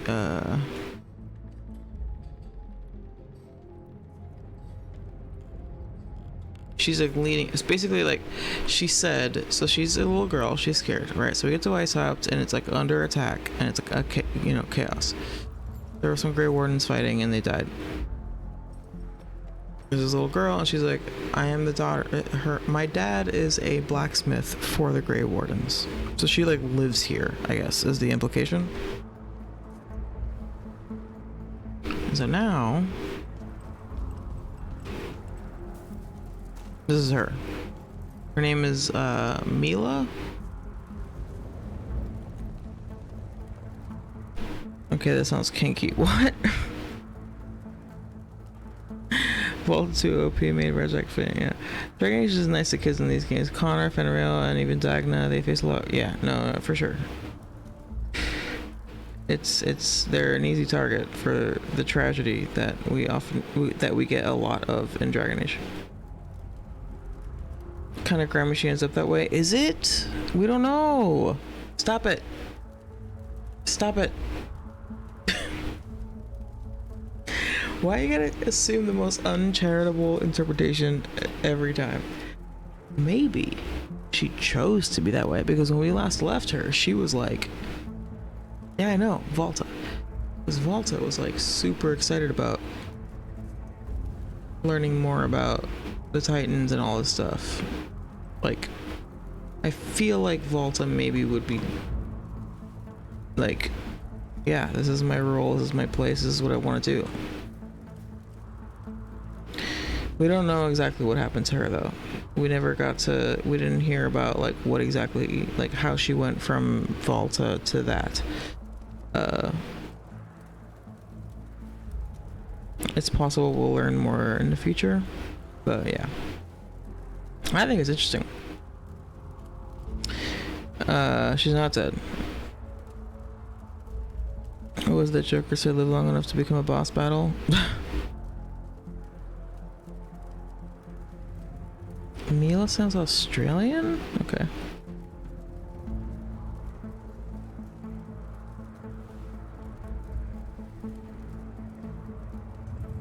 Anyway, alright. We're gonna continue. I'm excited to be in my helped. Finally, I haven't even made that much progress, but I love it so far. Also, Mila's totally gonna die, or maybe so the rant that you walked in to Red Jack is that I think this kid Mila, who's like, my dad is a blacksmith for the Grey Wardens. I think her dad is Wade. I hope her dad is Wade because God damn it, would I love it if Wade came back. I fucking love him. But they would also like, oh whoa. I wield the power of the blight.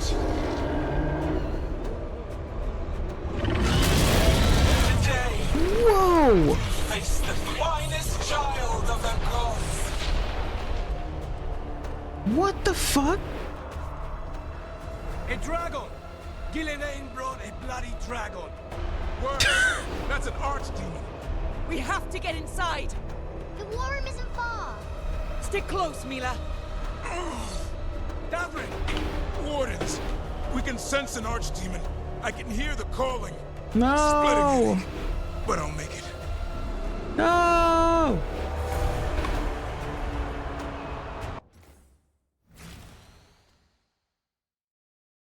She does look like Medusa, actually. That's a good point.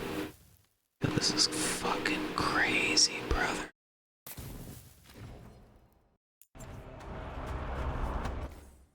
Oh no. One of the only children in Dragon Age? Yeah, she has a great fish. Yeah, exactly. That's what I was saying before. I was like, she's definitely gonna die. Someone's definitely gonna kill her. Children do not fare well in Dragon Age. Man, really getting up on me, like being a red flag of being killed. I'm just saying, there's, you know, if she lives, good for her, but the odds are stacked against her, is all I'm saying. A named child character in Dragon Age, you think their odds of survival are high? I mean, hey, I could be wrong.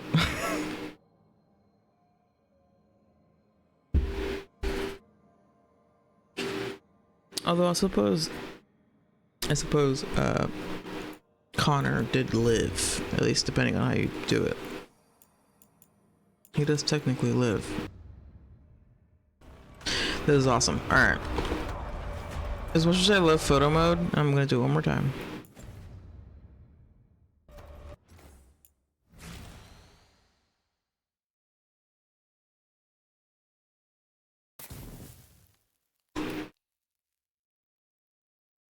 But also I need to remember that I can always just do this type of shit off stream. And also I'm eager to progress the story. So let's go. I'll just reload. After this, I will reload the save in order to take photos. We gotta go.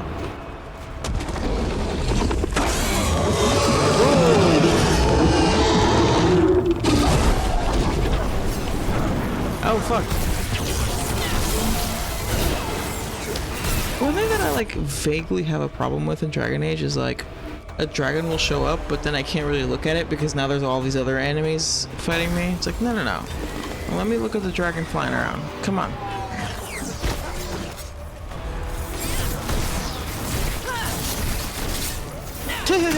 How you doing, Mila?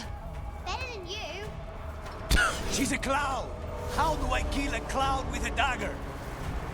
One thing at a time. For now, let's not die out here. This is kind of goofy, honestly.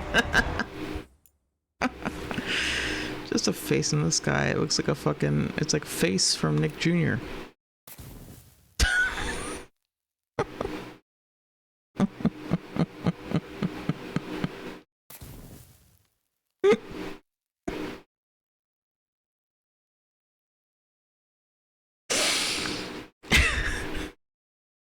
It's like a face from Nick Jr. That'd actually be a funny horror movie. Like, a horror movie based around Nick Jr., but Face turns evil and starts to, like, it convinces you to, like, kill yourself or something? Or kill your parents? How did I kill a cloud with a dagger? Good question, Lucanus. Yeah, seriously. Kitty girl if you do it right. Oh, yeah. Yeah. I remember that. In Cullen's hometown. Conleaf. Mila, now's not the time to be a smartass. Seriously, what the fuck? She's got me beat. She's competing with me for the snarkiness. Not me in real life, but my rook. Storm could have my whole paycheck. Hey, what?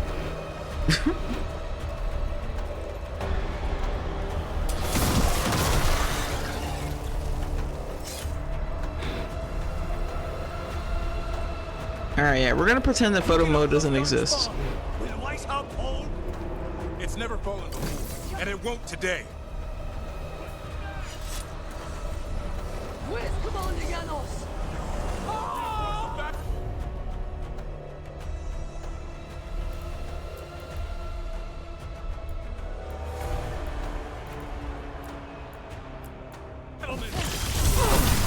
Take this shot. Witness my most perfect creation. Powerful, quick.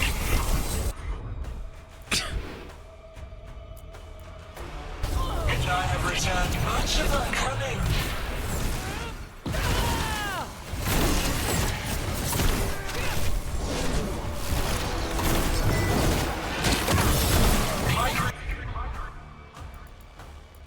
Creation's power is greater than any weapon possessed. Move! Why is she not moving?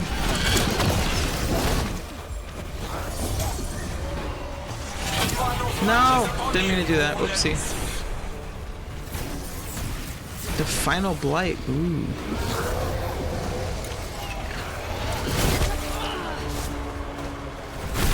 Cease struggling. Lie down. My dragon. Oops.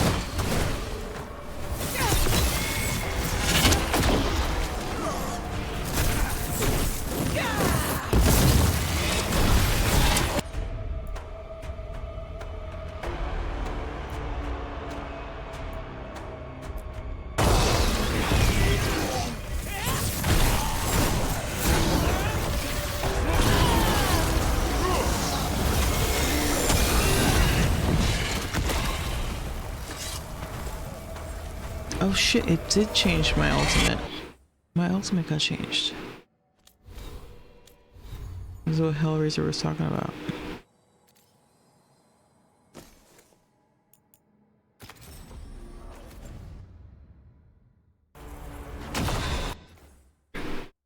Yeah, no, it changed. I did not change manually my ultimate. I have not touched it since I changed it to the Thunderous Bird or whatever.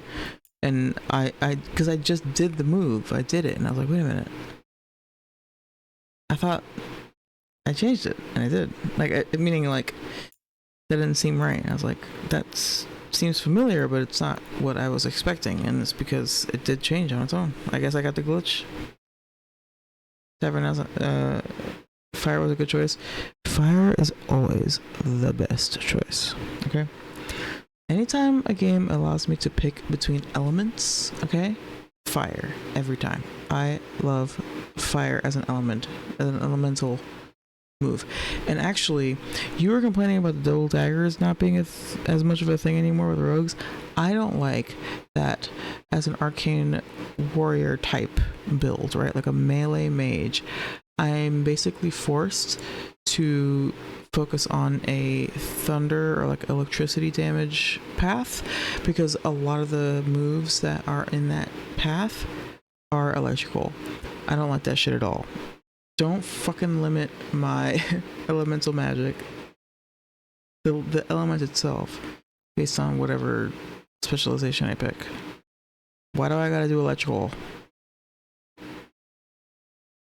Maybe I can build, maybe I can build it so that I'm like doing fire damage while also being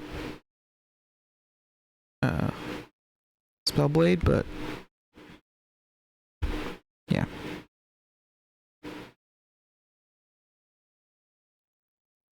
I never changed my ultimate. I didn't know. Yeah, like apparently there's like a bug where it'll change back to the original, to the default one,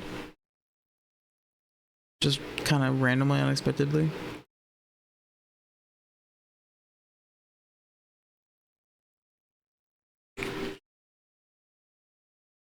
They keep simplifying the combat trees more and more low key. I mean, yeah, but like I feel like this combat tree or this skill tree is pretty complicated. Or like look at this. It's a literal web. So it's like simplified, but it's also not. It's like it's still pretty complex. There's still a lot of different options. There's so many paths, and yet it's also limiting because it's like, okay, specialization Spellblade. Cool.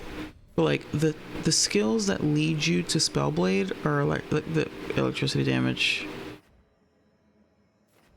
This is the ultimate ability, electricity. Void Blade, electricity. So like doing the like melee mage path is very heavily skewed towards electrical damage. But I don't want to fucking do electrical damage. I want to do fire damage.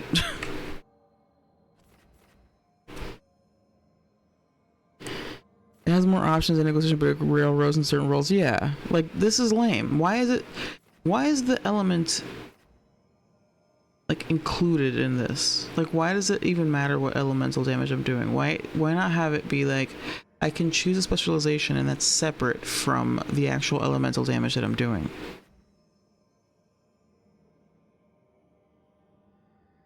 Yeah, you don't want to use a rapier as a rogue. I don't want to do shock damage. I much prefer it if I could be a Spellblade mage that only uses fire, or primarily, let's say, uses fire. But I can't, I mean, I can. Technically I can, but then I would miss out on my ultimate. I guess I could change the ultimate to the fire, which is what I just did, or whatever it was. I don't know if it's fire, but the other one. But like, Void Blade detonates Sundered. I suppose I could just remove this. But the other thing too is that, like, I don't know. It doesn't seem like a specialization tree. You'd think that there would be more things in here. This doesn't seem like it's that special or that important to pick a specialization. In Inquisition, it was an event. You got training. They hired people to train you in your specialization, and then when you picked one, it was like a whole new skill tree. And this one doesn't feel like it's actually that important. was never into that fighting style, but it's the closest to what I want to do as duelist. I could do Saboteur, but it's mostly trap range damage. So when you do why is spec so easy? I mean, that's fine with me, honestly. But also, yeah, why is it so easy? When you do Saboteur, or when you pick a rogue, right? Because like as a mage, I can use a staff, which is ranged, or I can do the orb and dagger, which is close quarters. So if you're a rogue, do you not also get the option of 2 different items or 2 different weapons? I guess you can do like a bow and arrow and then the sword. Is that the idea? The war room's ahead. You'll be safe there. I need to find my dad. The war room? There's places to hide. Darkspawn won't find me. The war room?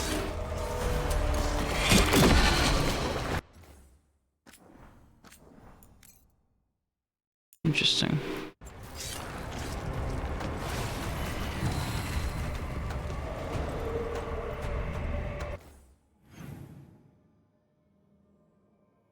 Yeah, I have bow and 2 swords. Okay. You just wanted it to be daggers rather than swords, I guess. Which is fair. Alright, let's go. Good luck. Archdemons attacking the north wall. Signal of retreat. Fall back to the trap. Can't see the signal fires through the smoke. Try the horns. The Archdemon's too loud. No one's retreating. There's no choice, sir. We're under siege. We have to fall back to the dragon trap. Forget the trap. Send word to Commander Janos. Rally outside the wall. Janos is dead. Rook. Get him. What are you doing here? Saving your ass, solving your problems, fixing your fucking mess. Okay, that's what I'm doing here, bitch.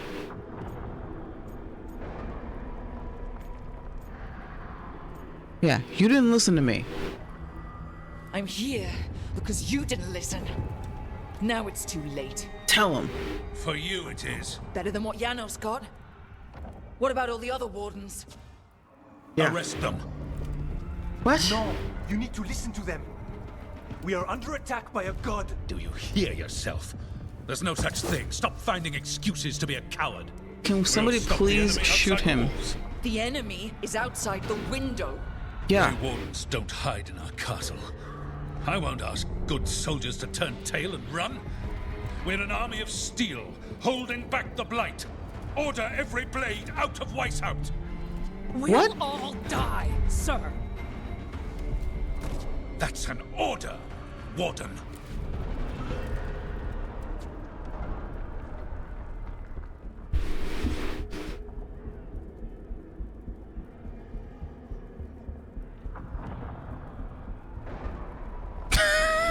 Oh my god, chat. Okay, wait. I gotta look at chat for a second. Looks like the warrior got my favorite specialization again. Lol, they got the Reaper. You mean Reaver? Specialization? It's in Hellraiser. Did you know that you can pet a son in the lighthouse? Yes, I do it multiple times every time I'm there. 100% I did know that. Thank you, though. You can also play rock, paper, scissors with Manfred, which is like the funniest shit ever. Davin, look mad, please. I agree. Why did he just stand there neutral as fuck? He should have been pissed. Hiding in a castle, you're already doing that. Exactly. Thank you. Exactly. What the fuck is he talking about? What are the words that are coming out of his mouth? You're literally doing the thing that you say you're not doing, and then in the process, dying. Just leave, dude. It's like, it's funny for him to be like, we can't abandon ship. Meanwhile, we can't abandon ship because we're not gonna just hide and die. It's like, well, that's what you're actively doing right now. Why are all people in this game the fucking worst? Because of hair phobia. It's bias, man. Dude, yeah, you can hug him. It is cute. Pat him on his beak. It's been changed to Reaper. It's not Reaver anymore for some reason. Weird. That is weird. For game is real inclusive, you sure do hate bald people. For real. That's what I'm saying. It's bald phobia, dude. Mage gives a subclass similar to Reaper. Health steal for the win. True. Everyone but Rogue. Okay. Look, I'm sorry if Rogue got fucking nuked. Rogue isn't my primary class, so I don't have this problem as much as you do, but that's fair. I hear you. I see you. You're valid. If Rogue got nuked, I'm sorry. Rogue is fun, don't get me wrong. Yeah.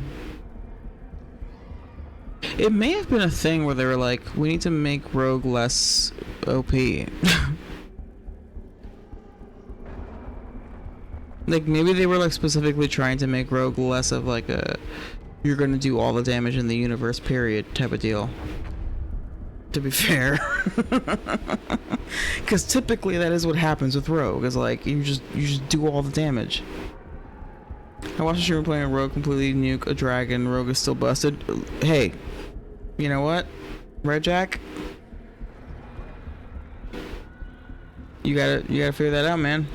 First Warden, you suck. He does. Man, Spellblade and Rogue are for sure are broken. Dude, okay. You say the Spellblade is broken, and yet...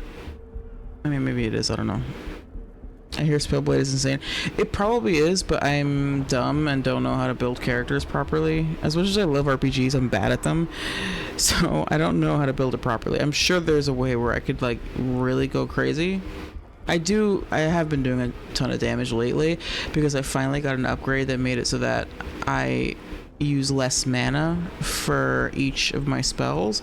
So now I can do like multiple fucking like fireballs in a row, and it's been pretty fucking fire, I gotta say. That is what, like, that's the kicker. That has been the like difference for me.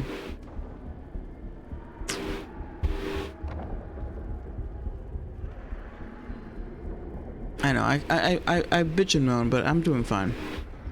I just feel the pressure a little bit because enemies target me so much.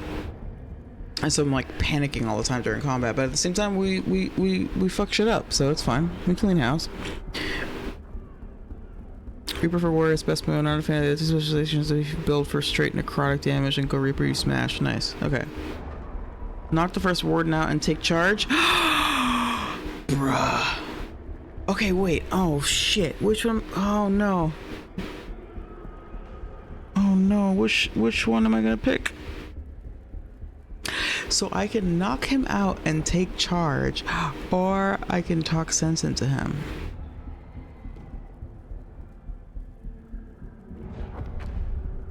And yeah, sorry. I agree, sister. I'm like, all this shit. I'm keeping it.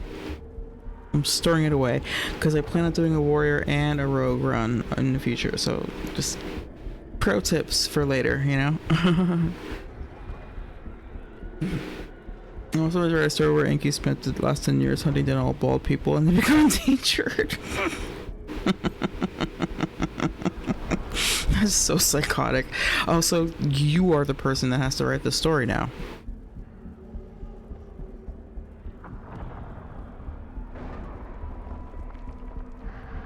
I would talk him down. I don't know.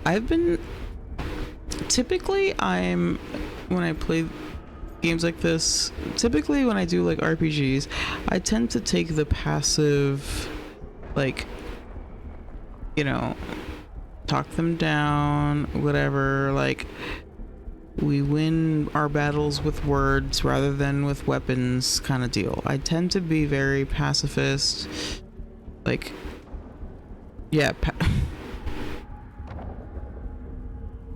dude, I want to fucking throw up. Passive Pammy. Nothing triggers me more than being called Pammy. Don't fucking do that. No, stop it. I mean, oh God.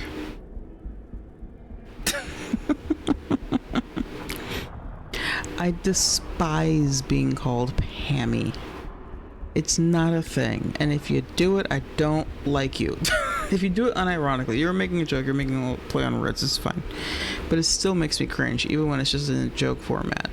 When somebody legit calls me that, I'm like, who the fuck are you, and when the fuck did you decide to insult me in this manner? It's like a slur, basically.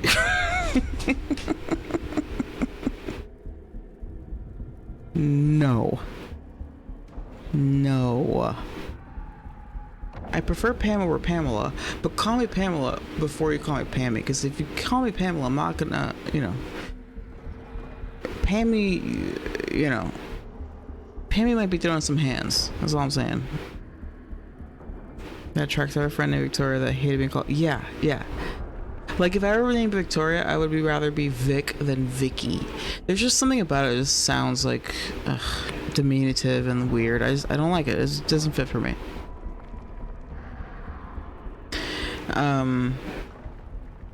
Or like Tori is also a thing. Anyway, I'm also kind of stalling because I can't decide what I'm going to do with this guy. On the one hand, like I said, I tend to be very chill and being like, all right, well, I'll talk you down. We'll talk about it. But on the other hand, this motherfucker has done nothing but piss me off and be rude and be mean. Yeah, Icky Vicky. Icky Vicky, ew, ew. Icky Vicky, ew, ew. Icky Vicky.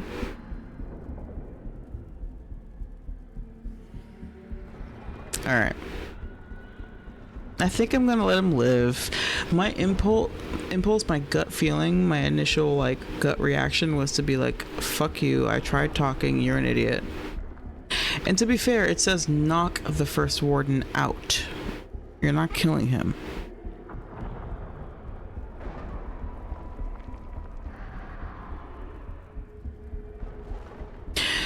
I guess, okay, I want to give him the opportunity to be reasonable, because to be fair to him, he doesn't know all of the information that I know. He doesn't have all of the information available.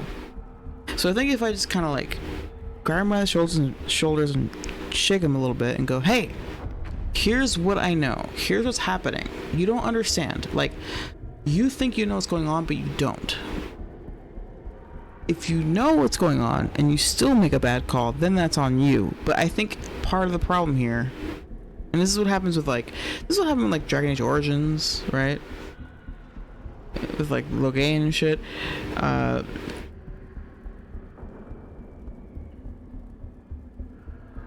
I feel like this happens in Dragon Age in general, where it's like, you know, there's people who don't know the full story, and they have power, and they're making calls, and they're making decisions based off of their limited view of what's actually going on.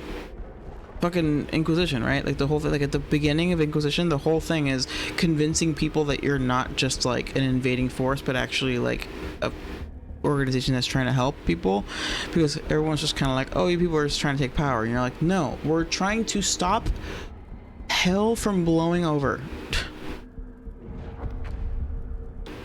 All right, we're gonna talk to him. Let's try to be reasonable.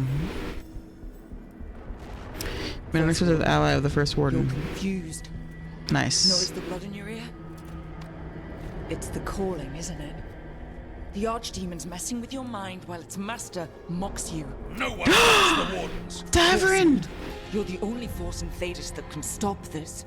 But not if they burn your castle to the ground. Not on my watch. This is your watch. No, I got great disapproval from Davrin.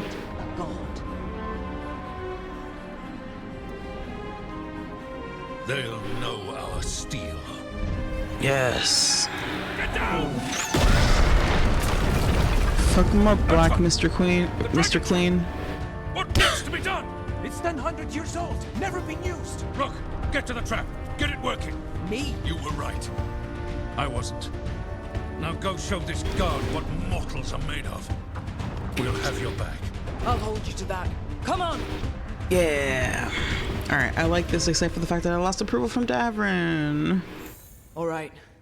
This is about to get a lot worse. You ready? Have to be.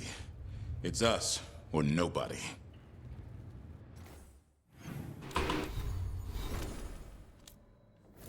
I was like almost at level 6 earlier, and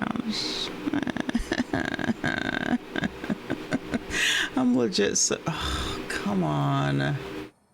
I get it. It makes sense. It's fine. I stand by my decision. Did the Countess also disapprove? I don't know. There was so much going on. I kind of like... This is like a thing with like new games, I think. Like I've noticed this where you'll make a choice and then like the cutscene continues and then there's like a bunch of information like popping up on the side. I wish it weren't like that. I wish it would wait until the cutscene is over and then show all that stuff so that I can look at it and pay attention to that. But like, I just saw Davrin's name pop up and it was great disapproval. I was like, fuck. But like, I don't know. I don't remember who else did what because I was watching the cutscene, you know? I wish it would just wait until after the cutscene's over to show me all that stuff so that I can actually look at it and read it without it being distracting from the actual scene. At the same time, it seems more organic to have their approval pop up after they hear. I know, it's yeah. But also, like, arguably, what? They're not, like, there was approval changes for everybody, but only 2 or 3 people are actually here. So how did the other people hear it? Are they all here? It's sort of like how, that's how it works at Inquisition. Where sometimes people's approval changes, and it can happen without a pop-up visually, and it can also happen when they're not in the room, depending on the circumstance and the person. Yeah, it's always been a Dragon Age. Yeah, I agree. I just wish that, like, in this case, right, they should have just waited until after the cutscene was over to then show, like, so-and-so approval increase or decrease. Like, wait until the cutscene's over before showing all of that.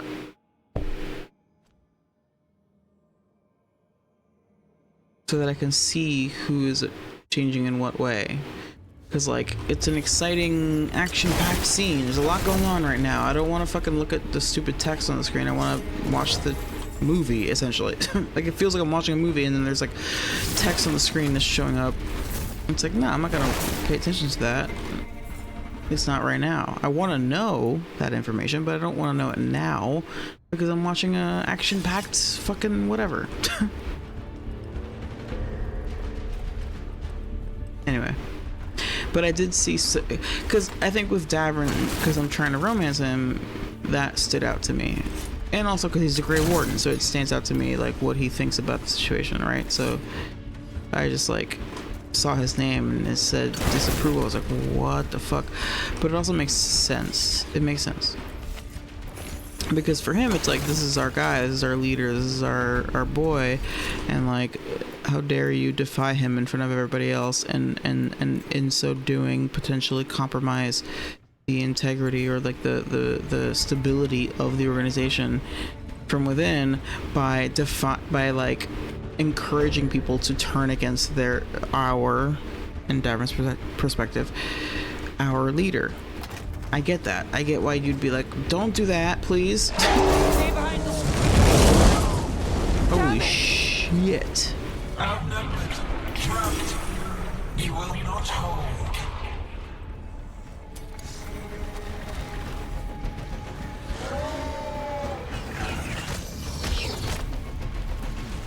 Your fortress offers no protection.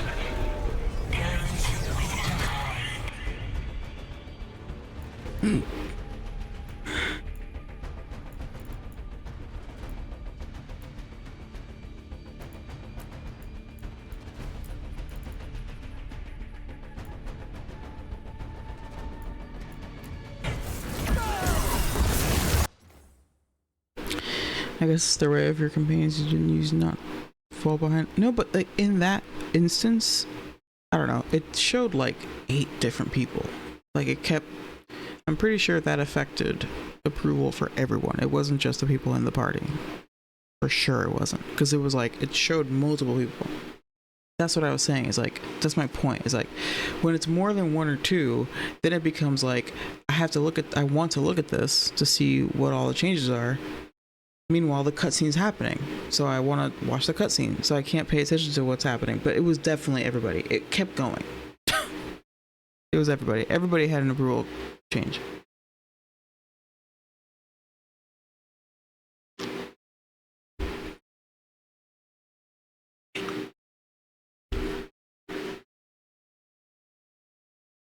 Anyway.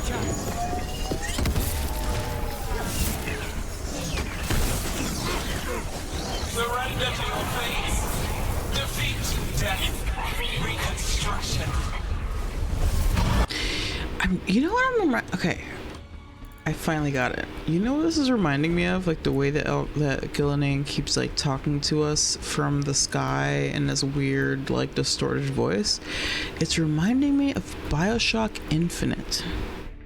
Any of y'all play BioShock Infinite? I love that game, and I haven't actually played all the BioShock games, mostly because they're scary to me. I don't like horror things. But it reminds me of when Comstock, whatever that dude's name is, Comstock, talks to you via like intercom from above. I started playing BioShock and then I stopped because in part, not entirely, but in part because I got scared. Legitimately, that game scares me. Like, it feels like a zombie game or a zombie scenario where it's like enemies just pop. I don't know. I'd probably be fine if I tried it again, but it was only like a few years ago. But I know it's so good. I know. It's just, it has like that horror element that like I couldn't deal with it. Yeah, I know. I need to play BioShock. I need to actually play BioShock 1 and 2. I think I'm just gonna play them on like super easy difficulty. But I've played BioShock Infinite like twice. I love that game.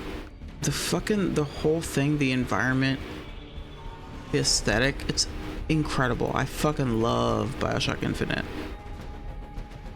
But I want to play the first one. Or the first, you know, the OG. But yeah, Gillinan talking to us like from the sky like this with like a weird distorted voice. It's reminding me.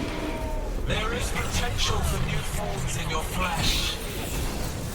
Yeah, this is reminding me. It's reminding me of when like Comstock is yelling at you as you're like kidnapping his daughter or whatever.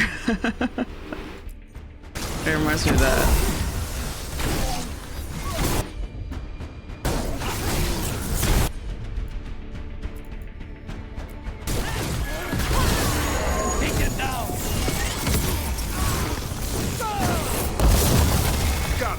Let's get past this blight. How far is it to the trap? Far enough, we'll have to fight our way to. Yeah, I want to play the first two BioShocks for sure. I'll just play them on like the lowest difficulty and hope for the best. I just like literally, it's like, I remember the first fight when you encounter the big guy or whatever, the like robot thing. That's like the robot thing, and then like the little girl or something. Yeah, Big Daddy. So when I remember the first time you encountered Big Daddy, that shit, like I was so anxious, I was so like stressed out doing that fight, because it was like whenever Big Daddy found me, it would kill me instantly. And then I don't know, it was like so stressful. I was like, I hate this. God damn it. But I loved the environment. I love the story, or at least as you know, as much as the story as I experienced, you know. So definitely, I think I would like BioShock a lot. I think I would really like the first two games. I just need to actually fucking. Wardens, hang on! I gotta suck it up and kind of man up a little bit. And I think also make sure that I'm playing on the easiest difficulty. Like, fuck it. Just play on story mode or whatever. You have to mod it to make it easier than that. That's fine. Because BioShock Infinite I really liked, and I think it just felt more playable, or like easier for me to play for some reason. But damn, BioShock Infinite, man, that shit is fire. That whole like BioShock Infinite is a master class in like world building. Don't know what a utopia gone wrong. Such a great atmosphere. Yeah, the Rapture is one of the best endings ever. Dude, by far, like masterclass in world building, in like setting building. because it's not just like, it's like obviously like artistically, visually it's beautiful, and then on top of that it's like the way that like you over time, over the course of the game, learn more and more, and the way that like it develops, you know, as you continue to explore, as you progress through the story, you learn more about Rapture. Thank you for reminding me. I can't remember the name of it, but yeah, Rapture. You learn more about it. You see more things about it, and you learn more about it. And like, it's damning, and it's like, you learn more. Like, it's like, it's I don't know. It's hard to describe, but it's developed through the experience of actual gameplay so perfectly. It's so good. That game does an incredible job at world building. Alright, Twister, I'm sorry. I keep getting distracted, and I couldn't do it fast enough for you to see the voice out. But thank you for hanging out. Have a great night. Peace out.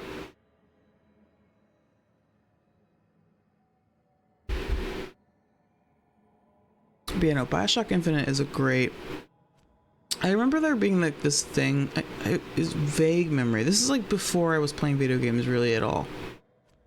And I remember hearing about Bioshock Infinite coming out, and some people are like, it's not real Bioshock or some shit. So I don't know if there was like controversy when it came out or something, but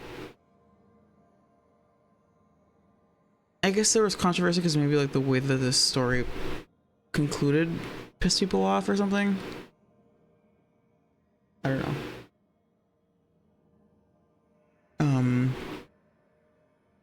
But Bioshock is one of my earlier experiences with playing a video game where where it's like an RPG, like where I'm doing things that affect the story later. Like, that's one of my earlier experiences with that. Earlier meaning like before I got into gaming regularly, it was like, oh yeah, video games do this thing. When I was a kid, my first experience with it was Chrono Trigger, and that will forever be my favorite game of all time.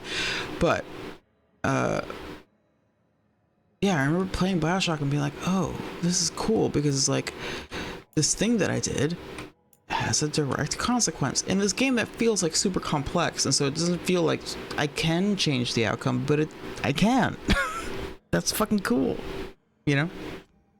Like, Bioshock stands out in my mind. Bioshock Infinite specifically stands out in my mind as like one of my first experiences of like gameplay that's like particularly like dynamic in that way. It was awesome. Again, it was like one of the first times I was like, yeah, like video games can do this. It's really fucking cool. I love that I get to make fucking choices, and like that affects what's gonna happen later. That's amazing. Yeah, no, this is like, I played it like before I played Mass Effect, before I played Dragon Age, before I even knew what Bioware was, and I played it like after.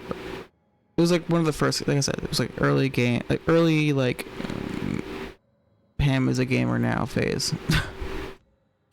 And that was one of the things I was like, oh, this is actually like, it's not just a thing that like is set up and then I input things and then things happen. I get to actually choose what's gonna happen later. That's dope. I love that. Although, to be fair, the game before that did that for me, but after Chrono Trigger, fucking San Andreas, what's it called? Yeah, GTA San Andreas. Because that was my first like true sandbox game. That's the other factor. Anyway, Amazon's adapting Mass Effect into a show. Yeah, I heard. And then like John Cena made a tweet, and everyone's thinking that they're gonna cast John Cena as Shepard now. Everyone's thinking that was like his weird way of hinting that he's gonna be in the show. I don't know, man. That's something that I like with this game. I was like this, but with the Mass Effect show, I'm very much like, if it's good, I couldn't be happier. If it's shit, I don't care. It doesn't exist. Like, I'm very much prepared to I'm very disconnected from it. I don't want to worry too much about it. Because I don't want to get excited about it potentially being good, given that like most TV shows that come out are terrible anyway. The game they showed Infinite was going to be versus what we got was the controversy. I see. If you go on YouTube, you can still find the early gameplay concept. It didn't live up to what they showed us. It's still good, but I wish I got that game. San Andreas is top tier. Vice City 2. I've played Vice City for like, I don't know, an hour of my life. But yes, I know that everyone loves Vice City. San Andreas is so fucking good though. But okay, so that makes sense. I'll look into that later. I'm curious to see what it was that people like saw as like what was supposed to be Bioshock Infinite versus what they got. Because for me, I was completely disconnected from any of that. To me, it was like I'm playing a game and I loved it. I loved every second of it. But I can understand. See, that feels to me like similar to what happened with like Andromeda, kind of Mass Effect 3. Like I think people who played these games originally, like when they first came out, have a very different experience compared to those of us who are playing these games later. Because Mass Effect 3, the ending of Mass Effect 3 wasn't like horribly disappointing. It was a little disappointing. It was a little like anticlimactic. It was a little like, that's it? Okay. But A, it's different in Legendary Edition. B, or rather with the patch or whatever, all the new shit. That's number one. Number two, I didn't play the games as they came out and like anticipate them actively as they came out. Right? So it's different. And I remember one time watching the YouTube footage of Mass Effect 3, the original ending, and I was like, literally my jaw dropped. Like I couldn't believe it. It was so bad. The way that it cuts to credits is such a fucking, not even a slap, a punch in the face. It's actually disgusting how abruptly Mass Effect 3 ends in the original version. I totally understand people who played through Mass Effect, loved it voraciously, got through the third game, were finally ready for the ending, and that's what they got. I would be furious. I would be fucking livid. I get it. I get why people fucking were so mad. I totally understand. So that's something else to consider, is like when you experience something OG like as it's happening versus when you like revisit a franchise 5 years later, that is different. There's a difference.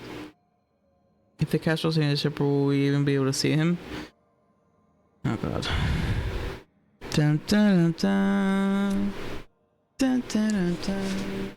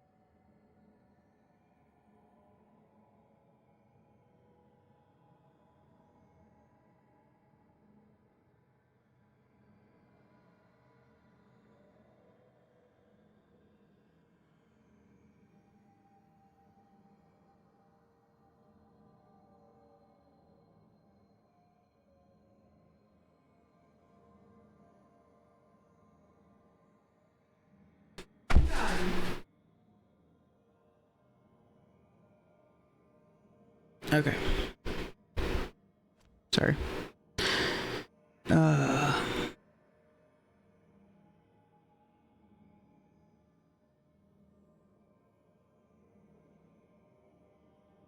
Wait, so if they cast us, we'll see him being a chronically online gamer that is a fan that has its slow points. Yeah. Like being a dude that can't get over how good Origins was. Yeah. I think I get it, because he's like a military guy, right? Is that what you're talking about? Camouflage? Did he used to wear camouflage? I don't remember. Not remember. I don't know, because I didn't watch wrestling. My IMO, they never hit that high again in Dragon Age. Really? Not even Inquisition? Damn. That's like ending hit me like a brick. It was only more tolerant of it. I was only more tolerant because I'm a psycho that loves the destroy ending and I'm into sacrifice. Same. I'm a die-hard destroy ending person. I understand synthesis a little bit. I understand the approach. I understand the reasoning.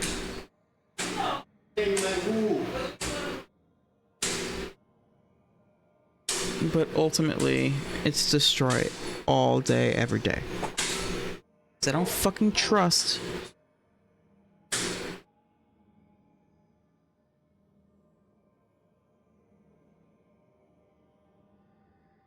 I don't fucking trust a stupid star child to be telling me the truth. I don't trust that they would be like, yeah, just do synthesis.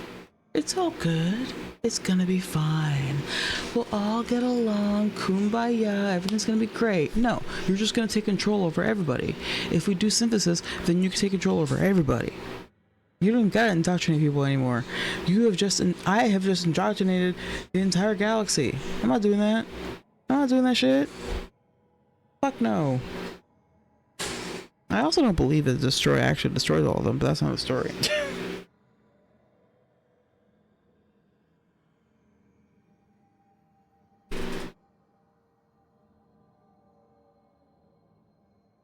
She in fact did not get it. What? Is John Cena invisible? What's happening? I thought you were making a camouflage joke. Like army camo? Oh wait, sorry. Mass Effect ending hit me like a brick. I was only more tolerant of it because I'm a psycho, but that loved the destroy ending. But then we got that stupid ending teaser of them landing on a random planet. Why is that stupid? That's not the stupid part. The stupid part is that weird ass shit where it's just like an old man talking to his grandchild like, hey, tell me more about the war.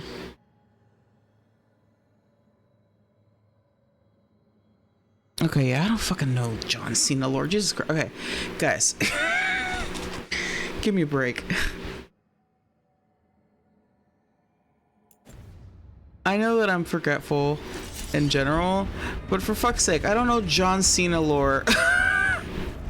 I just know the one meme with his intro music. Because it's funny as hell and I've seen it a million times. And his name is John Cena!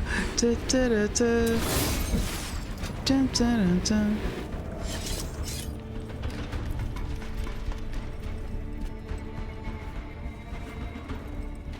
You don't even see all your squad mates exit, yeah. It's because you spent 3 games with most of these people and they got dumped on the planet, yeah.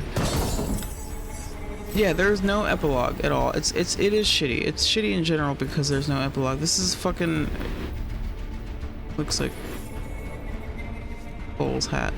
But yeah, it's no, like I said, I can totally understand why a gamer back in the day who was like playing BioWare games and like really into this shit developed a complex and was like, fuck EA or fuck BioWare forever and ever if they played through the games, especially with the original Mass Effect 3 ending. Oh my god. The way it just cuts to credits like that is so fucking rude, disrespectful, appalling, ridiculous. I can't imagine what it would have been like to actually live through that and experience that on its own. There's something that I know that's like, I was the biggest Mass Effect fan to ever exist, and I have not touched or looked at anything Mass Effect related since that day, because they played through Mass Effect 3 and that's the ending they got, and they were like, that's it, it's fully over. And I don't blame them. I don't fucking blame them. Well, again, I played Mass Effect Legendary Edition for the first time. My first Mass Effect experience was Mass Effect Legendary Edition. So then, when I saw the YouTube video of what it looks like in the original, I couldn't believe it. It was actually shocking. His thing in wrestling was that he would wave his hand in front of his face and say, "You can't see me." Oh, is that where that comes from? It became a meme that basically implies that anytime John Cena is in a picture, movie, or whatever, it's that he's invisible. But to answer your other questions, yes, he was a Marine. Okay, got it. Okay, I remember this. I remember I remember the hand waving thing. Incoherent Mass Effect 3 rant. Yeah, I know. It's rough. I think Mass Effect is when I, as a gamer, became aware of how companies affect games. Yep. Yeah, 100%. And that's the thing. And like Mass Effect 3 was after BioWare being bought out by EA. And it shows. Absolutely. It's from around of how so much internal meddling and rewrites company issues ruin my fear. Yep. Yeah. Damn. See, that's crazy. So she's like, oh, fuck.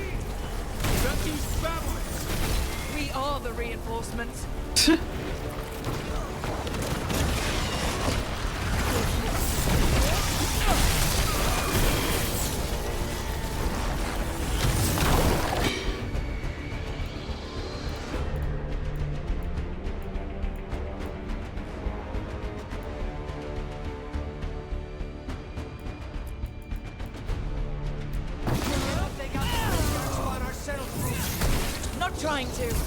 Just need to trap that archdemon.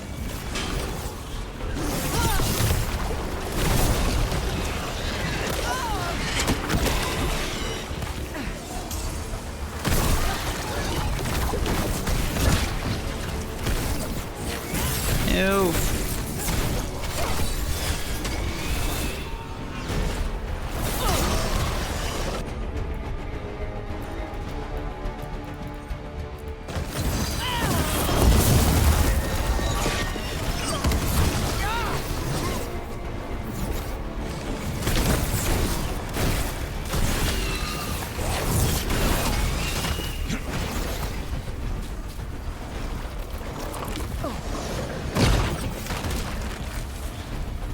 Really, guys? Come on. Push ahead. We have to keep moving.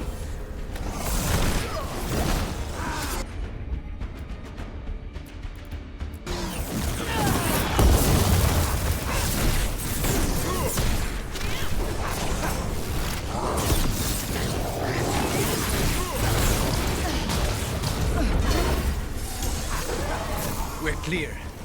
Keep moving.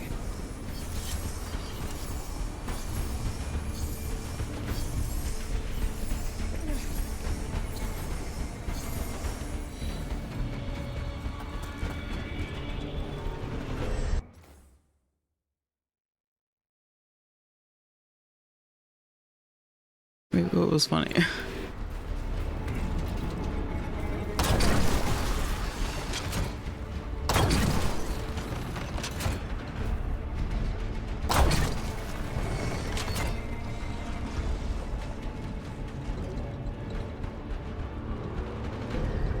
Part about the horn and reinforce. Yeah.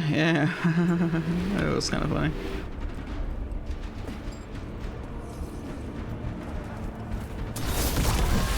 I agree.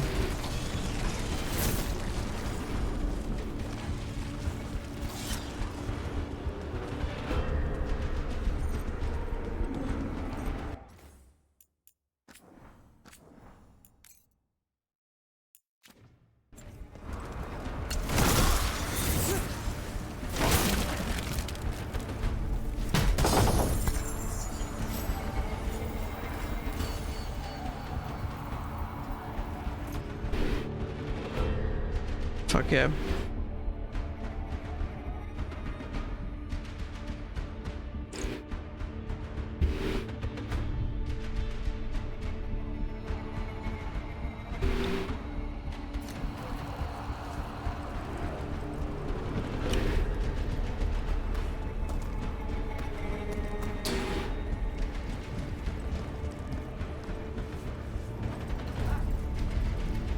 no good.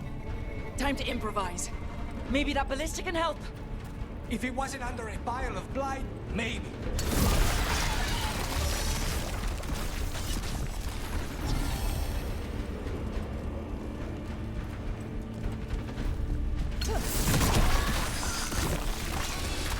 Why not shoot the dragon? It's not a dragon. And it takes more than a ballista to kill one.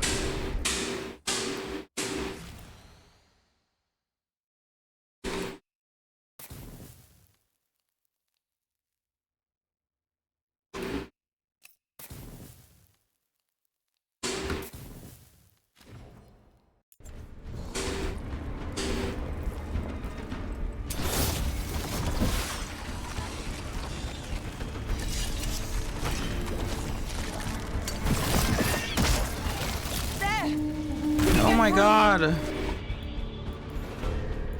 Jesus. So, that's not good, is it? The outer defenses have been breached. First Warden's ordering the retreat. Lost control. Take these shots.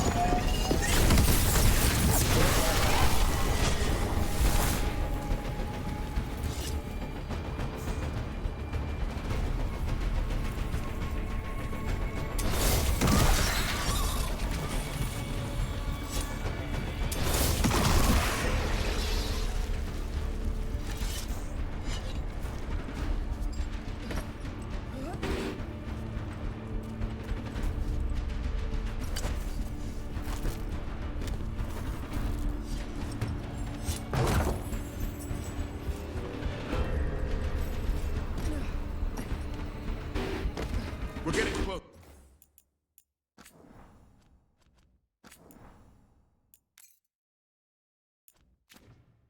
We'll cut across the wall.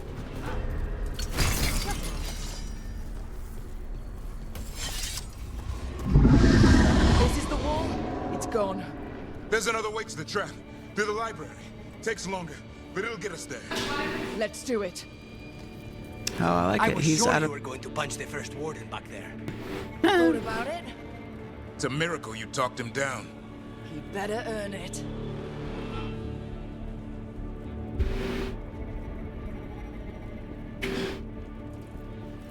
Never ending darkspawn. Okay, wait. I gotta run the ad and pee and stuff. I'll be right back.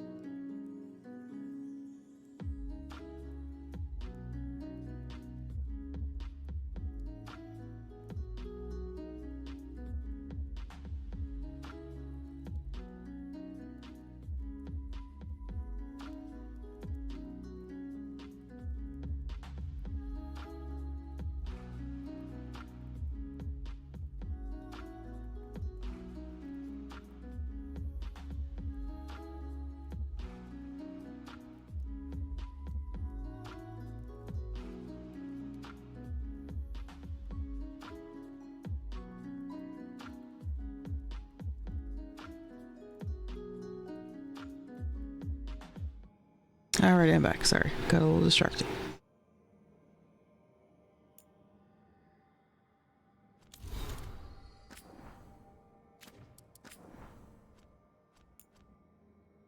Okay, yeah, mementos. Who cares?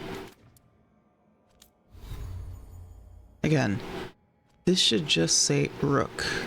Why do they make it character? They should have just said Rook. It bothers me for some reason that it says character instead of just Rook.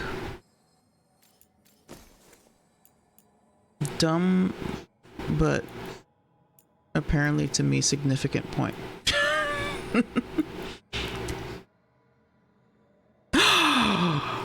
What? Brother. Oh my god.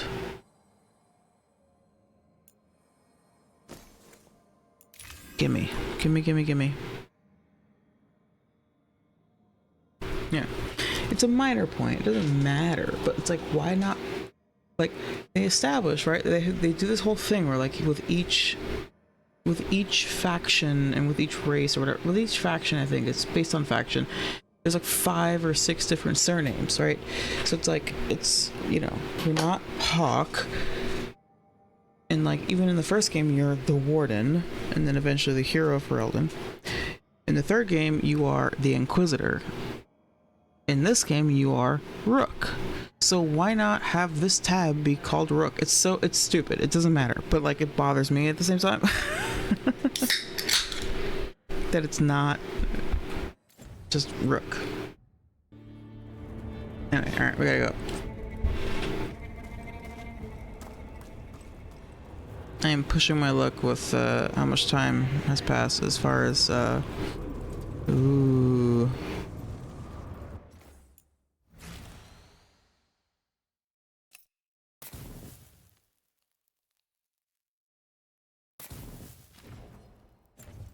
Trying to finish this mission before I have to go to bed.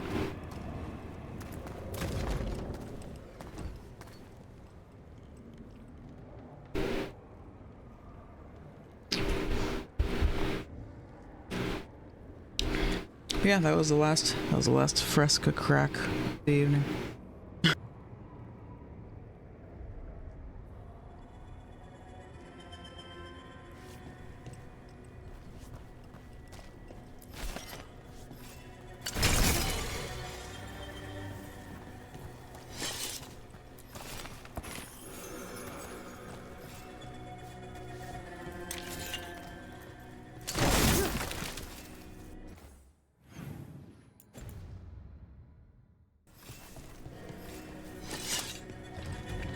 There, across the way. That's the library. Fuck. I just, cause the thing is, like, in this sequence, in this mission, like, I'm guessing that the Weishaupt won't look like this. Later, it'll look different. Better than being exposed on the walls.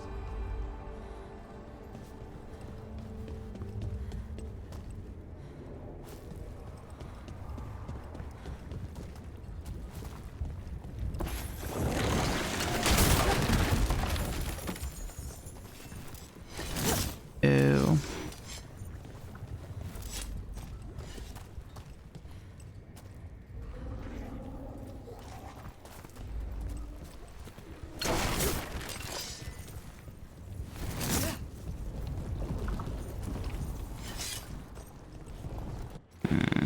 I'm getting a little treasure chest beep, but whatever. Whee!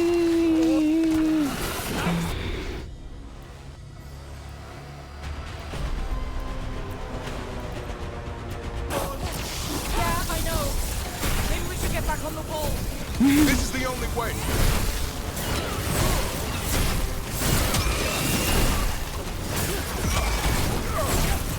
Hear that? It's coming from the gate.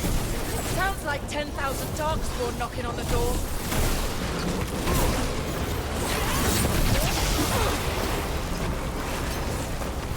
Destroy that blight, or there'll be no end to these darkspawn.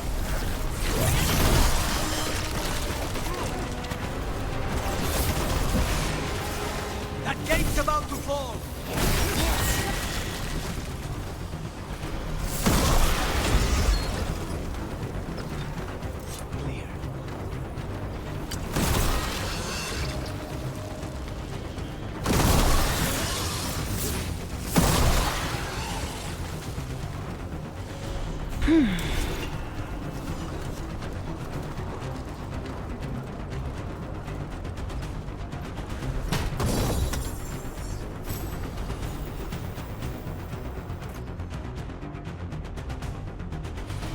Ooh. Not that I use my stave ever.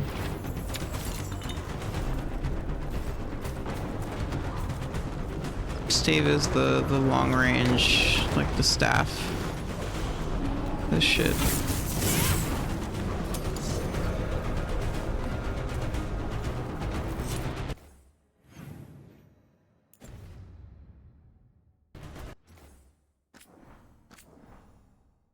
Fuck, I hate that I'm this high in my save count. But I want to keep doing individual saves since I'm doing a major story mission. Or like a main story mission, you know?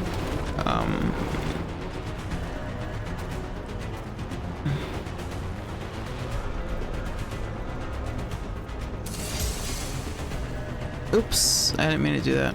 Oh well.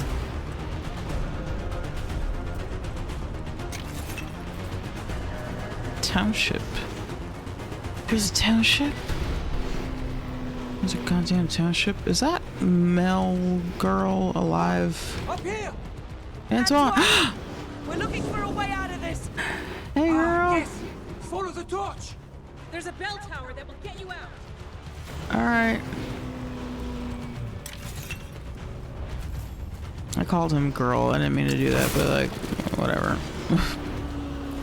Just the vibe of like, hey girl, I got you. I'm with you. I'm glad, in retrospect, I'm glad that I said, I talked down, what's his name? Because it's like, you know what? You need to be called out publicly for your bullshit. Hear that? And must be the bell tower. it's not just about him being wrong, it's about everyone seeing him accept the fact that he has been making bad calls. Like, ultimately, it's probably better for the wardens overall, for them to all witness him being, granted, forced, but still, eventually, finally deciding, yes, you're right, I'm wrong, and like, I'm gonna, you know, like, I approached this situation incorrectly, and now I'm going to approach it differently because I have the option to do so, and that will result in like a higher likelihood of us succeeding. Like, ultimately, because he's like, well, sacrifice is part of being a warden. It's like, yeah, but that doesn't mean that you should needlessly and stupidly just die when we still need you, bro. I still can't believe there's dark spawn inside the White House. Right here's where I took Me my neither, last honestly. Aww.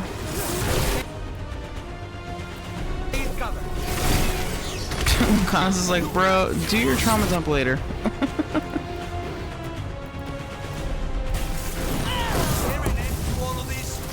Only if you kill Gillenane. Right, I'll get on that then.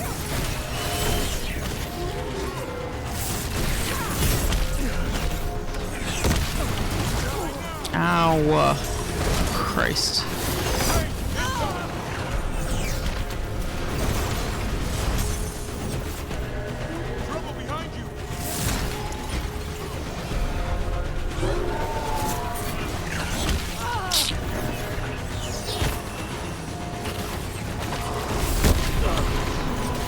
Can you please target the enemy and not the stupid barrels? What the hell? That was really annoying.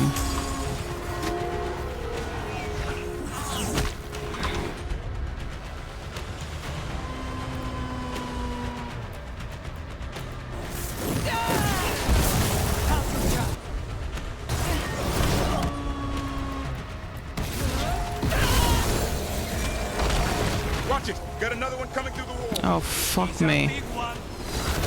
He's a big one. Está grandísimo, Dios mío.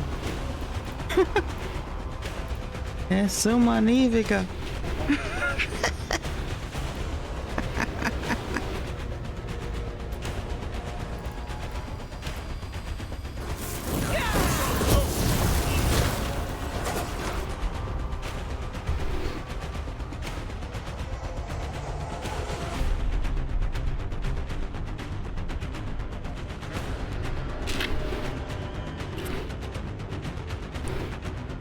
Oh shit. Okay, wait. Bueno, okay. Hold on, wait. Okay. I'm gonna turn on the timer right now. There was I am able to make the timer. God, okay. I can do it visually, I think.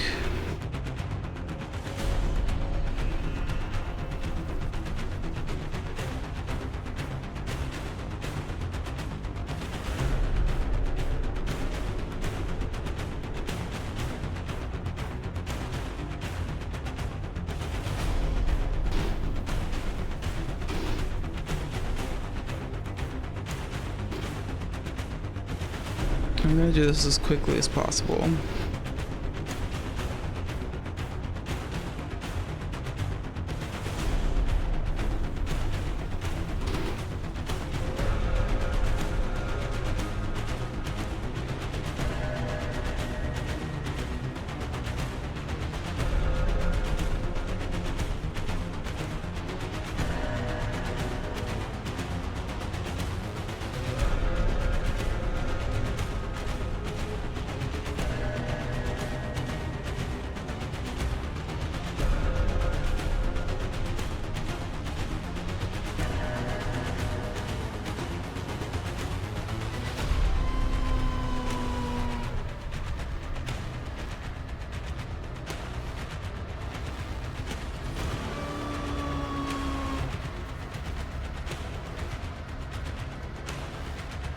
What does it say?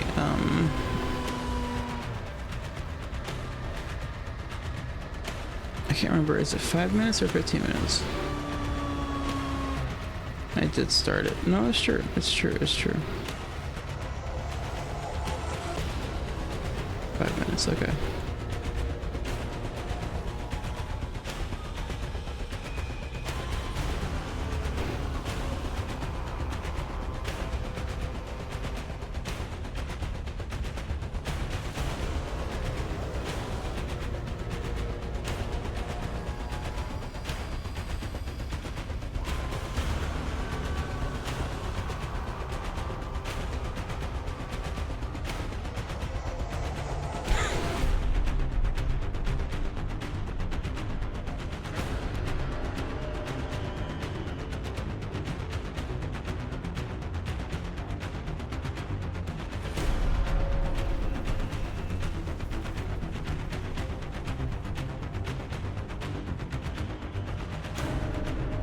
Text color white. No. No, it's not gonna be white.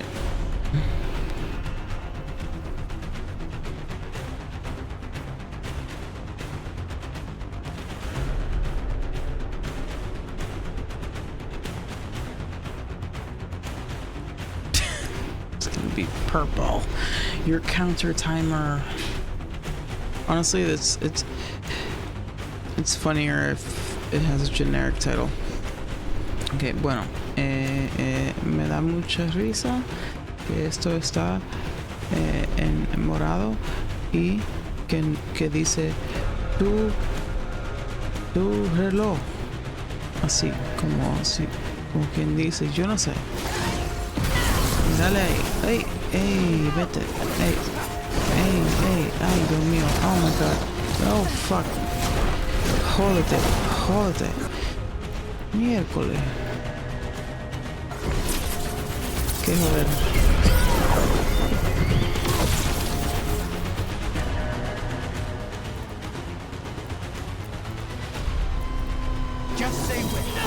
Mal. Coño, maldito. I'm ready, bro.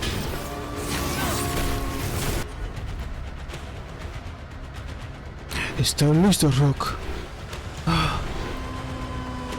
Dios mío, deja eso, mi amor. Que tú estás... Bueno.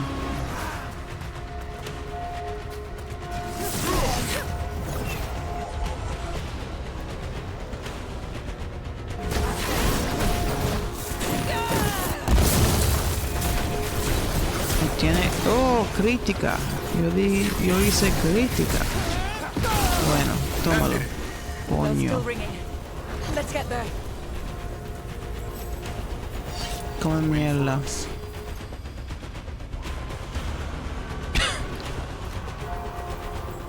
No sé si ustedes me entienden, pero aquí estamos en Weishaupt.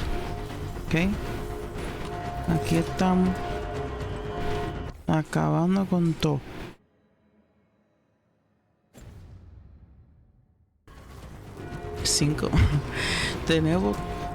Tengo que decir que cuando yo hablo español, yo estoy hablando español dominicano. Y el español dominicano es un desastre.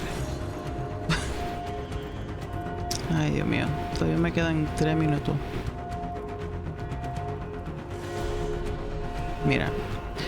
Si se me acaba... Si yo estoy... Si va a haber una cosa que ocurre que tiene que ver con el cuento, yo creo que voy a dejar de hablar en español. Porque todavía me quedan 2 minutos. Oh my god. Oh wow. Es increíble. No lo puedo ver. Eso es... no Andy. ¿Cómo se llama ese? Yeah, Ben Wyatt. Ben Wyatt Pog. ¿Cómo va a ser que eso existe? No creo que...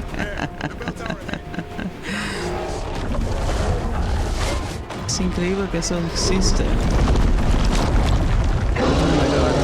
Bueno. Hang in there. We'll find another way.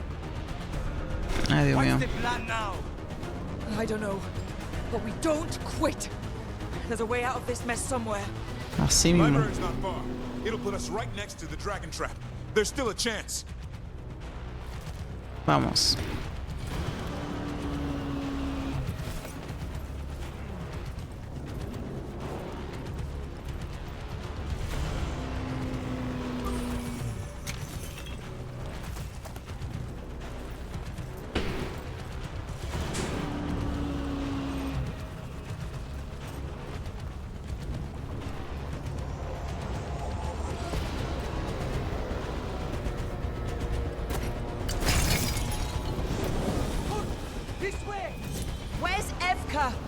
Facing down some darkspawn. Just keep moving. Library's not far. Bueno.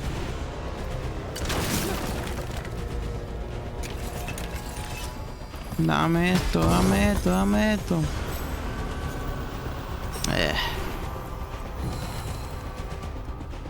no me importa eso.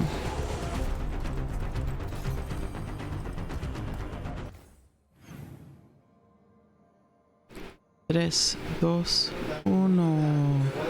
Alright, the timer's done.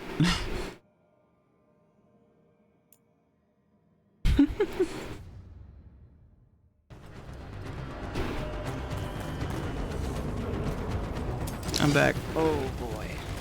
We can do this. No, for fuck's sake. Well, let's find out. Cold cities, sinking home. Your blood knows you'll die here.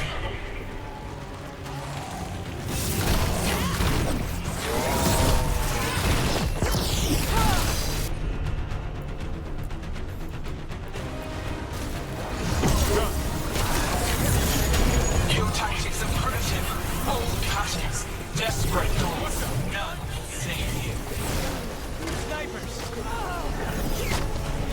There it brings.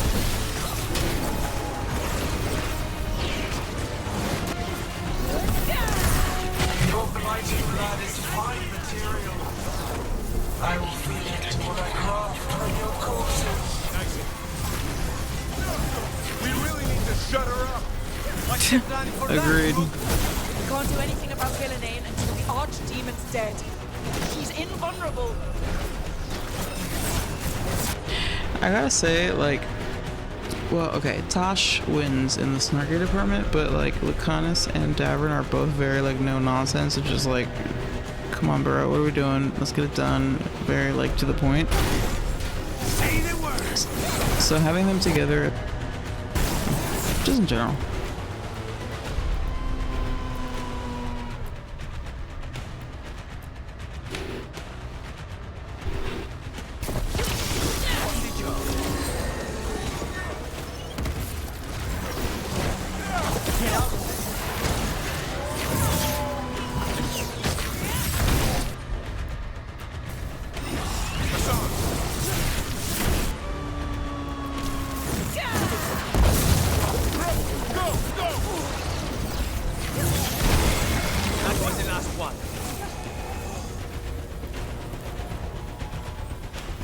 Everyone over.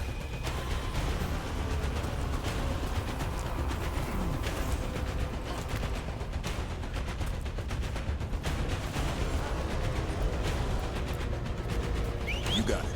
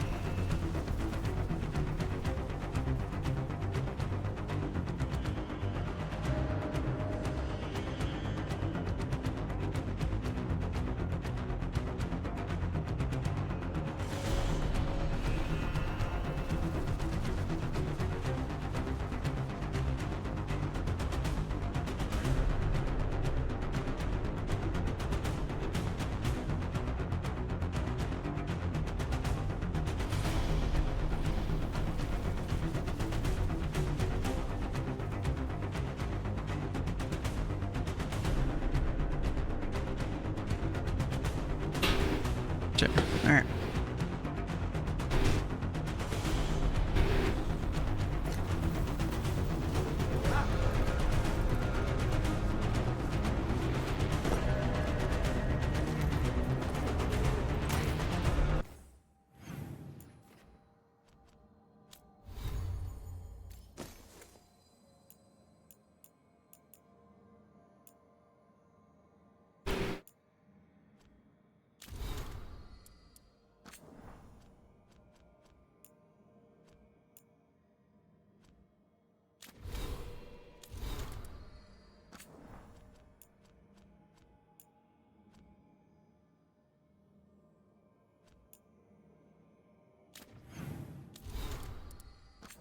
I swear to God.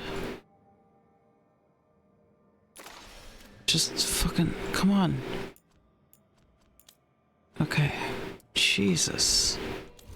Sometimes it doesn't mark things as red when they absolutely should be marked as red. Ugh.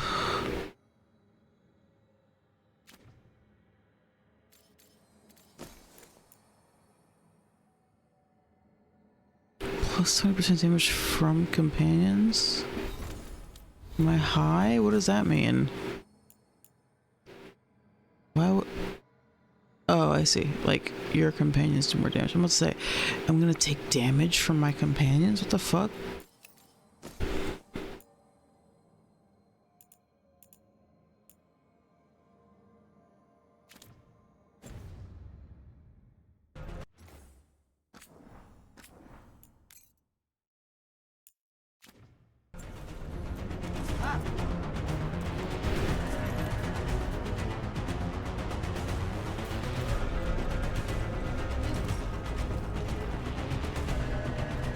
I feel like I need to put like an epilepsy warning on my stream right now because this game is like flashing colors and lights like nobody's business. I genuinely am like, should I put... Oh. You're still alive. Hey, what up, girls? How about opening the gate? It's gonna be a mess. Just do it.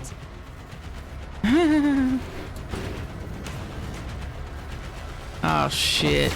Let's go. Look at that. Look at that fucking. Whew. Fuck. I don't have anybody that detonates. I do, actually.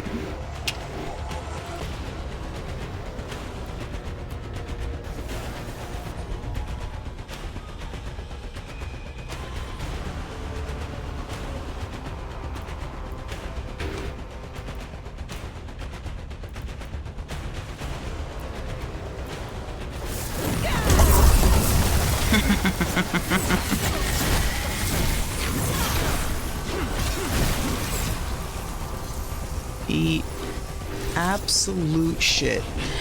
Eat my ass. Come mierda. Coño. Let's fucking go.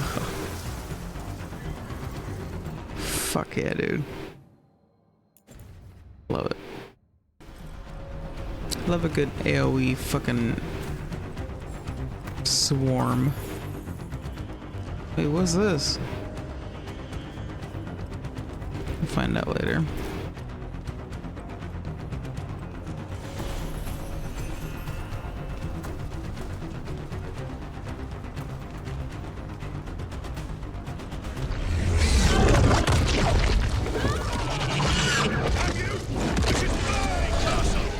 First Warden?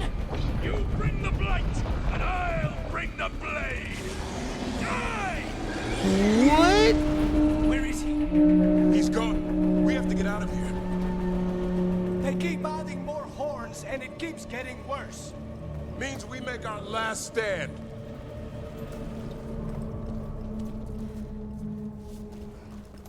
What the fuck? Did the first warden just get eaten by the dragon? The library's down that way. Not anymore. Back! Back! Go back! Go back! There is no back! Hey, up here! We're coming! What? Hurry! Oh my god, precocious child gives us an escape. Darkspawn almost had you for lunch. Let's not hang around for dinner. Come on. What the fuck? Did you find your father yet, Mila? No. We'll find him.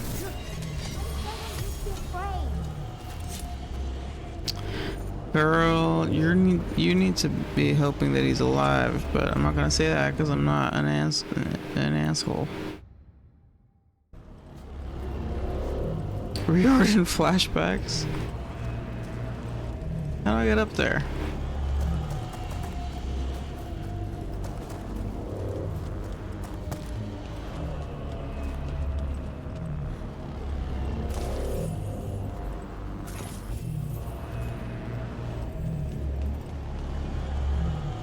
Take the stairs.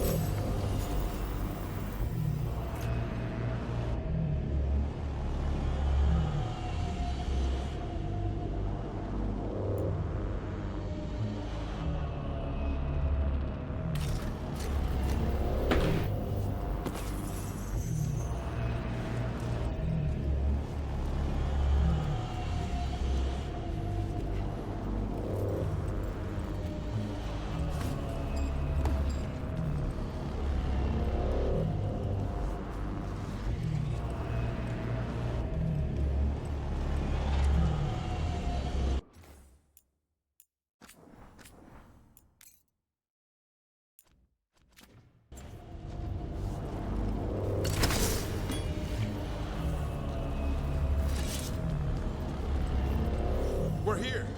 Quick! Inside the library. We've got more darkspawn.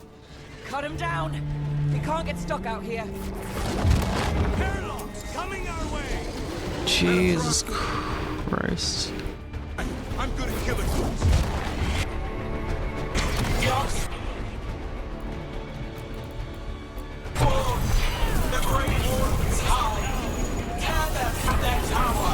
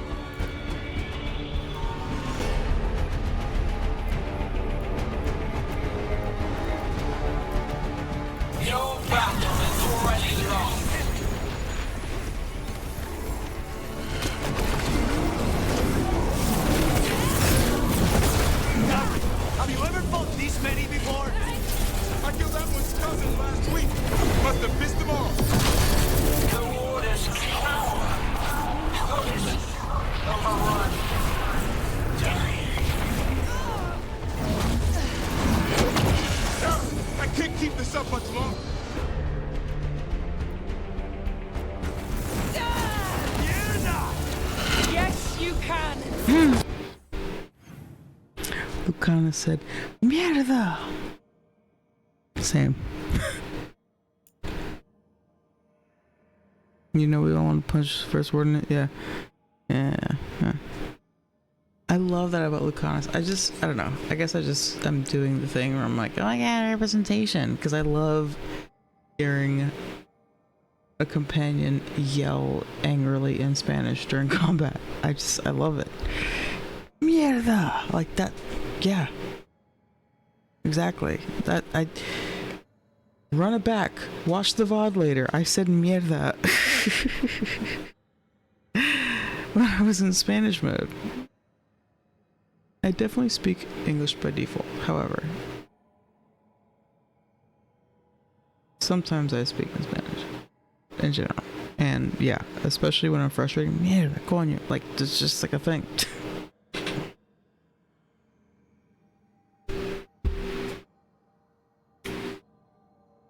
We're almost done. This is me yelling at Davern. I interrupted it.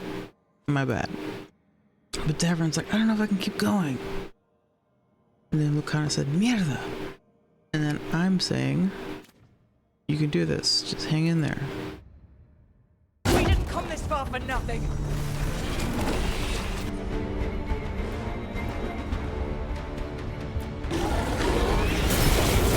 Take the wardens, but keep them fresh.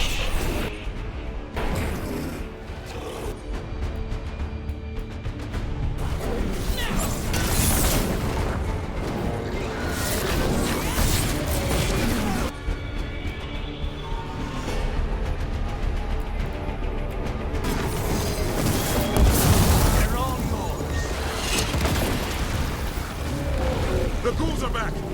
Persistent bastards! They're trying to get inside. Not before we do. Stop them!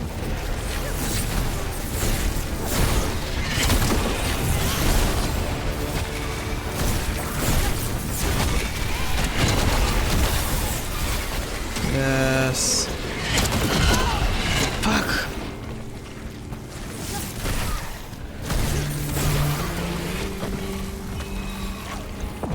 The door's locked. We're trapped. Can we make our last stand if we have to? Rob, get your asses in here! We're coming! We're coming! Tosh! Thank you!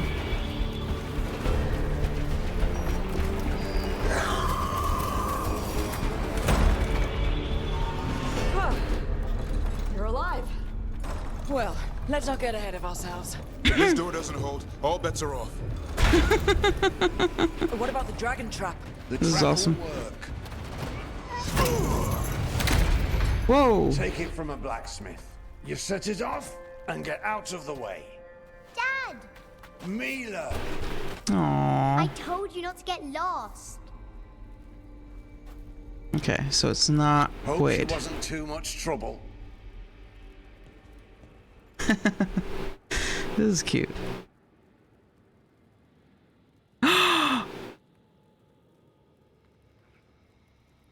Oh my god. Wait.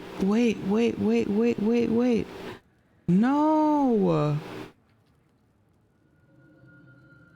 Red Jack.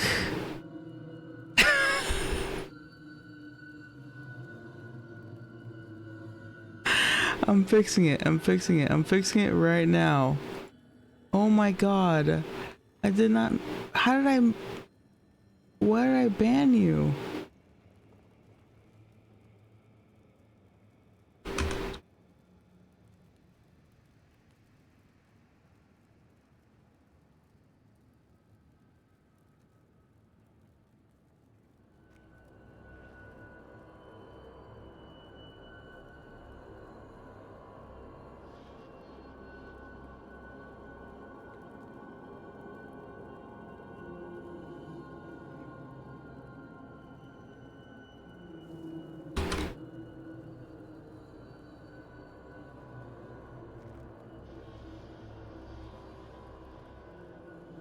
Well, well. What have we here?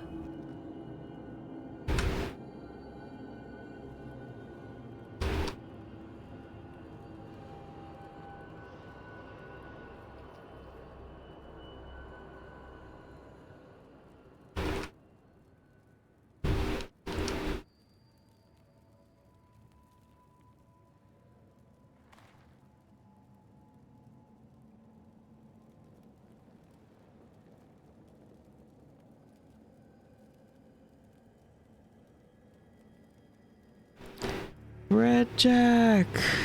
I'm so sorry. I don't know what happened. I don't know how I banned you. I must have just like clicked on something randomly. Like, you know? Holy shit. I look over and I'm like, it just says Red Jack was banned. I was like, what? Why? No. No, I'm so sorry. I'm so sorry. I'm so sorry. Fuck. Okay. Jesus Christ. I've done it once on my channel. Says, dude, fuck. And I don't know how long you were banned for. Like, I don't know how much time you missed. Anyway, here we go. It's not Wade.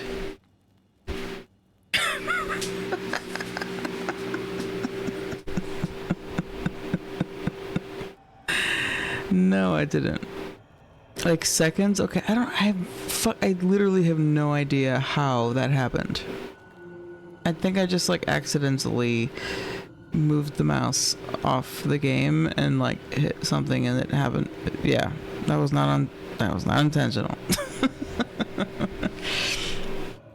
We're not banning red. Okay, let's continue. She can work for us.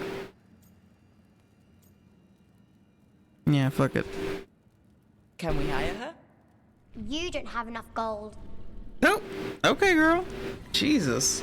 The real problem is getting that dragon to land. Lucanis, the dagger. I like her. Guarantee this'll get Gillinean's attention. And then? She sends the archdemon after me. We trap it, Davrin kills it, and Lucanis, you take your shot. Fuck yeah. Just like that.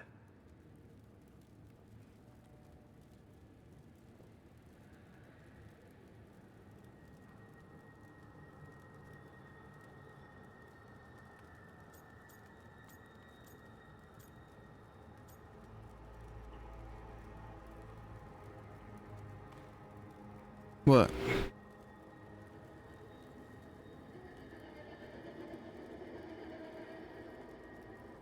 Jeremy wants to tell us what happens when you kill an archdemon? I know, right? I know, right? Yeah, I don't think anybody knows about it. It's the best I've got. It'll probably get you killed. Better than dying here. Right. Then let's go. No one's seen the first warden. We did. Don't think he made it. I see. Well, the others will rally around his sacrifice. Be ready for it. Come on. I know a way to the trap. Wait, I wonder if... So, okay. If I had knocked him out, maybe he would live. Funnily enough. We get time to have a quick chat. Yeah, exactly. Let's have a little powwow. About these archdemons. Whoa. That's cool. Once this is over, there's an old Illuvian here that could be our escape. Yeah, it, kind of fell out of the building. Oh? Well, if I can borrow some of your people, we'll get it right again. Where's Mila? Join each house. Recovered from Ostagar. Aww. This is the original one. That's beautiful. I love it.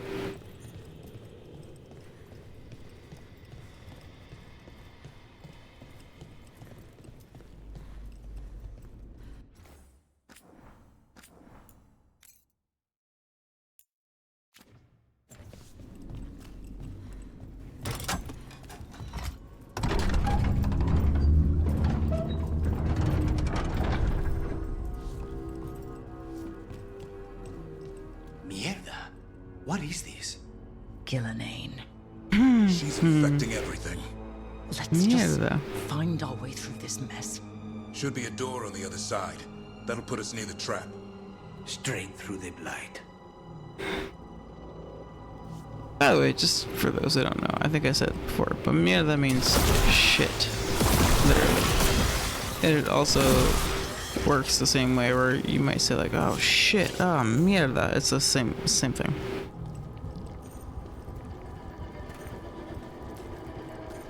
So when Lucana says mierda, he's basically saying, oh shit.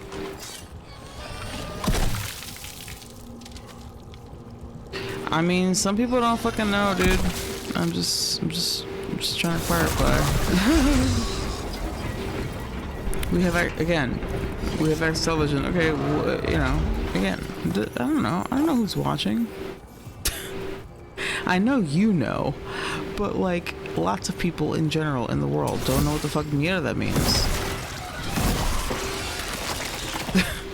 This trap. I thought only a Grey Warden could kill an archdemon. It's true, and died doing it. What? It's complicated, but every warden is prepared for the sacrifice. I'm ready. Right, Jack? Who knows? Maybe they'll hang my portrait in here someday. It's not over yet. Will be soon enough. Davrin, we've had our differences, but you have my utmost respect for making the sacrifice. And I know you'll finish the job and kill Gillenane. Easier said than done. I'm good, but even I cannot kill a cloud face with a knife. Don't worry. We'll think of something.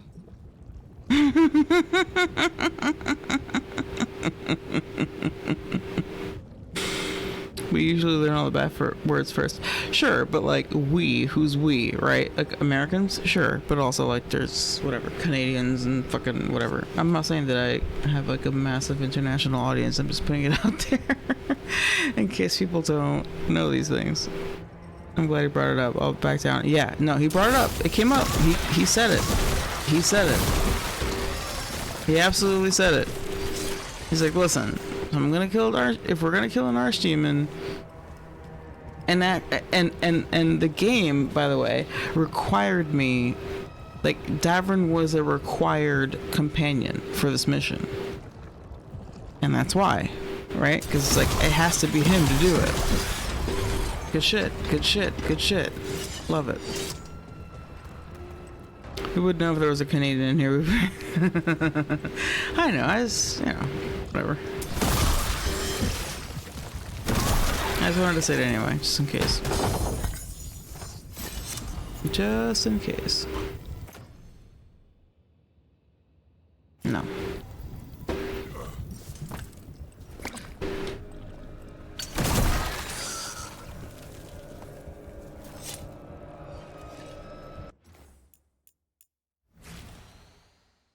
I don't know why, but I love this poster.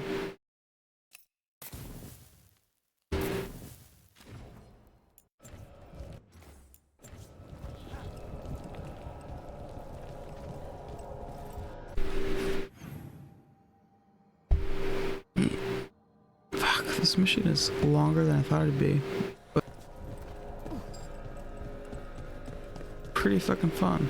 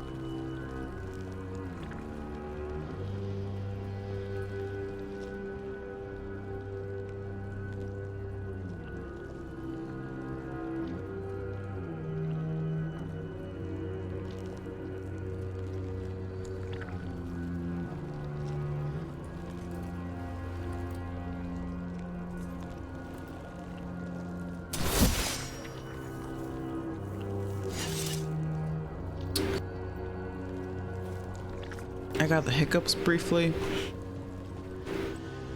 So deal with that. I think I'm good though. More potions, please. Thank you.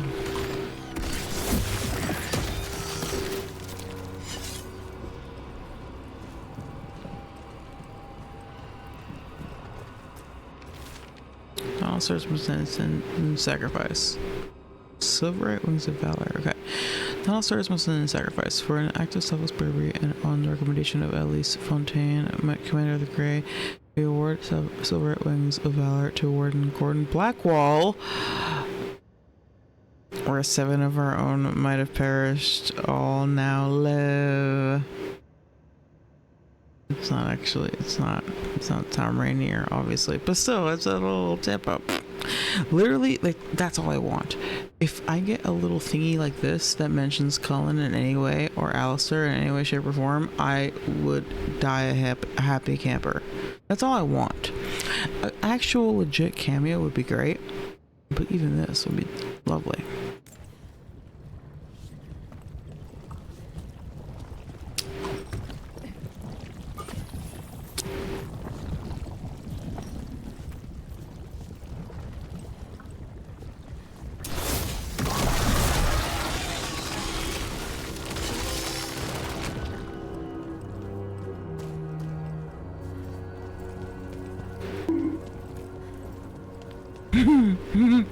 Boop.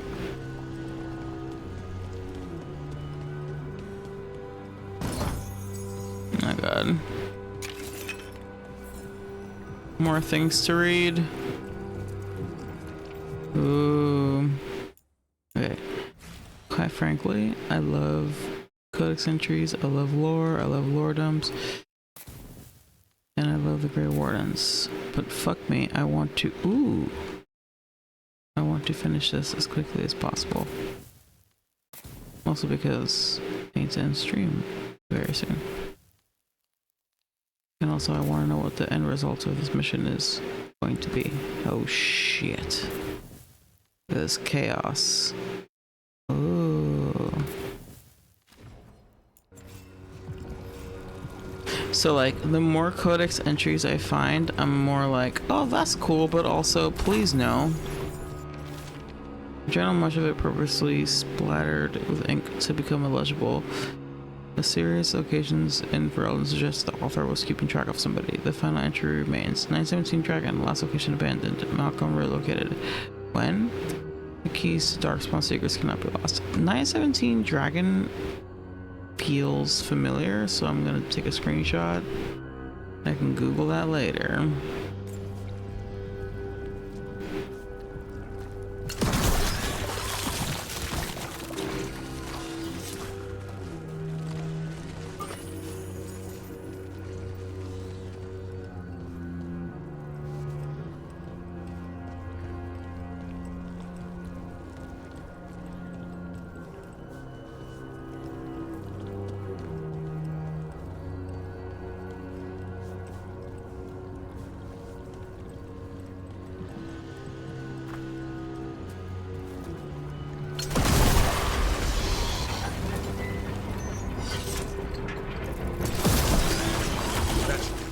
Let's get out there. Sweet. Good to know that my boy Davern is on the same page. As far as the let's get out of here energy, I'm here for it. Let's get the fuck out of here.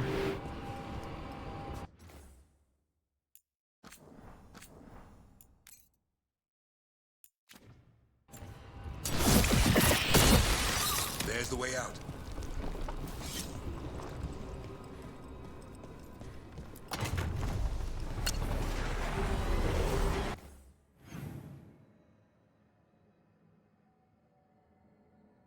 We're running the ad now because we're obviously doing combat now, so we should run the ad now.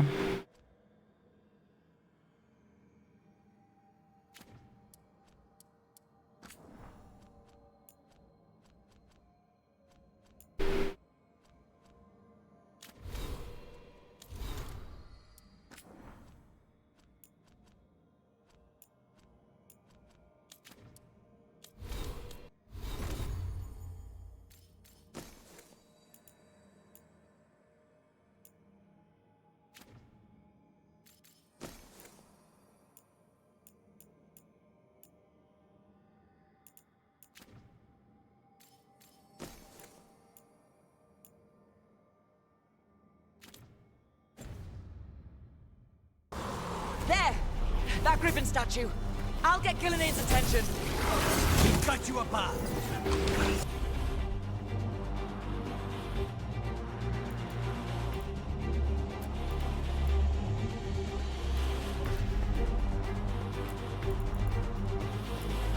Behold, the Archdemon. Count your charge.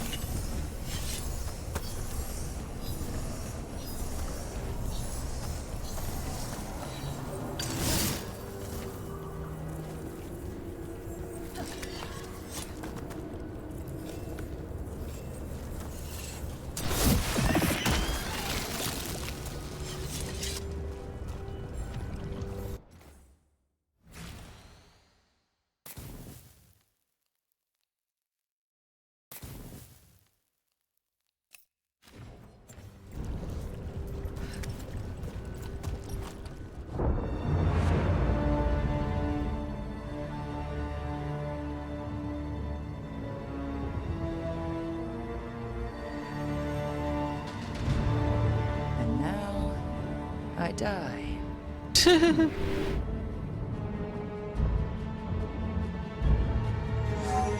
Hey, Gillenaine! Love it. Come down here and fight!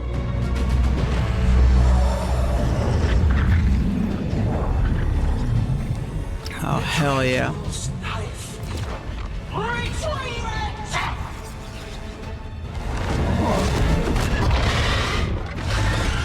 Oh,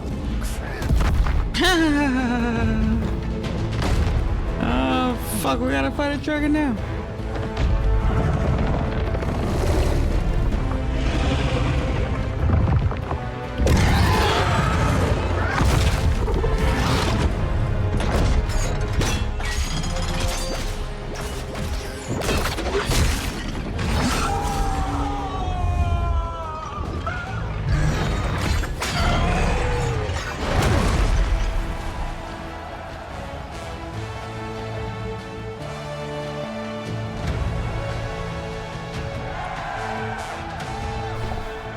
Oh shit.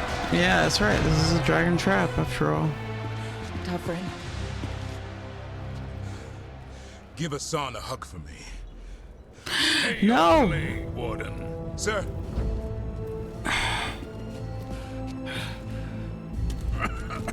The theme, Let an old okay. man spill the blood today. By the way, the music theme is working for me right now. The music theme is working for me right now. This is the dead end of the game, right? I know, right? What the fuck? Oh shit, first warden. Okay.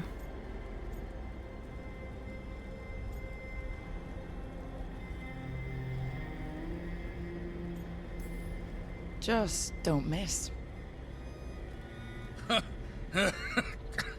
And don't you Laughs, killing grimly the bloody coughs. god.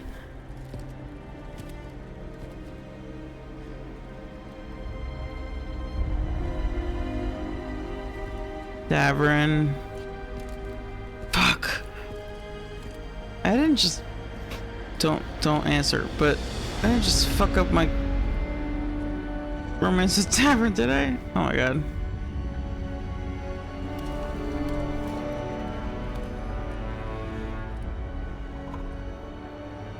We mortals have a saying. In war, victory. In peace, vigilance. In death, And death, sacrifice. Racing heart, reckless, a waste of useful blood.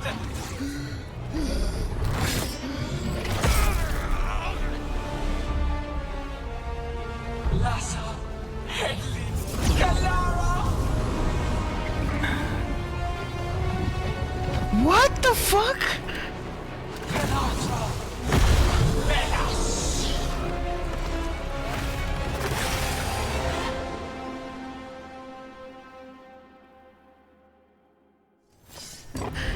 No, immediately spamming tab. What the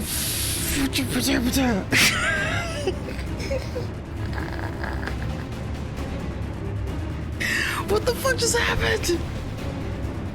He did not miss. Yes, to be fair, shout out to our boy. Rest in peace, my man. He did not fucking miss. We just didn't know what the fuck was gonna happen. What the fuck is going on? You put that on a wallet? What did you put on the wallet? Fuck, man. Oof. Alright, pardon. Hold on. Alright, we're going. I'm in it. I'm locked in. So I'm sorry. Tab and I are still not claiming him.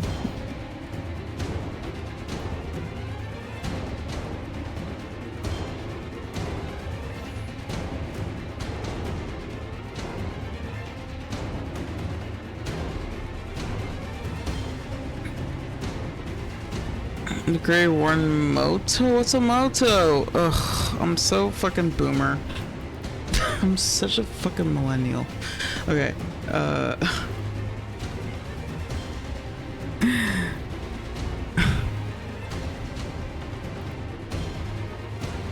I'm gonna continue this fight and I'm gonna do it. I'm gonna be focused and we're locked in. We're locked in. We're locked in. We're locked in. The real archdemon. What was the other? We have to kill him. Gilnead's invulnerable until we do. He already died.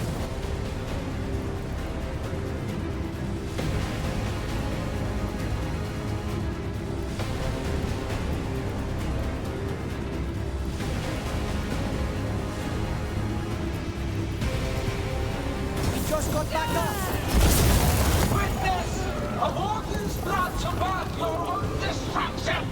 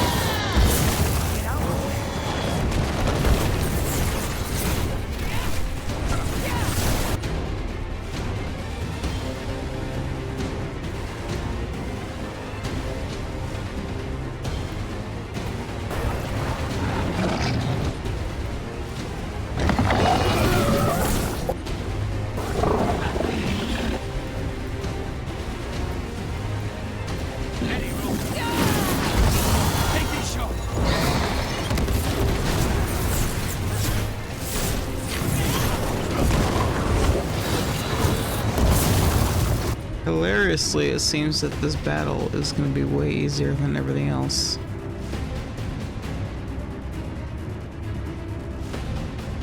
What? What? Like the phone? Hello, Moto. You said you misspelled it and then said there's an extra T, but I don't recognize. I don't think I know. I think maybe I'm unaware of the thing that you're referencing. Which is fine, but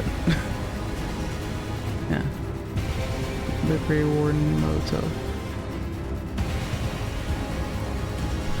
The creed is the same that the. Oh, okay. Shit. I wasn't familiar with that. I'm like the worst Grey Warden fan of all time. I don't fucking know all the lore at all. That said. So, okay. I was about to be like, this isn't that hard. There's a twist. Guaranteed.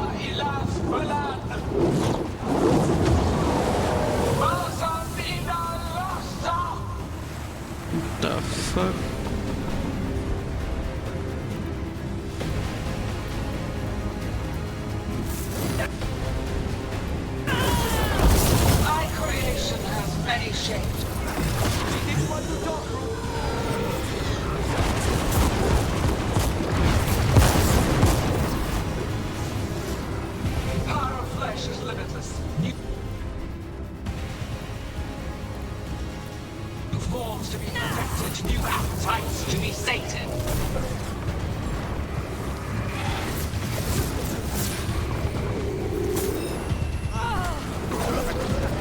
Blood pulsing, starved for flesh. She will consume you all.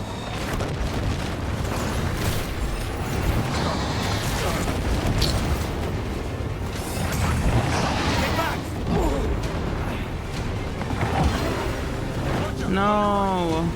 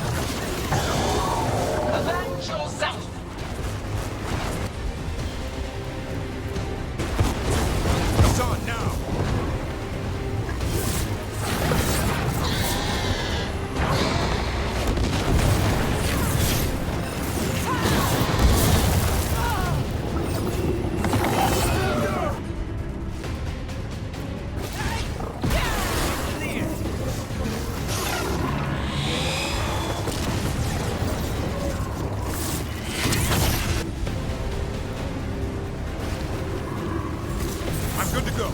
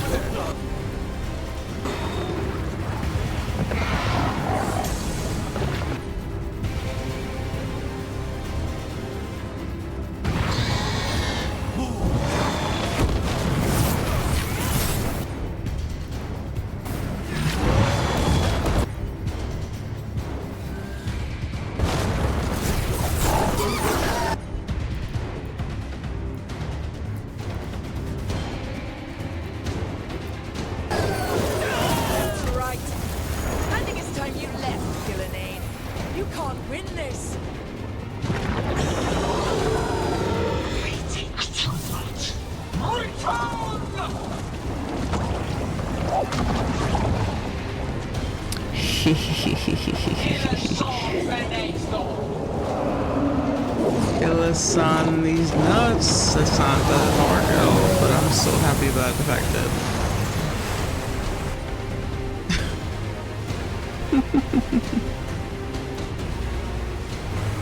fuck, this battle is going on for a long time.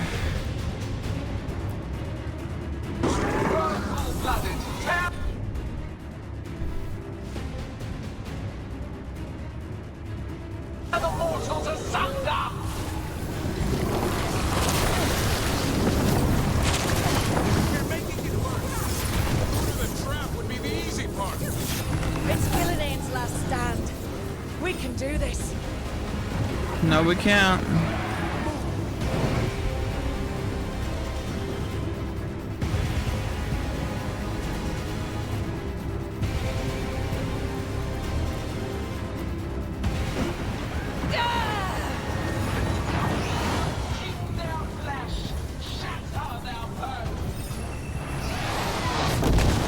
I'm ready to go again.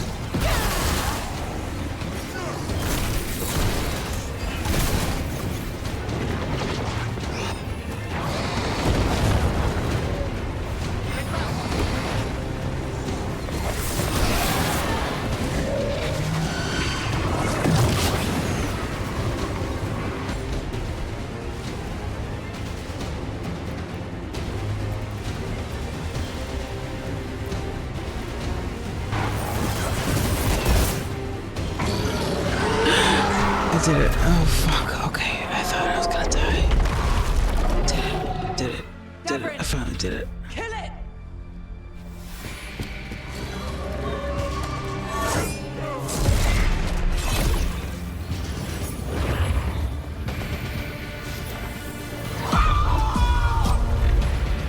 Now, Lucanus! This conversation is over.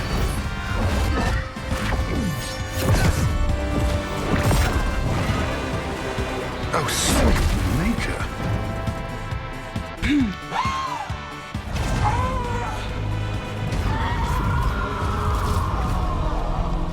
Let's go!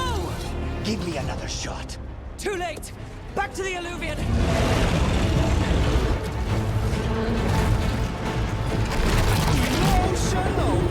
Is it working? I hope so. Best odds all day!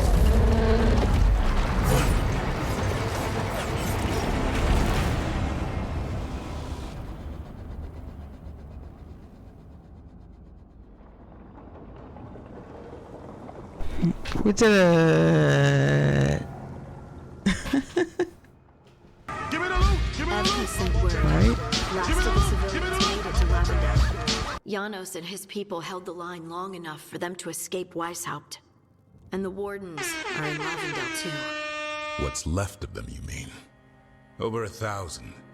That's how many fellow Wardens I had.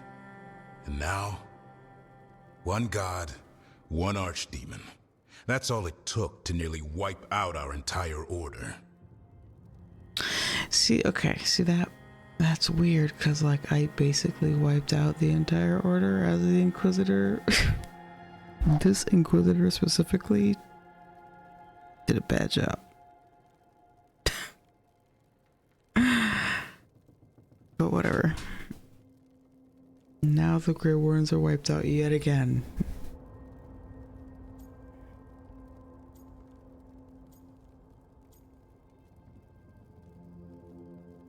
Casual Grey Warden elves, exactly. True. I promise you, Davrin, we'll make Gillenane pay. For every warden she killed, every child left alone, there will be a reckoning. How? They can't We have all kids. saw what you did. What do you mean every That's child beyond alone? our- We killed her archdemon, though. That's something, isn't it? That's an incredibly rare accomplishment. Yeah. After it turned into a snake monster with too many heads. True. Are all blighted dragons gonna do that? Right? I don't know how to fight that. I don't want to At fight least that. we've made Gillenane mortal. Mortal or immortal, doesn't matter if we can't get close enough. We had our shot at her, and we missed. Say what you mean, Davrin. I missed. Nobody blames you for that, Lucanus. Yeah? Maybe I do. This crow has a demon inside him, right? Oh! That's not... How do we know we can trust him? Maybe the demon pulled his punches. Oh, shit. Okay, hold on. Now we're getting... And you, Warden? What about the blight that runs through your veins? The same blight that chokes my city. The same blight that Gillenane commands so effortlessly. Just a moment, please. Enough. I love it.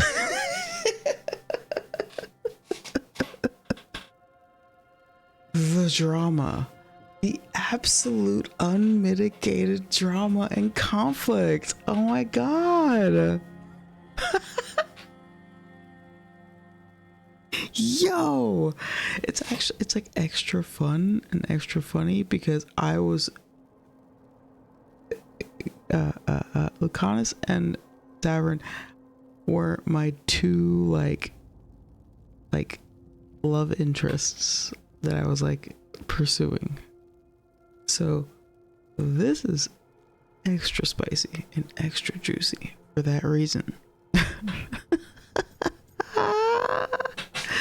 Let's fucking go.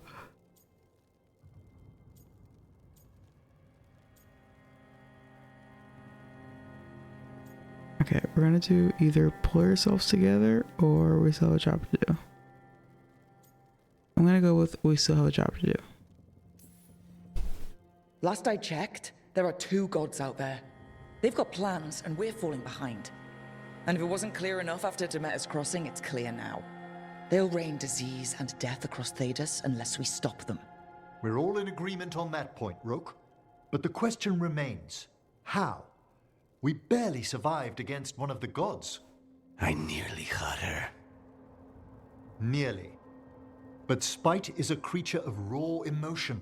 Your turmoil over what befell Treviso feeds him. Both of you vying for control. It's no wonder you missed such a rare opportunity. I think we've all been distracted.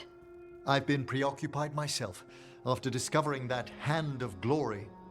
And I can't stop worrying about my new magic and what it means. Or what the Venatoria are up to in Docktown. Until those problems are resolved, we will not be prepared to face the gods. A moment of inattention, a single lapse, could prove fatal, and the gods will allow no second chances. He's right, Rook.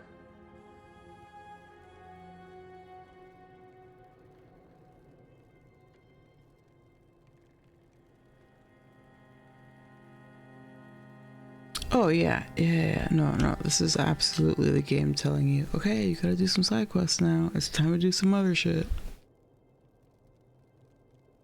Yeah. Point of no return to Rebel. Yeah. Fully, that's what's happening.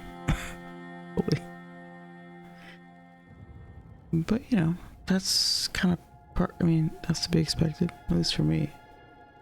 I expect that kind of shit from a game like this. There's always that thing. Mass Effect 2 does it royally. They're like, alright, well, everybody has to fucking figure it out because it's a literal suicide mission. It is what it is. I'm fine with that though. I'm fine with that. Because basically Emmerich is like, listen, everyone has to get their shit together. Everyone has to fucking clean up house. Everyone has to deal with their bullshit. Because when it's time to do the thing, it's time to do the fucking thing. Yeah. Finish what you can now before it's too late. Yeah, exactly. Like, come on. Clean up house. Wrap up your other bullshit. Do what you gotta do. Because next time, it's ride or die. I think that's fine. I appreciate it when a game is telling me, when a game indicates that it's time, right? Spike picked a really fucking bad time to be in his fucking feelings. Tell me about it. I agree.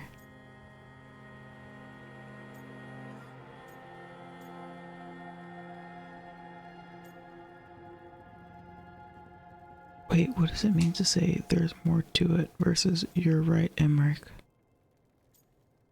I'm gonna say there's more to it. We're not in this fight alone, though. We have allies and friends in all sorts of places. Doesn't do us much good if we can't find the gods. Harding, can you send word to Evka?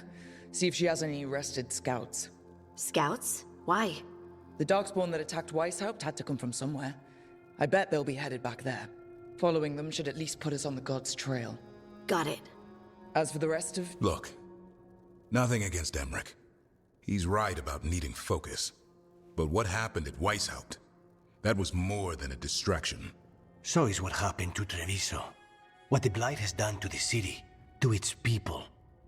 These are more than distractions, Rook. Either way, we all need to step back, clear our heads. I didn't say there were distractions. So, how do you think that went?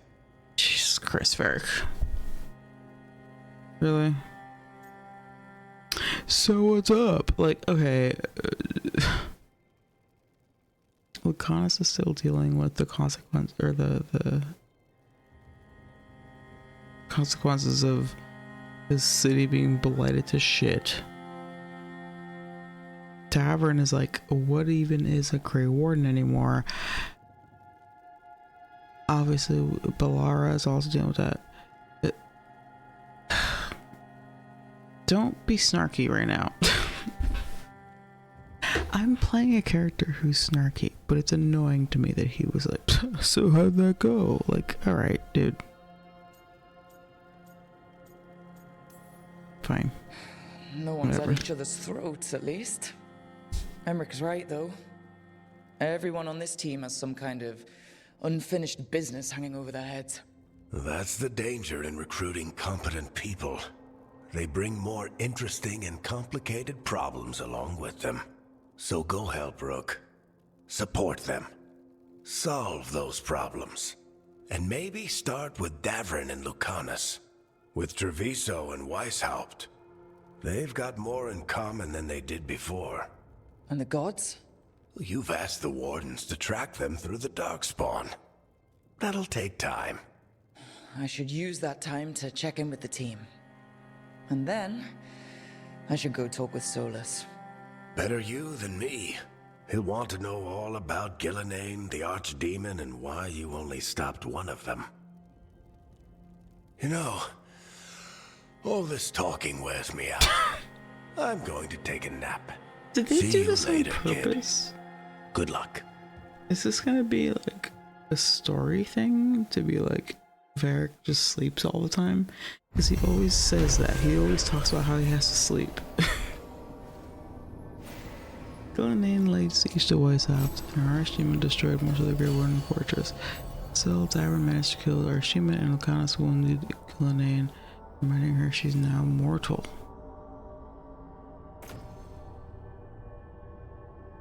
Okay.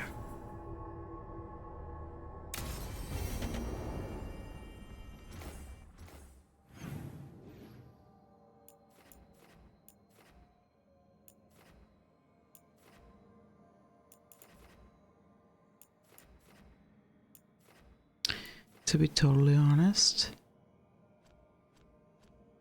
I need to end the stream, but I really want to talk to Davrin. Message from the front, followed by Sephiroth. The fall by Sephiroth was felt in every corner of Thedas. For millennia, the Grey Wardens have guarded against the evils of the Blight, keeping Darkspawn in check as the approach as clear as possible. Their absence was felt keenly when the first Warden called them all back to Weishaupt. And now that absence may well be permanent. Already I hear reports of Orzammar under siege. Wait, what? What is...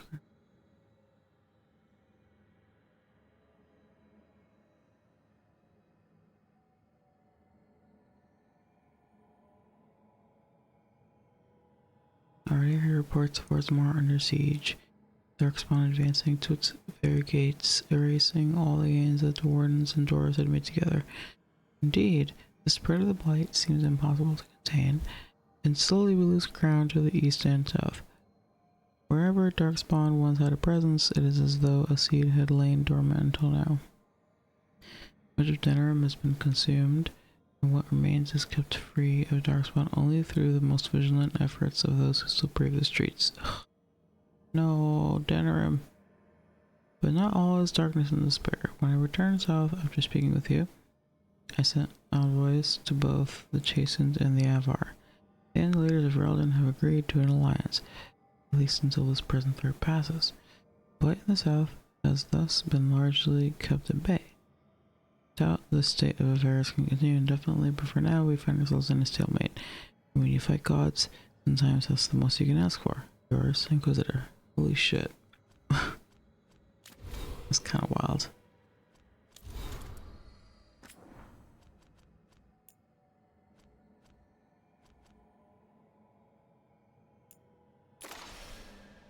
Ooh.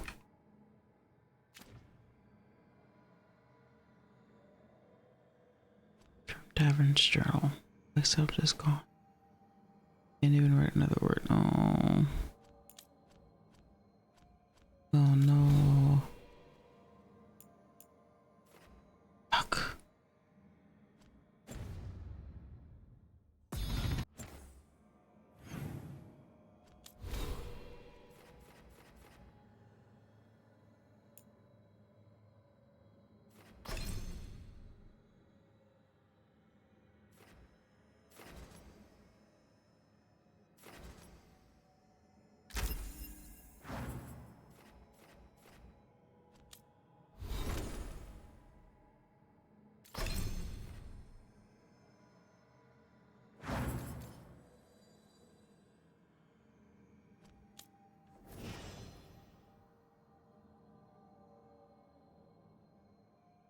hope I picked a really fucking bad time to be in this oh, sorry.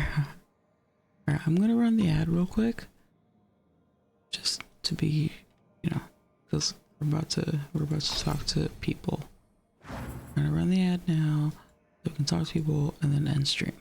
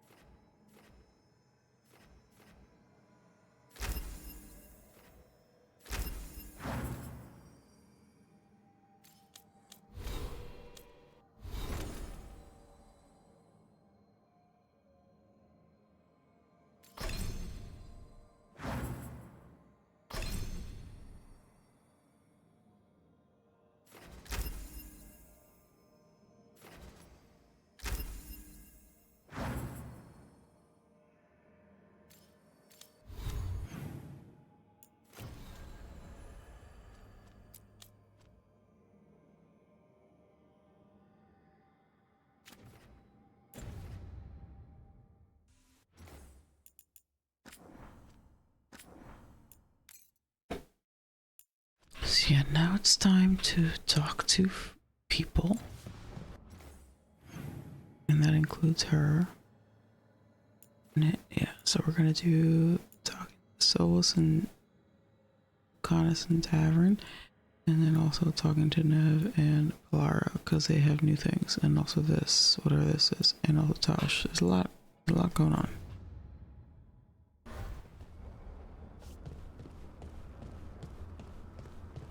I want to at least talk to Tavern because romance things.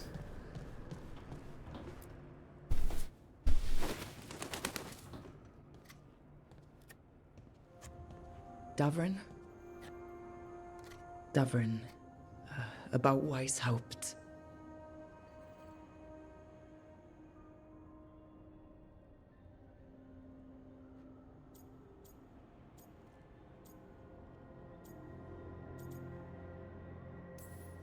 Davrin, I'm so sorry. Yeah. I can't believe Weishaupt is gone. It's always been there, protecting the world. Wasn't supposed to be like this. That's Renaud. Malmond. Anya. We used to argue. Who'd be the one to take an archdemon down? Who'd die so that others could live? Not sure any of us believed it'd actually happen. When the moment came, you did the Wardens proud. Did I? Because I'm still here. They're not.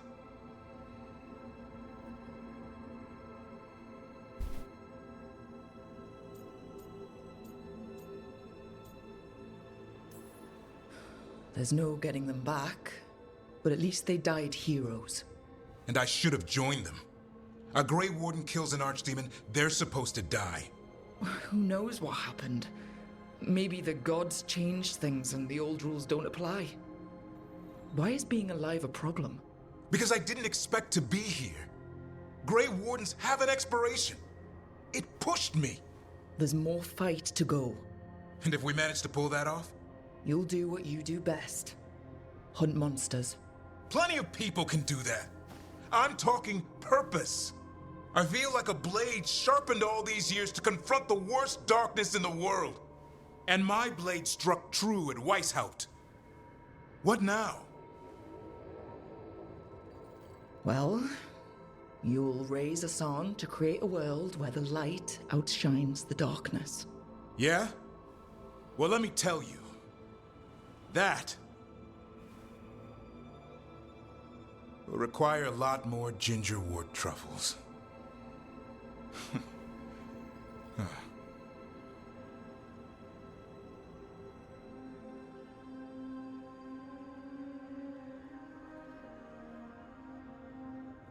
That was weird. That dialogue was a little weird. What? Why did my character? I guess my character did the snarky thing because I've been playing her as a snarky person, and apparently the game just like uses certain dialogue options based on what you've been using up until then. I think, maybe, possibly. Still though, that was weird because he's like having a like legitimately like a crisis of faith kind of moment, and I'm just kind of like, it'll be fine, dude.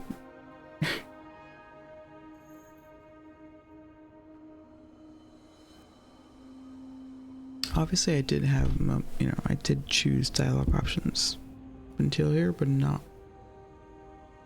I'm not sure, but it feels that way because earlier my character spoke and I didn't get the chance to pick a dialogue option, and I just like I saw somebody on Discord talking about it.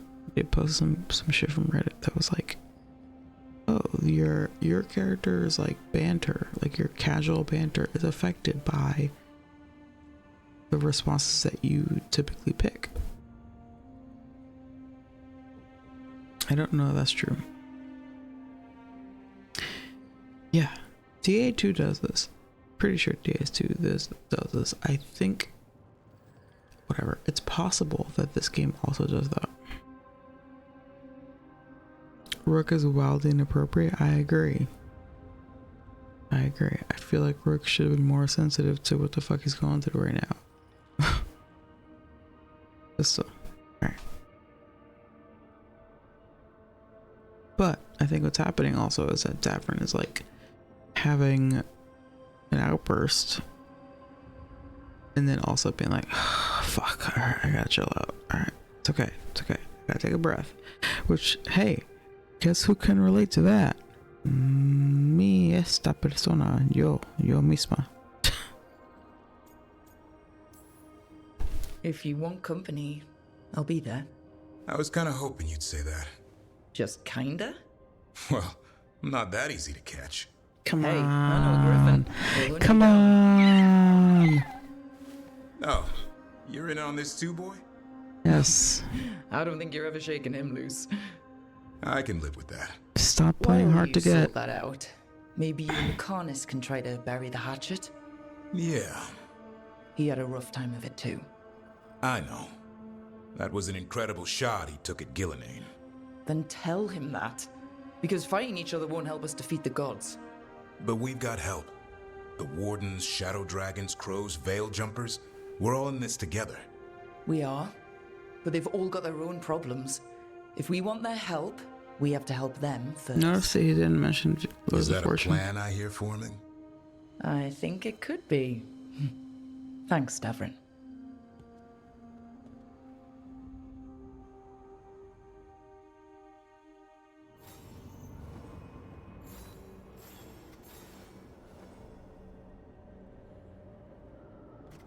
Give Devon time to. God damn it. I want to lock in the romance. I just want to lock in the Davin romance. Come on.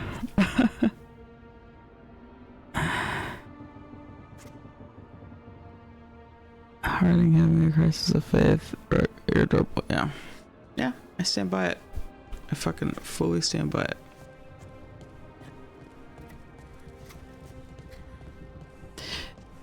Davern is having a crisis of like ideology because he like committed his life to a thing and it turns out it's not real. Harding is like, wait, God's not real? What? Like, yeah, no shit, girl. Come on, dog. Grow up, honey.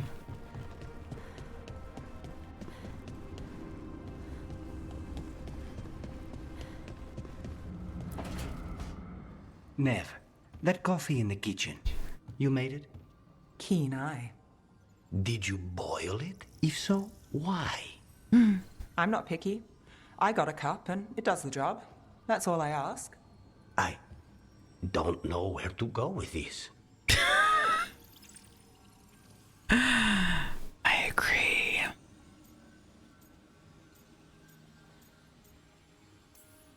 But don't look at me. That's not how they make it in Minrathers. It is in my apartment. But why? So, what's the coffee for? I've been looking into the threads. The Minrathus crime syndicate.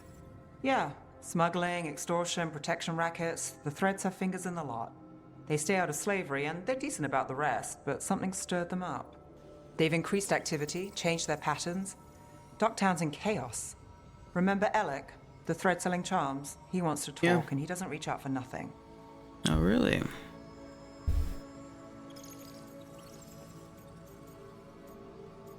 Let's go meet some criminals. Oh yeah, that actually legit is how I feel about Let's it. do it. Mysterious can go a lot of ways. And we won't know till we get there. Don't say I didn't warn you. If you need more coffee, I'll make it. Well now, is that sweet or trying to save me from myself? Both. Let's call it both.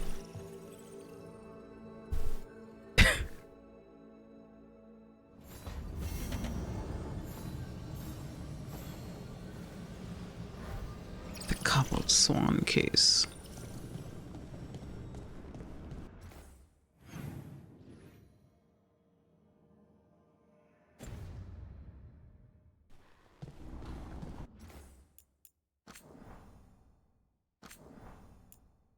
God.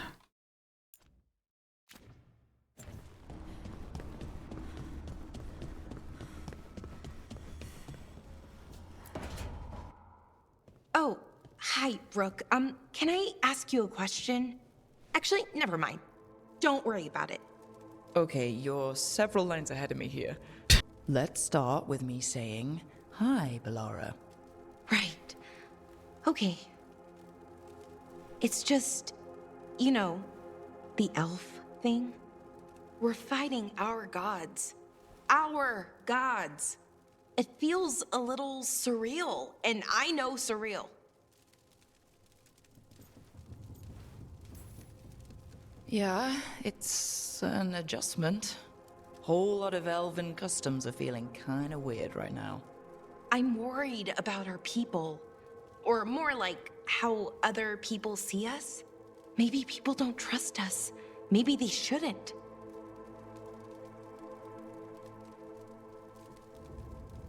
Interesting. See, I like this because, like, maybe people don't trust us.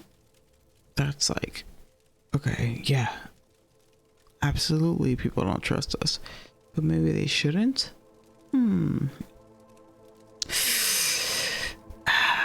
Maybe people shouldn't trust the elves right now.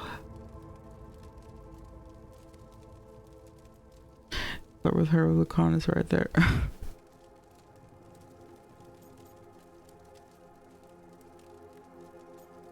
Because, like, yes, obviously people shouldn't trust us because it turns out that they shouldn't. They don't know why they shouldn't trust us, but it turns out it's true they shouldn't trust us. But then on top of that,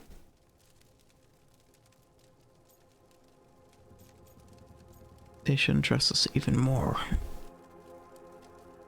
That said, I'm gonna say this: we're not our gods. Our gods aren't us.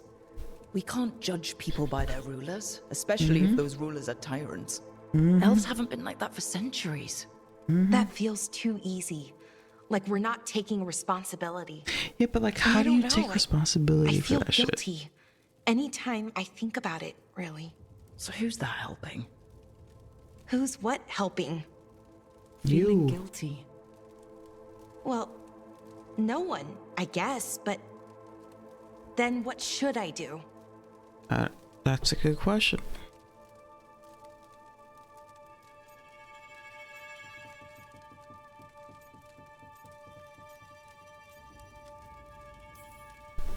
Well, fighting two of the elven gods feels like a good start. Don't I take wish the that easy felt like lies enough. as Like we were nice making one. up for, well, everything. But Can we even do that? After what our people did? The Evanuris did those things, and they did them to our people. Yeah. Yeah. We're the victims here. Hard. All of it's hard. But I feel better. A little bit, anyways. Thanks for talking to me and listening to me. Like, unless I'm mistaken, we are the victims here. We are the victims. We being like regular, average, everyday elves are the victims. Right? Am I off on that? Is that not like a a fair assessment? Like, girl, like, they did this to us.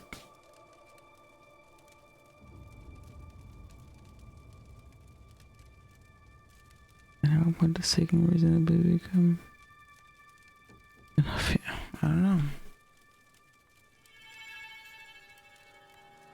At some point they also become responsible. How? How? And I'll tell you why.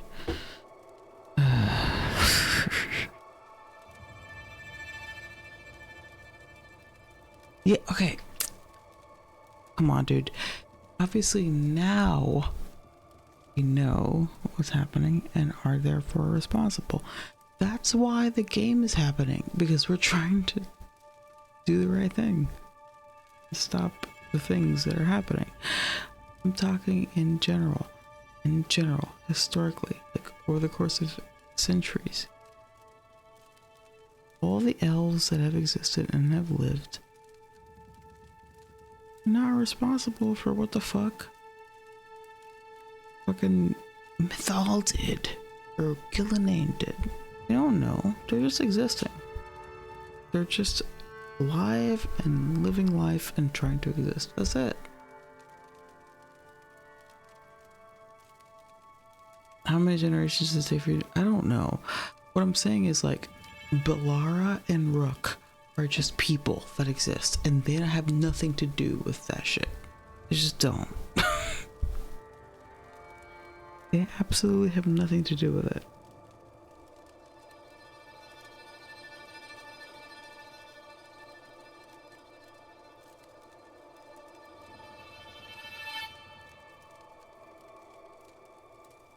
Truth that almost everyone outside of your base doesn't know is bigger than that now? Does he now hold the truth? Again, yes, we know, which is why we're actively doing something about it.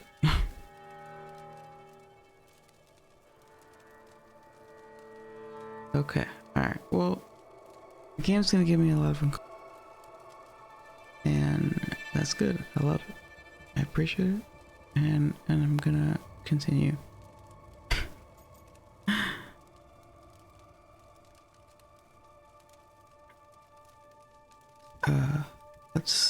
Let's proceed forward. We can leave that where it is. It's one of the many things where I'm like, and then people are like, hey, this is what's happening, and then I'm like, what? That's confusing. But I think that there's a tiny part where it's about like me not having the full exposure to the lore and the information. So that said, I do agree, or I do feel as though like Rook, my Rook, and Belara, neither of them carry any fucking blame for what the fuck Mythal did and Solus did and all this other bullshit. Like, no, they don't carry blame for that at all. And especially because they are now aware of it and are doing something about it. That's the thing. That's the thing. They are now aware of it and are actively fighting against the bullshit. That's the thing. Ultimately, they are taking at least some responsibility in the sense that they're doing what they need to do. Period. To combat it. So, we'll see what happens next.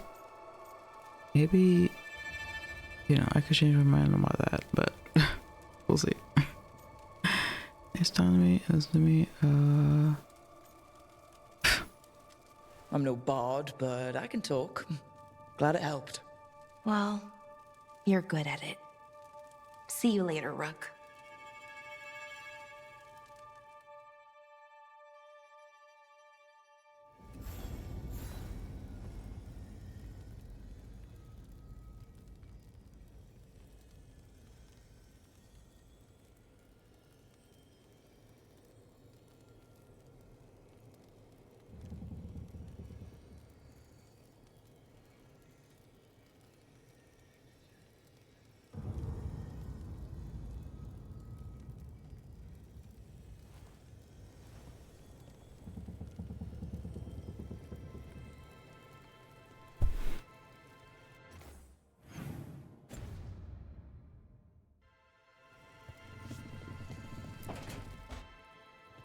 Lucanus, are you in here brooding? I'm fine. That's not a no. I had her. She should have never gotten away from me. This was our contract, Rook.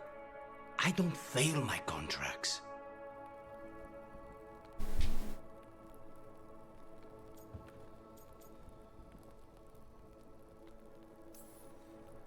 Let's call it what it was. Weishaupt was a disaster. I thought I still had this. Even with Treviso suffering, I thought I could still focus on what mattered. I need to work.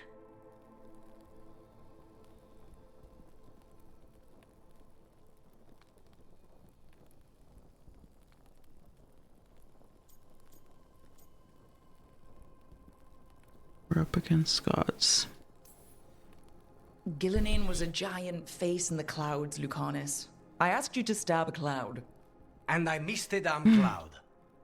My point is, that was impossible, and you still almost did it. That's not small. I was distracted. That cannot happen again.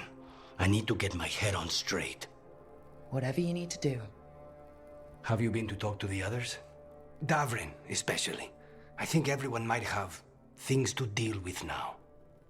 It's been too long since I checked in with Viago. I should find out if things in Treviso are stable. If I need to return there, I'll let you know. I won't miss another chance to make things right.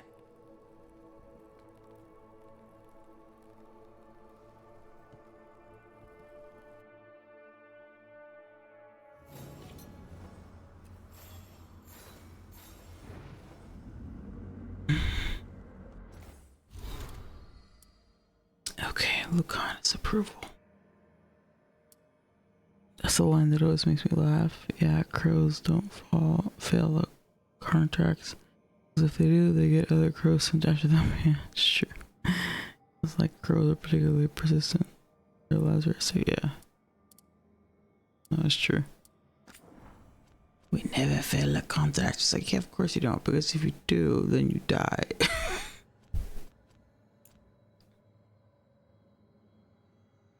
Davrin's journal, life after Weishaupt. Starting to see a glimmer of life after Weishaupt. Talking with Rook helped. I've been thinking of Zalan as an assignment. Something I need to protect until he finishes his training.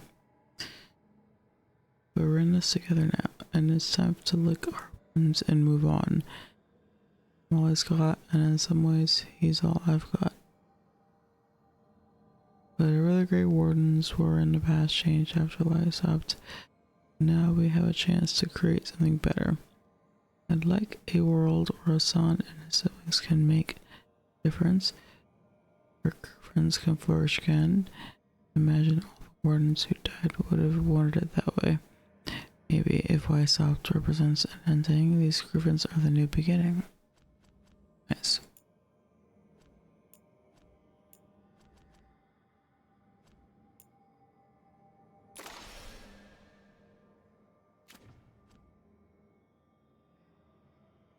And even lemon time. Lucanus. Better we got off to a bad start. Okay, I didn't trust you. I know you don't hold it against me, but we're in this together. It's good so you don't always feel along I should have made you feel more welcome. Was to get a plant might be nice, but your room has no light. I could find something that doesn't like light. Got this room in my garden. If there's something you want to plant, the ossuary doesn't have much greenery, and I'm happy to share. Harding. Oh, it's Harding. Okay. Yeah, she wants to give Lucanus plants. Right on the verse. The apologies are necessary, and there is no need to trouble yourself. It's fine, and your garden is your own. However, if you'd like a suggestion, is an uneven lemon thyme that would be nice to have fresh. Oh my god.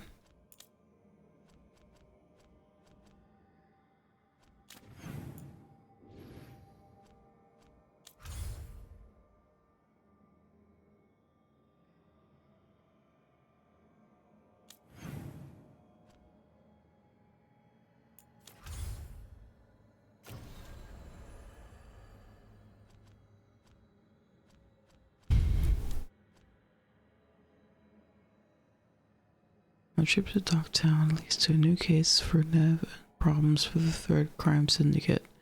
Escape Thread activity. Return to Dogtown via the crossroads or fast travel.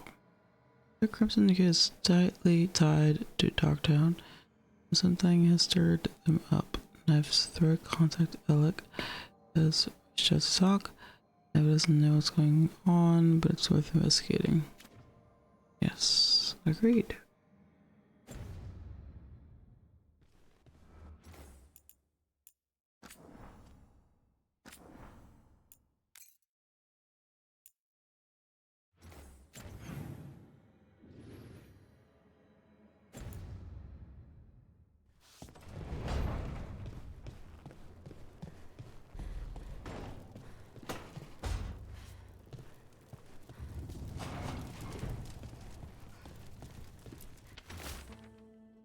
Since Lucanus is gone and I'm not sure when he'll be back, I thought we could just take turns going to market.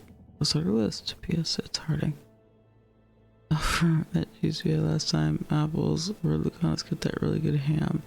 I bet it was to do so. Let's go on shopping. Nev, I can go. I need powder or fresh wine.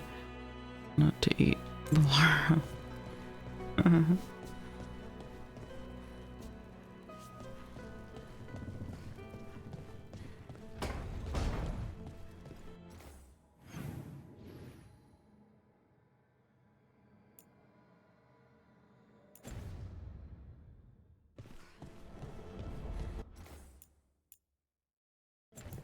I will proceed further in order to get the new quests, and then we'll end stream. All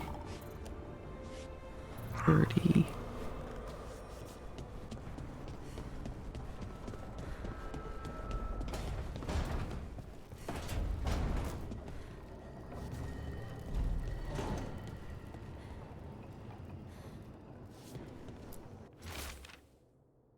Whatever the Grey Warden seal, Rook.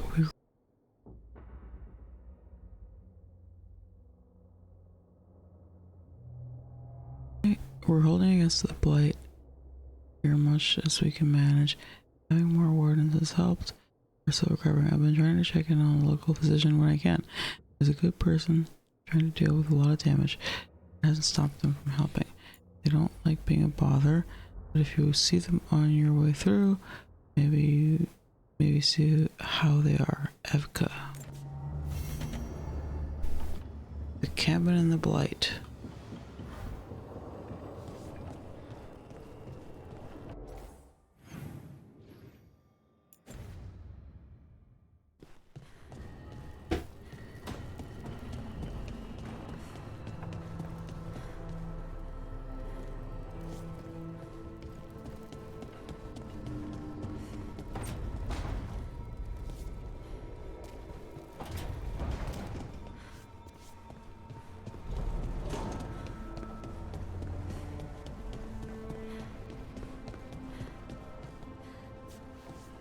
Your power is quite unlike other magic I've seen, Harding. Has coaxing it forth been difficult? It's actually easy. Maybe too easy? Actually, do you have tips on holding magic back? I know mental exercises to calm the mind, but if the issue runs deeper than... Great, I'll take him.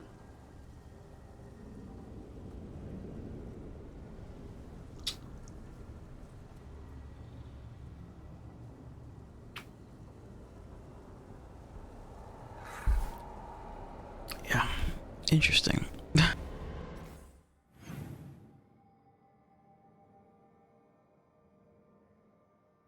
She is desperate and eager for somebody to help her deal with her things. Alright, I can't not. I gotta at least do it once.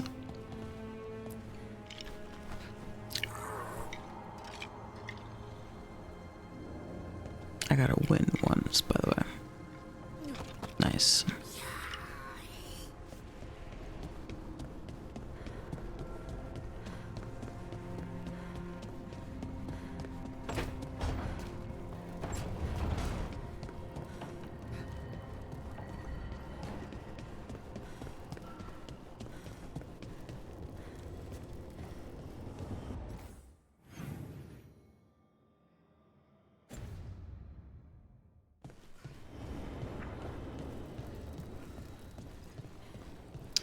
Oh my god, we gotta talk to Solus again. Okay, wait. Oh fuck. Okay, wait. Oh my god. We gotta talk to Solus again. I'm actually excited about that.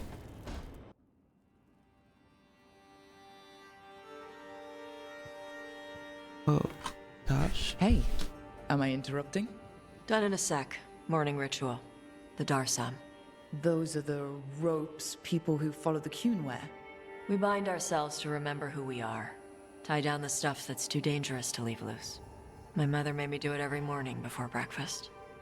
I had big fingers. Used to take me forever. Avatash, Shokratoebra. Only a beast is confounded by knots. A girl masters herself and the Darsa.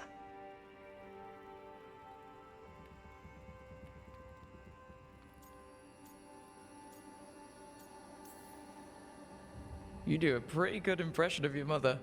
What? I don't sound anything like my mother. Okay. I said you do an impression of her, not that you sound like her. Glad I caught you both. The Grey Wardens found a cave that one of the Blighted Dragons uses as its lair. Where? In the Hussberg wetlands. There's no sign of the dragon itself, though. I should check it out. We need to know how different the Blighted Dragons really are. They might turn into something like Gillenane's archdemon did.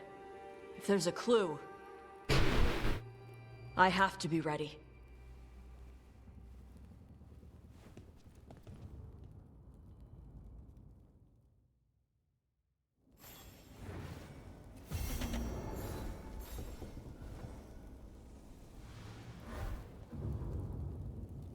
The little dragon hatches.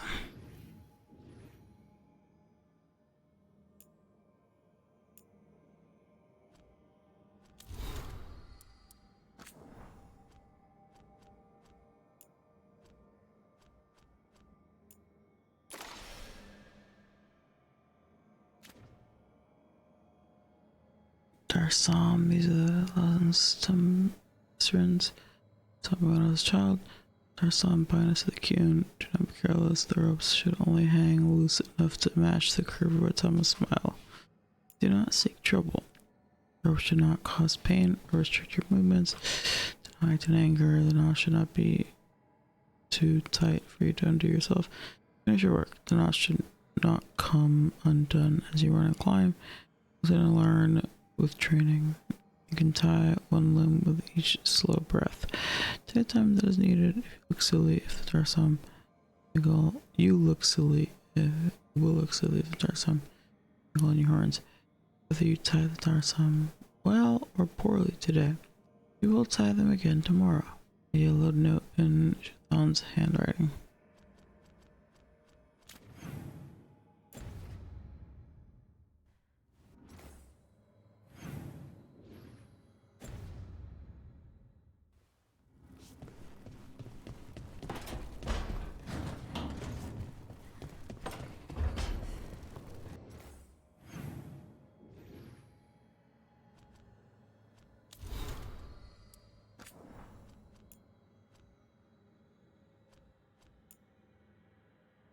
Tarsam. These are the lessons to lessons taught me when I was a child. Tarsam bites to the cue. Do not be careless. The ropes should only hang loose enough to match the curve of a timeless smile. Do not take trouble with the ropes. Do not cause pain or restrict your movements. I in anger, the knot should not be too tight. Okay, I think I did this already. Is your work, the knot should not come. Yeah, we already read this. Jesus Christ. Gladly we'll leave that.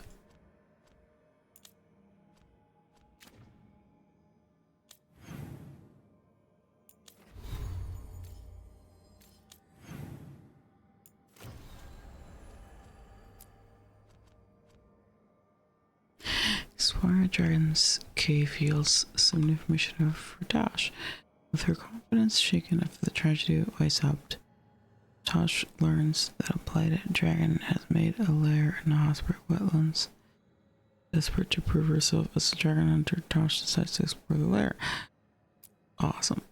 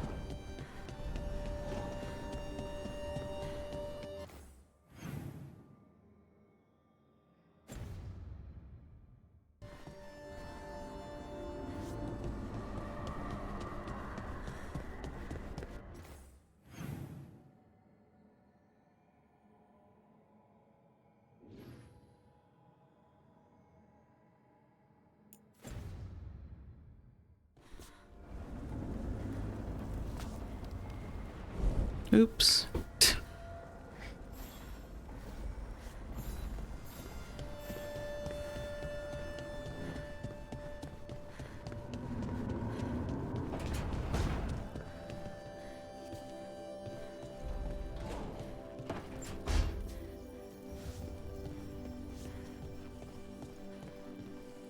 Ilario has always been rash. He acts on his first instinct when he should wait for his second. I was always pulling him out of trouble. Then he always stood by me through my own.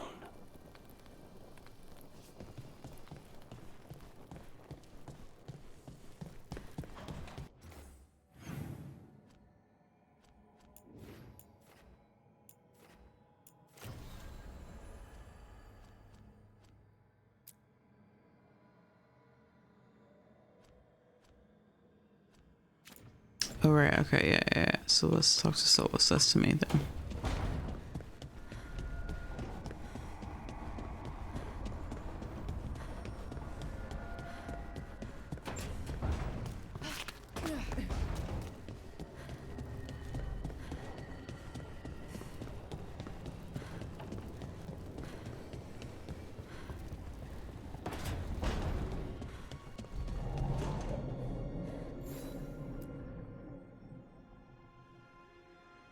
Alright, so we're going to do this conversation and then we'll end stream. Flared during this convo and was not disappointed. The fall of Weishaupt reverberated across the Fade, as did the fall of an archdemon. But unless I am mistaken, both Elganan and Gillenane yet stand. We took down Gillenane's archdemon, but we weren't able to kill her. And how are you doing?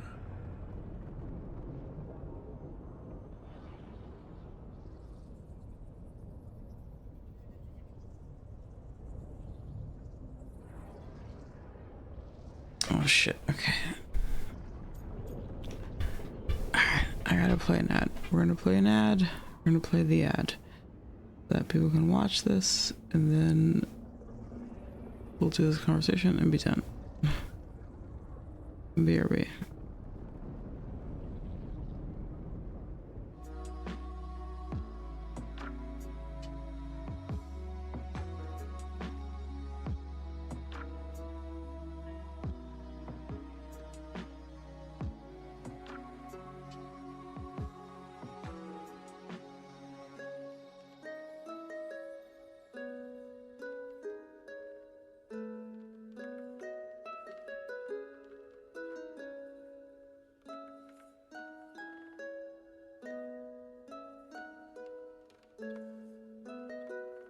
For the Grey Wardens!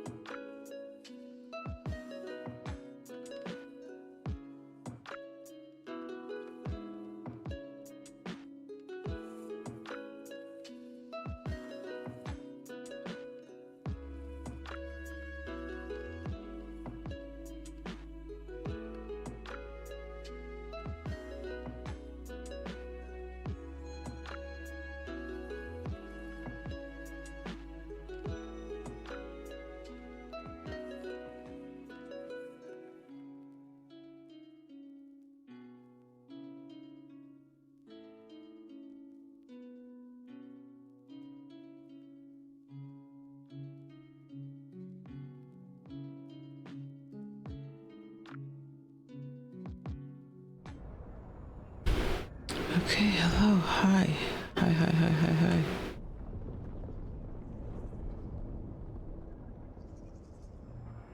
Oh, fuck. The Solus, god damn it. We're talking to Solus. How is your stream? Boss gonna snap? Welcome aboard, welcome to Raiders. Hello, Raiders. I am Pamploons. I like to play story-based games. Mostly Bioware games, mostly Mass Effect. I play other things too, but that's generally where I'm at. And also, right now, we're knee-deep in Dragon Age the Veilguard. I've been playing Dragon Age for like 6 months, and it's been great. It's all been fine.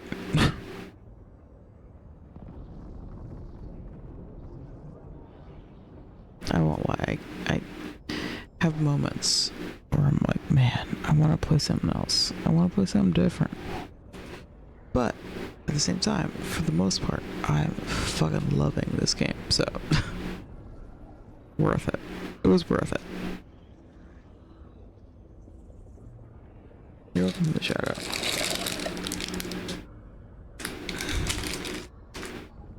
Part of the challenge too is having to deal with fucking Solus. King Solus. How are you doing? Hey man, what's up? How's it going?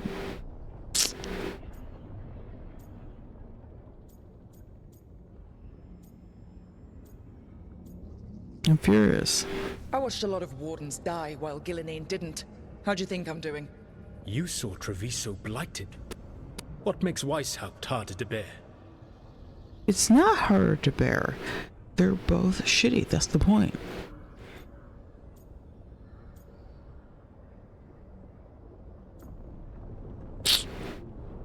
What?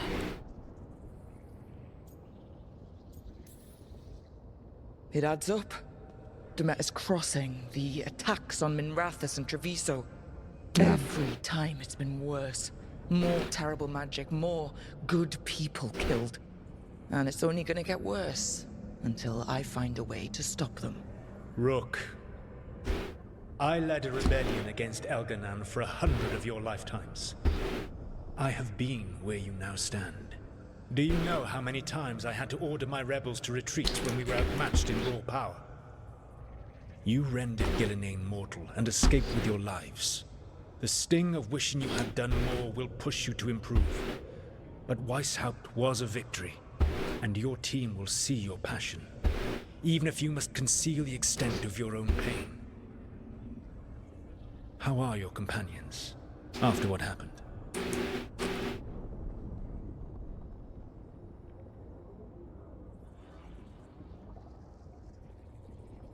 Like, why are you even asking? What do you mean? Why do you care? And this just feels like another avenue by which Solus can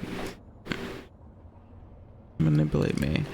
He's just trying to get information from me about my companions, even though generally it doesn't matter.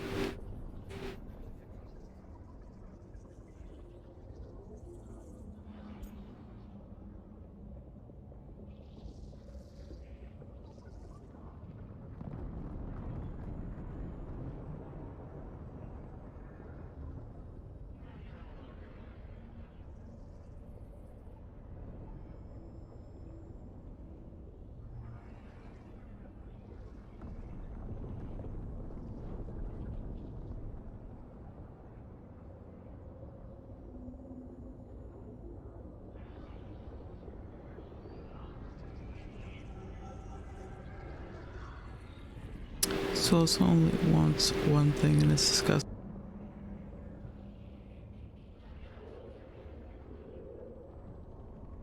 Getting through day 2, I'm still not one word.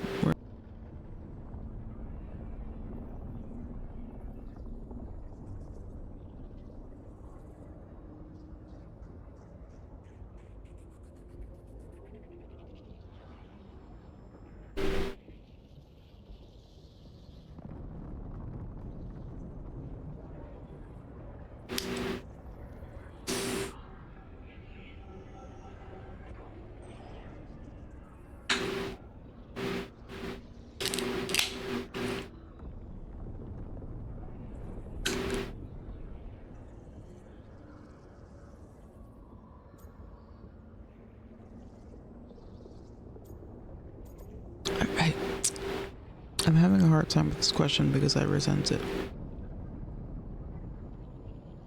How are your companions after what happened? Like, bitch, you don't care, and I know you don't care. I hate this question. I hate this. I'm having a hard time with this because I know that he doesn't fucking care.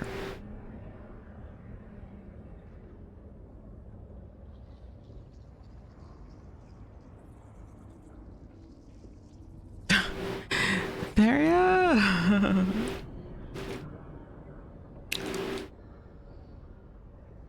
How single elven gods in your area?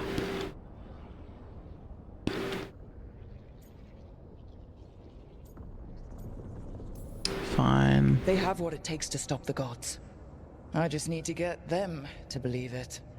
Indeed. They must know beyond any doubt that you believe in them. You cannot stand against Elganan and Gillenane with logic. Those motivated by greed or self-interest will change alliances, but those who serve you with passion and loyalty will follow wherever you lead, even to their deaths if necessary.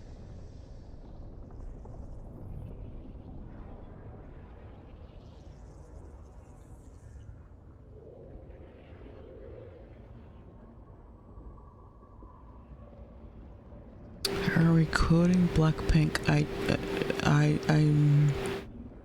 I'm pretty sure I can confidently say no, I'm not quoting Blackpink because I don't know what that means.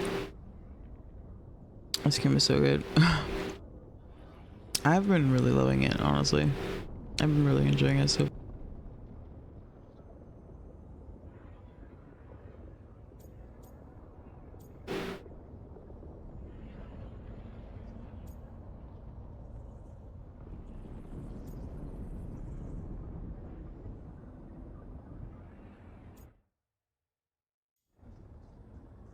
Wait, what did he say? Even to their deaths if necessary?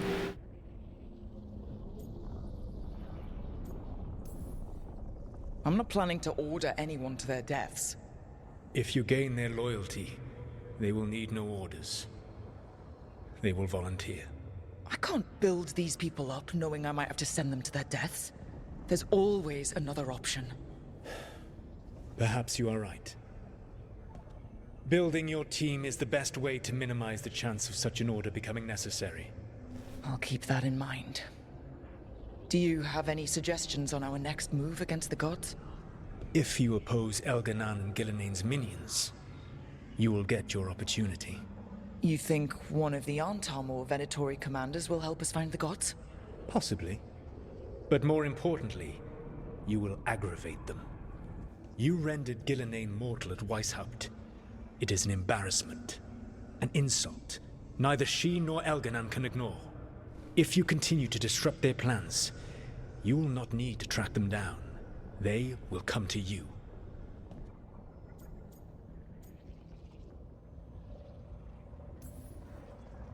And then we get some payback for Weishaupt. As long as you are ready when the opportunity comes. One final warning. You have survived a confrontation with Gillenane, which few still live to claim. But her power pales in comparison to Elganan's. If he takes the field himself, remember, in a fight such as ours, escaping to fight another day is a victory.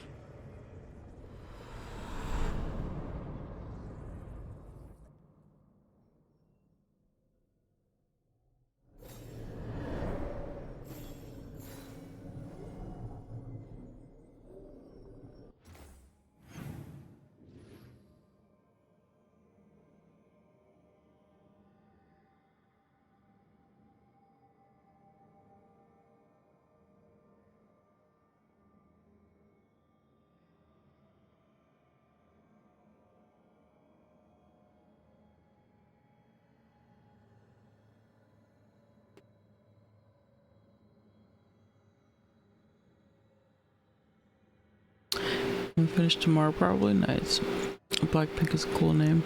Blackpink is a K-pop girl group.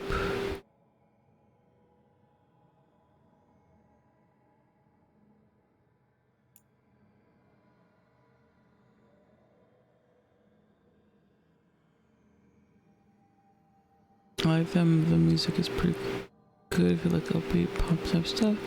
I got the Death Space armor and date. I've never played a rogue, and I got Sir Isaac of Clark's armor. I'm sorry, I don't find Soul destructive at all.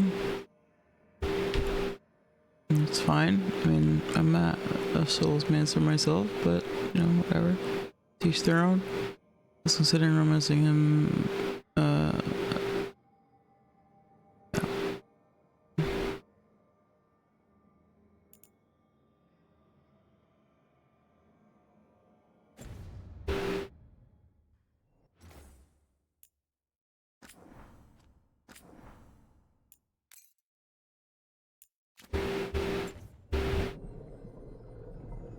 Okay, it is past midnight, and I have reached. What is this?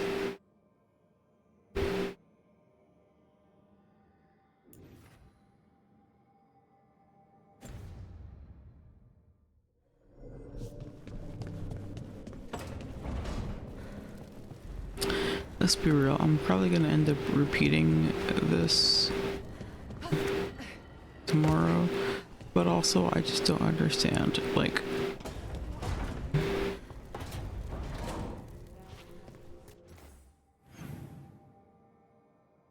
I already spoke to Lucanus, I already spoke to her, like, what's, okay, that's fair.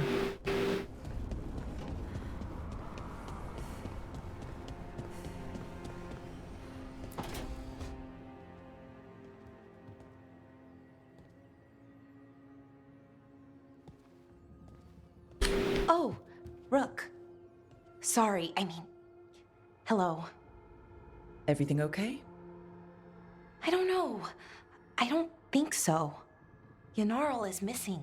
And others, Strife told me. What kind of missing? They went back to where I met you. Where we found the archive.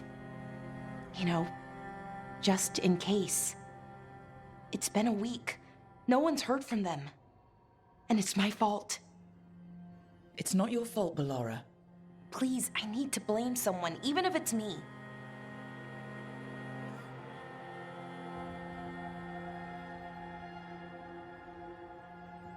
Honestly, fair. I can relate.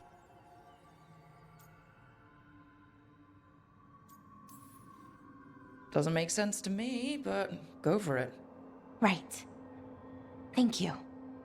Let's start looking where we met earlier, where the Veil Jumpers would have gone in. Might be another anomaly, or more demons. Well, let's just be ready. Ready for what? For anything.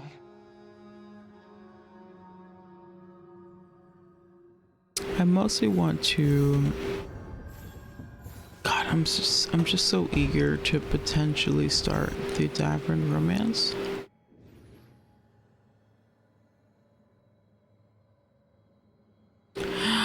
Davern's not here. Wait, what?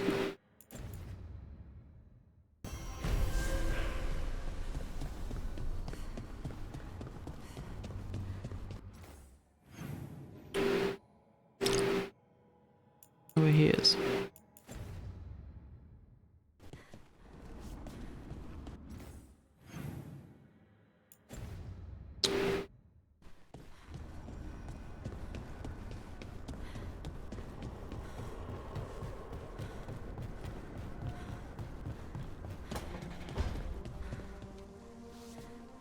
At least you're getting closer to your answer, Harding. After what the Oracle said, I don't know if I want to. It's scary. The unknown always is. But this unknown involves Titans. At least it won't be boring.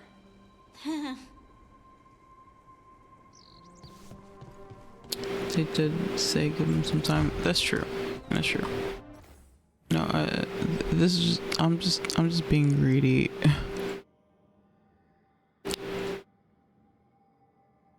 I'm just being greedy. But also, hold on.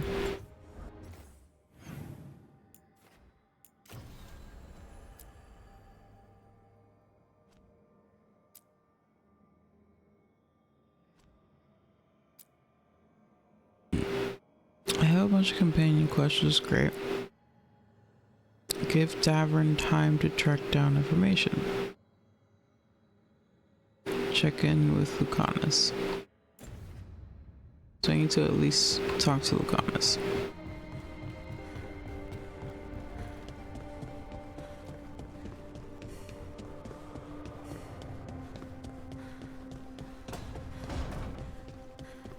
Is Red Mage Roxy streaming right now, by the way? Could somebody check?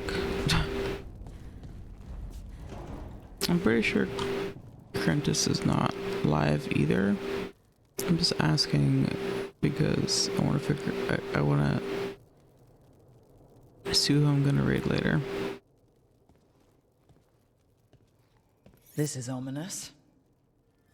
Biago found something. Something bad, I take it. Venatori have been sighted among the relief effort in Treviso. Zara's minions, perhaps. But Ilario is certain Zara is in Byzantium, and that any Venatori are another distraction. What do you think? I think I need to visit Treviso and find out for myself. Okay. I've got your back. Okay, I know you don't believe me, but I'm gonna... You don't have to face Treviso or Zara by yourself, Lucanus. You can count on me. I can? That's good to know. All things considered, I'd say I owe you a favor. Let me help. You don't need to do this, but it will make for a smoother operation. The one advantage of chaos in Treviso is informants get desperate. It took an obscene amount of money, but I have a solid lead. Zara is in the chantry there. What's she doing in a chantry? If she's there to pray, it won't save her from me. We only get one shot at this. We go when you're ready.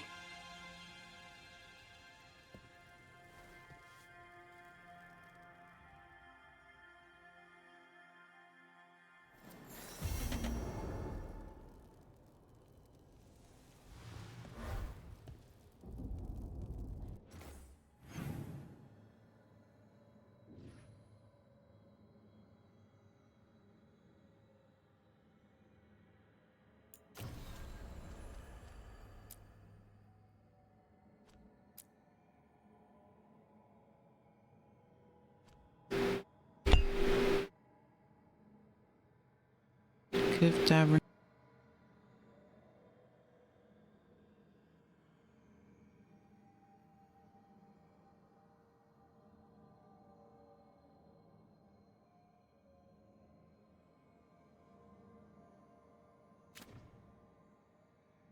Okay.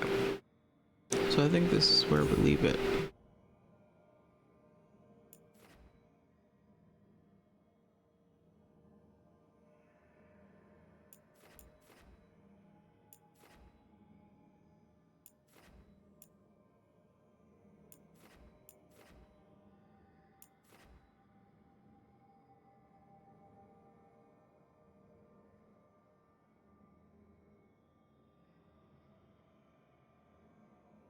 Use the map to go to the Elven Ruins.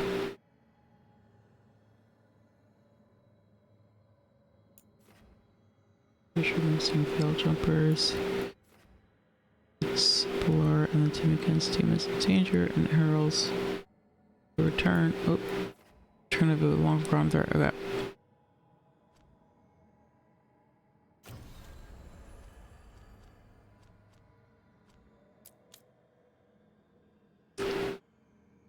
Apprentice physician Flynn cares for villagers who fled the blight and injured wardens from Weishaupt. But their medical supplies are running low. Check on Lavendale. Return to Hossberg Wetlands. The crossroads. Efka is determined to keep Lavendale standing. But she can't be everywhere at once. While she and Antoine protect the village and research the blight, she could use someone to check in on a local physician.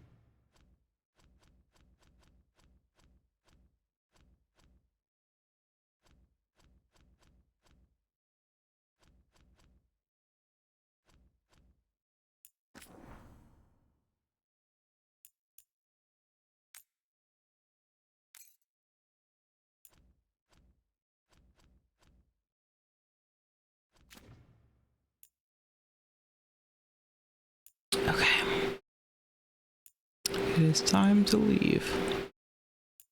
Okay, thank you to Mom's Gonna Snap.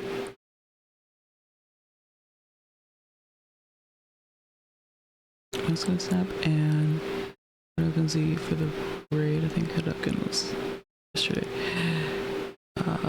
And thank you to Enchilada Pants for the stream streak. We're definitely going to raid now.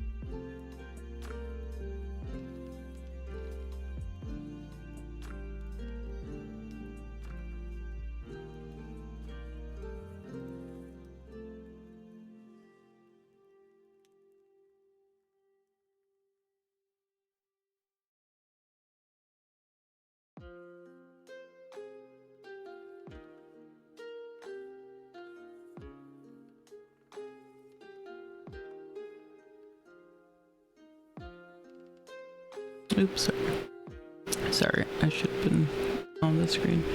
There's somebody playing Final Fantasy.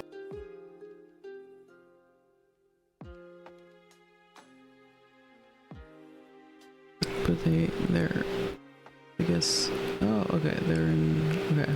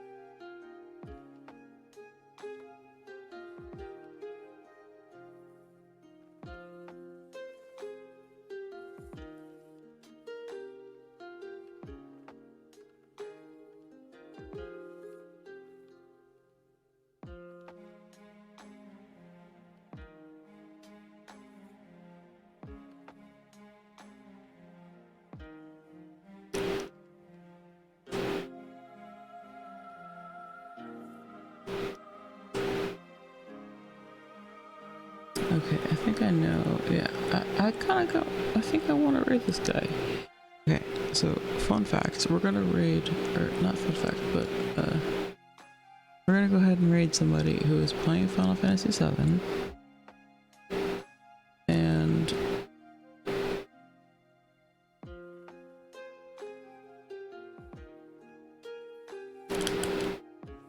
I don't know. I think it'll be a good raid. I think it'll be a good raid. So thanks again.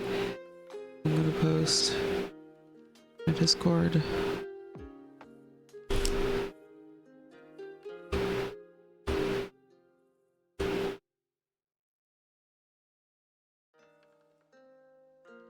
Thanks again, everybody. I should be back live tomorrow. And take care, everybody.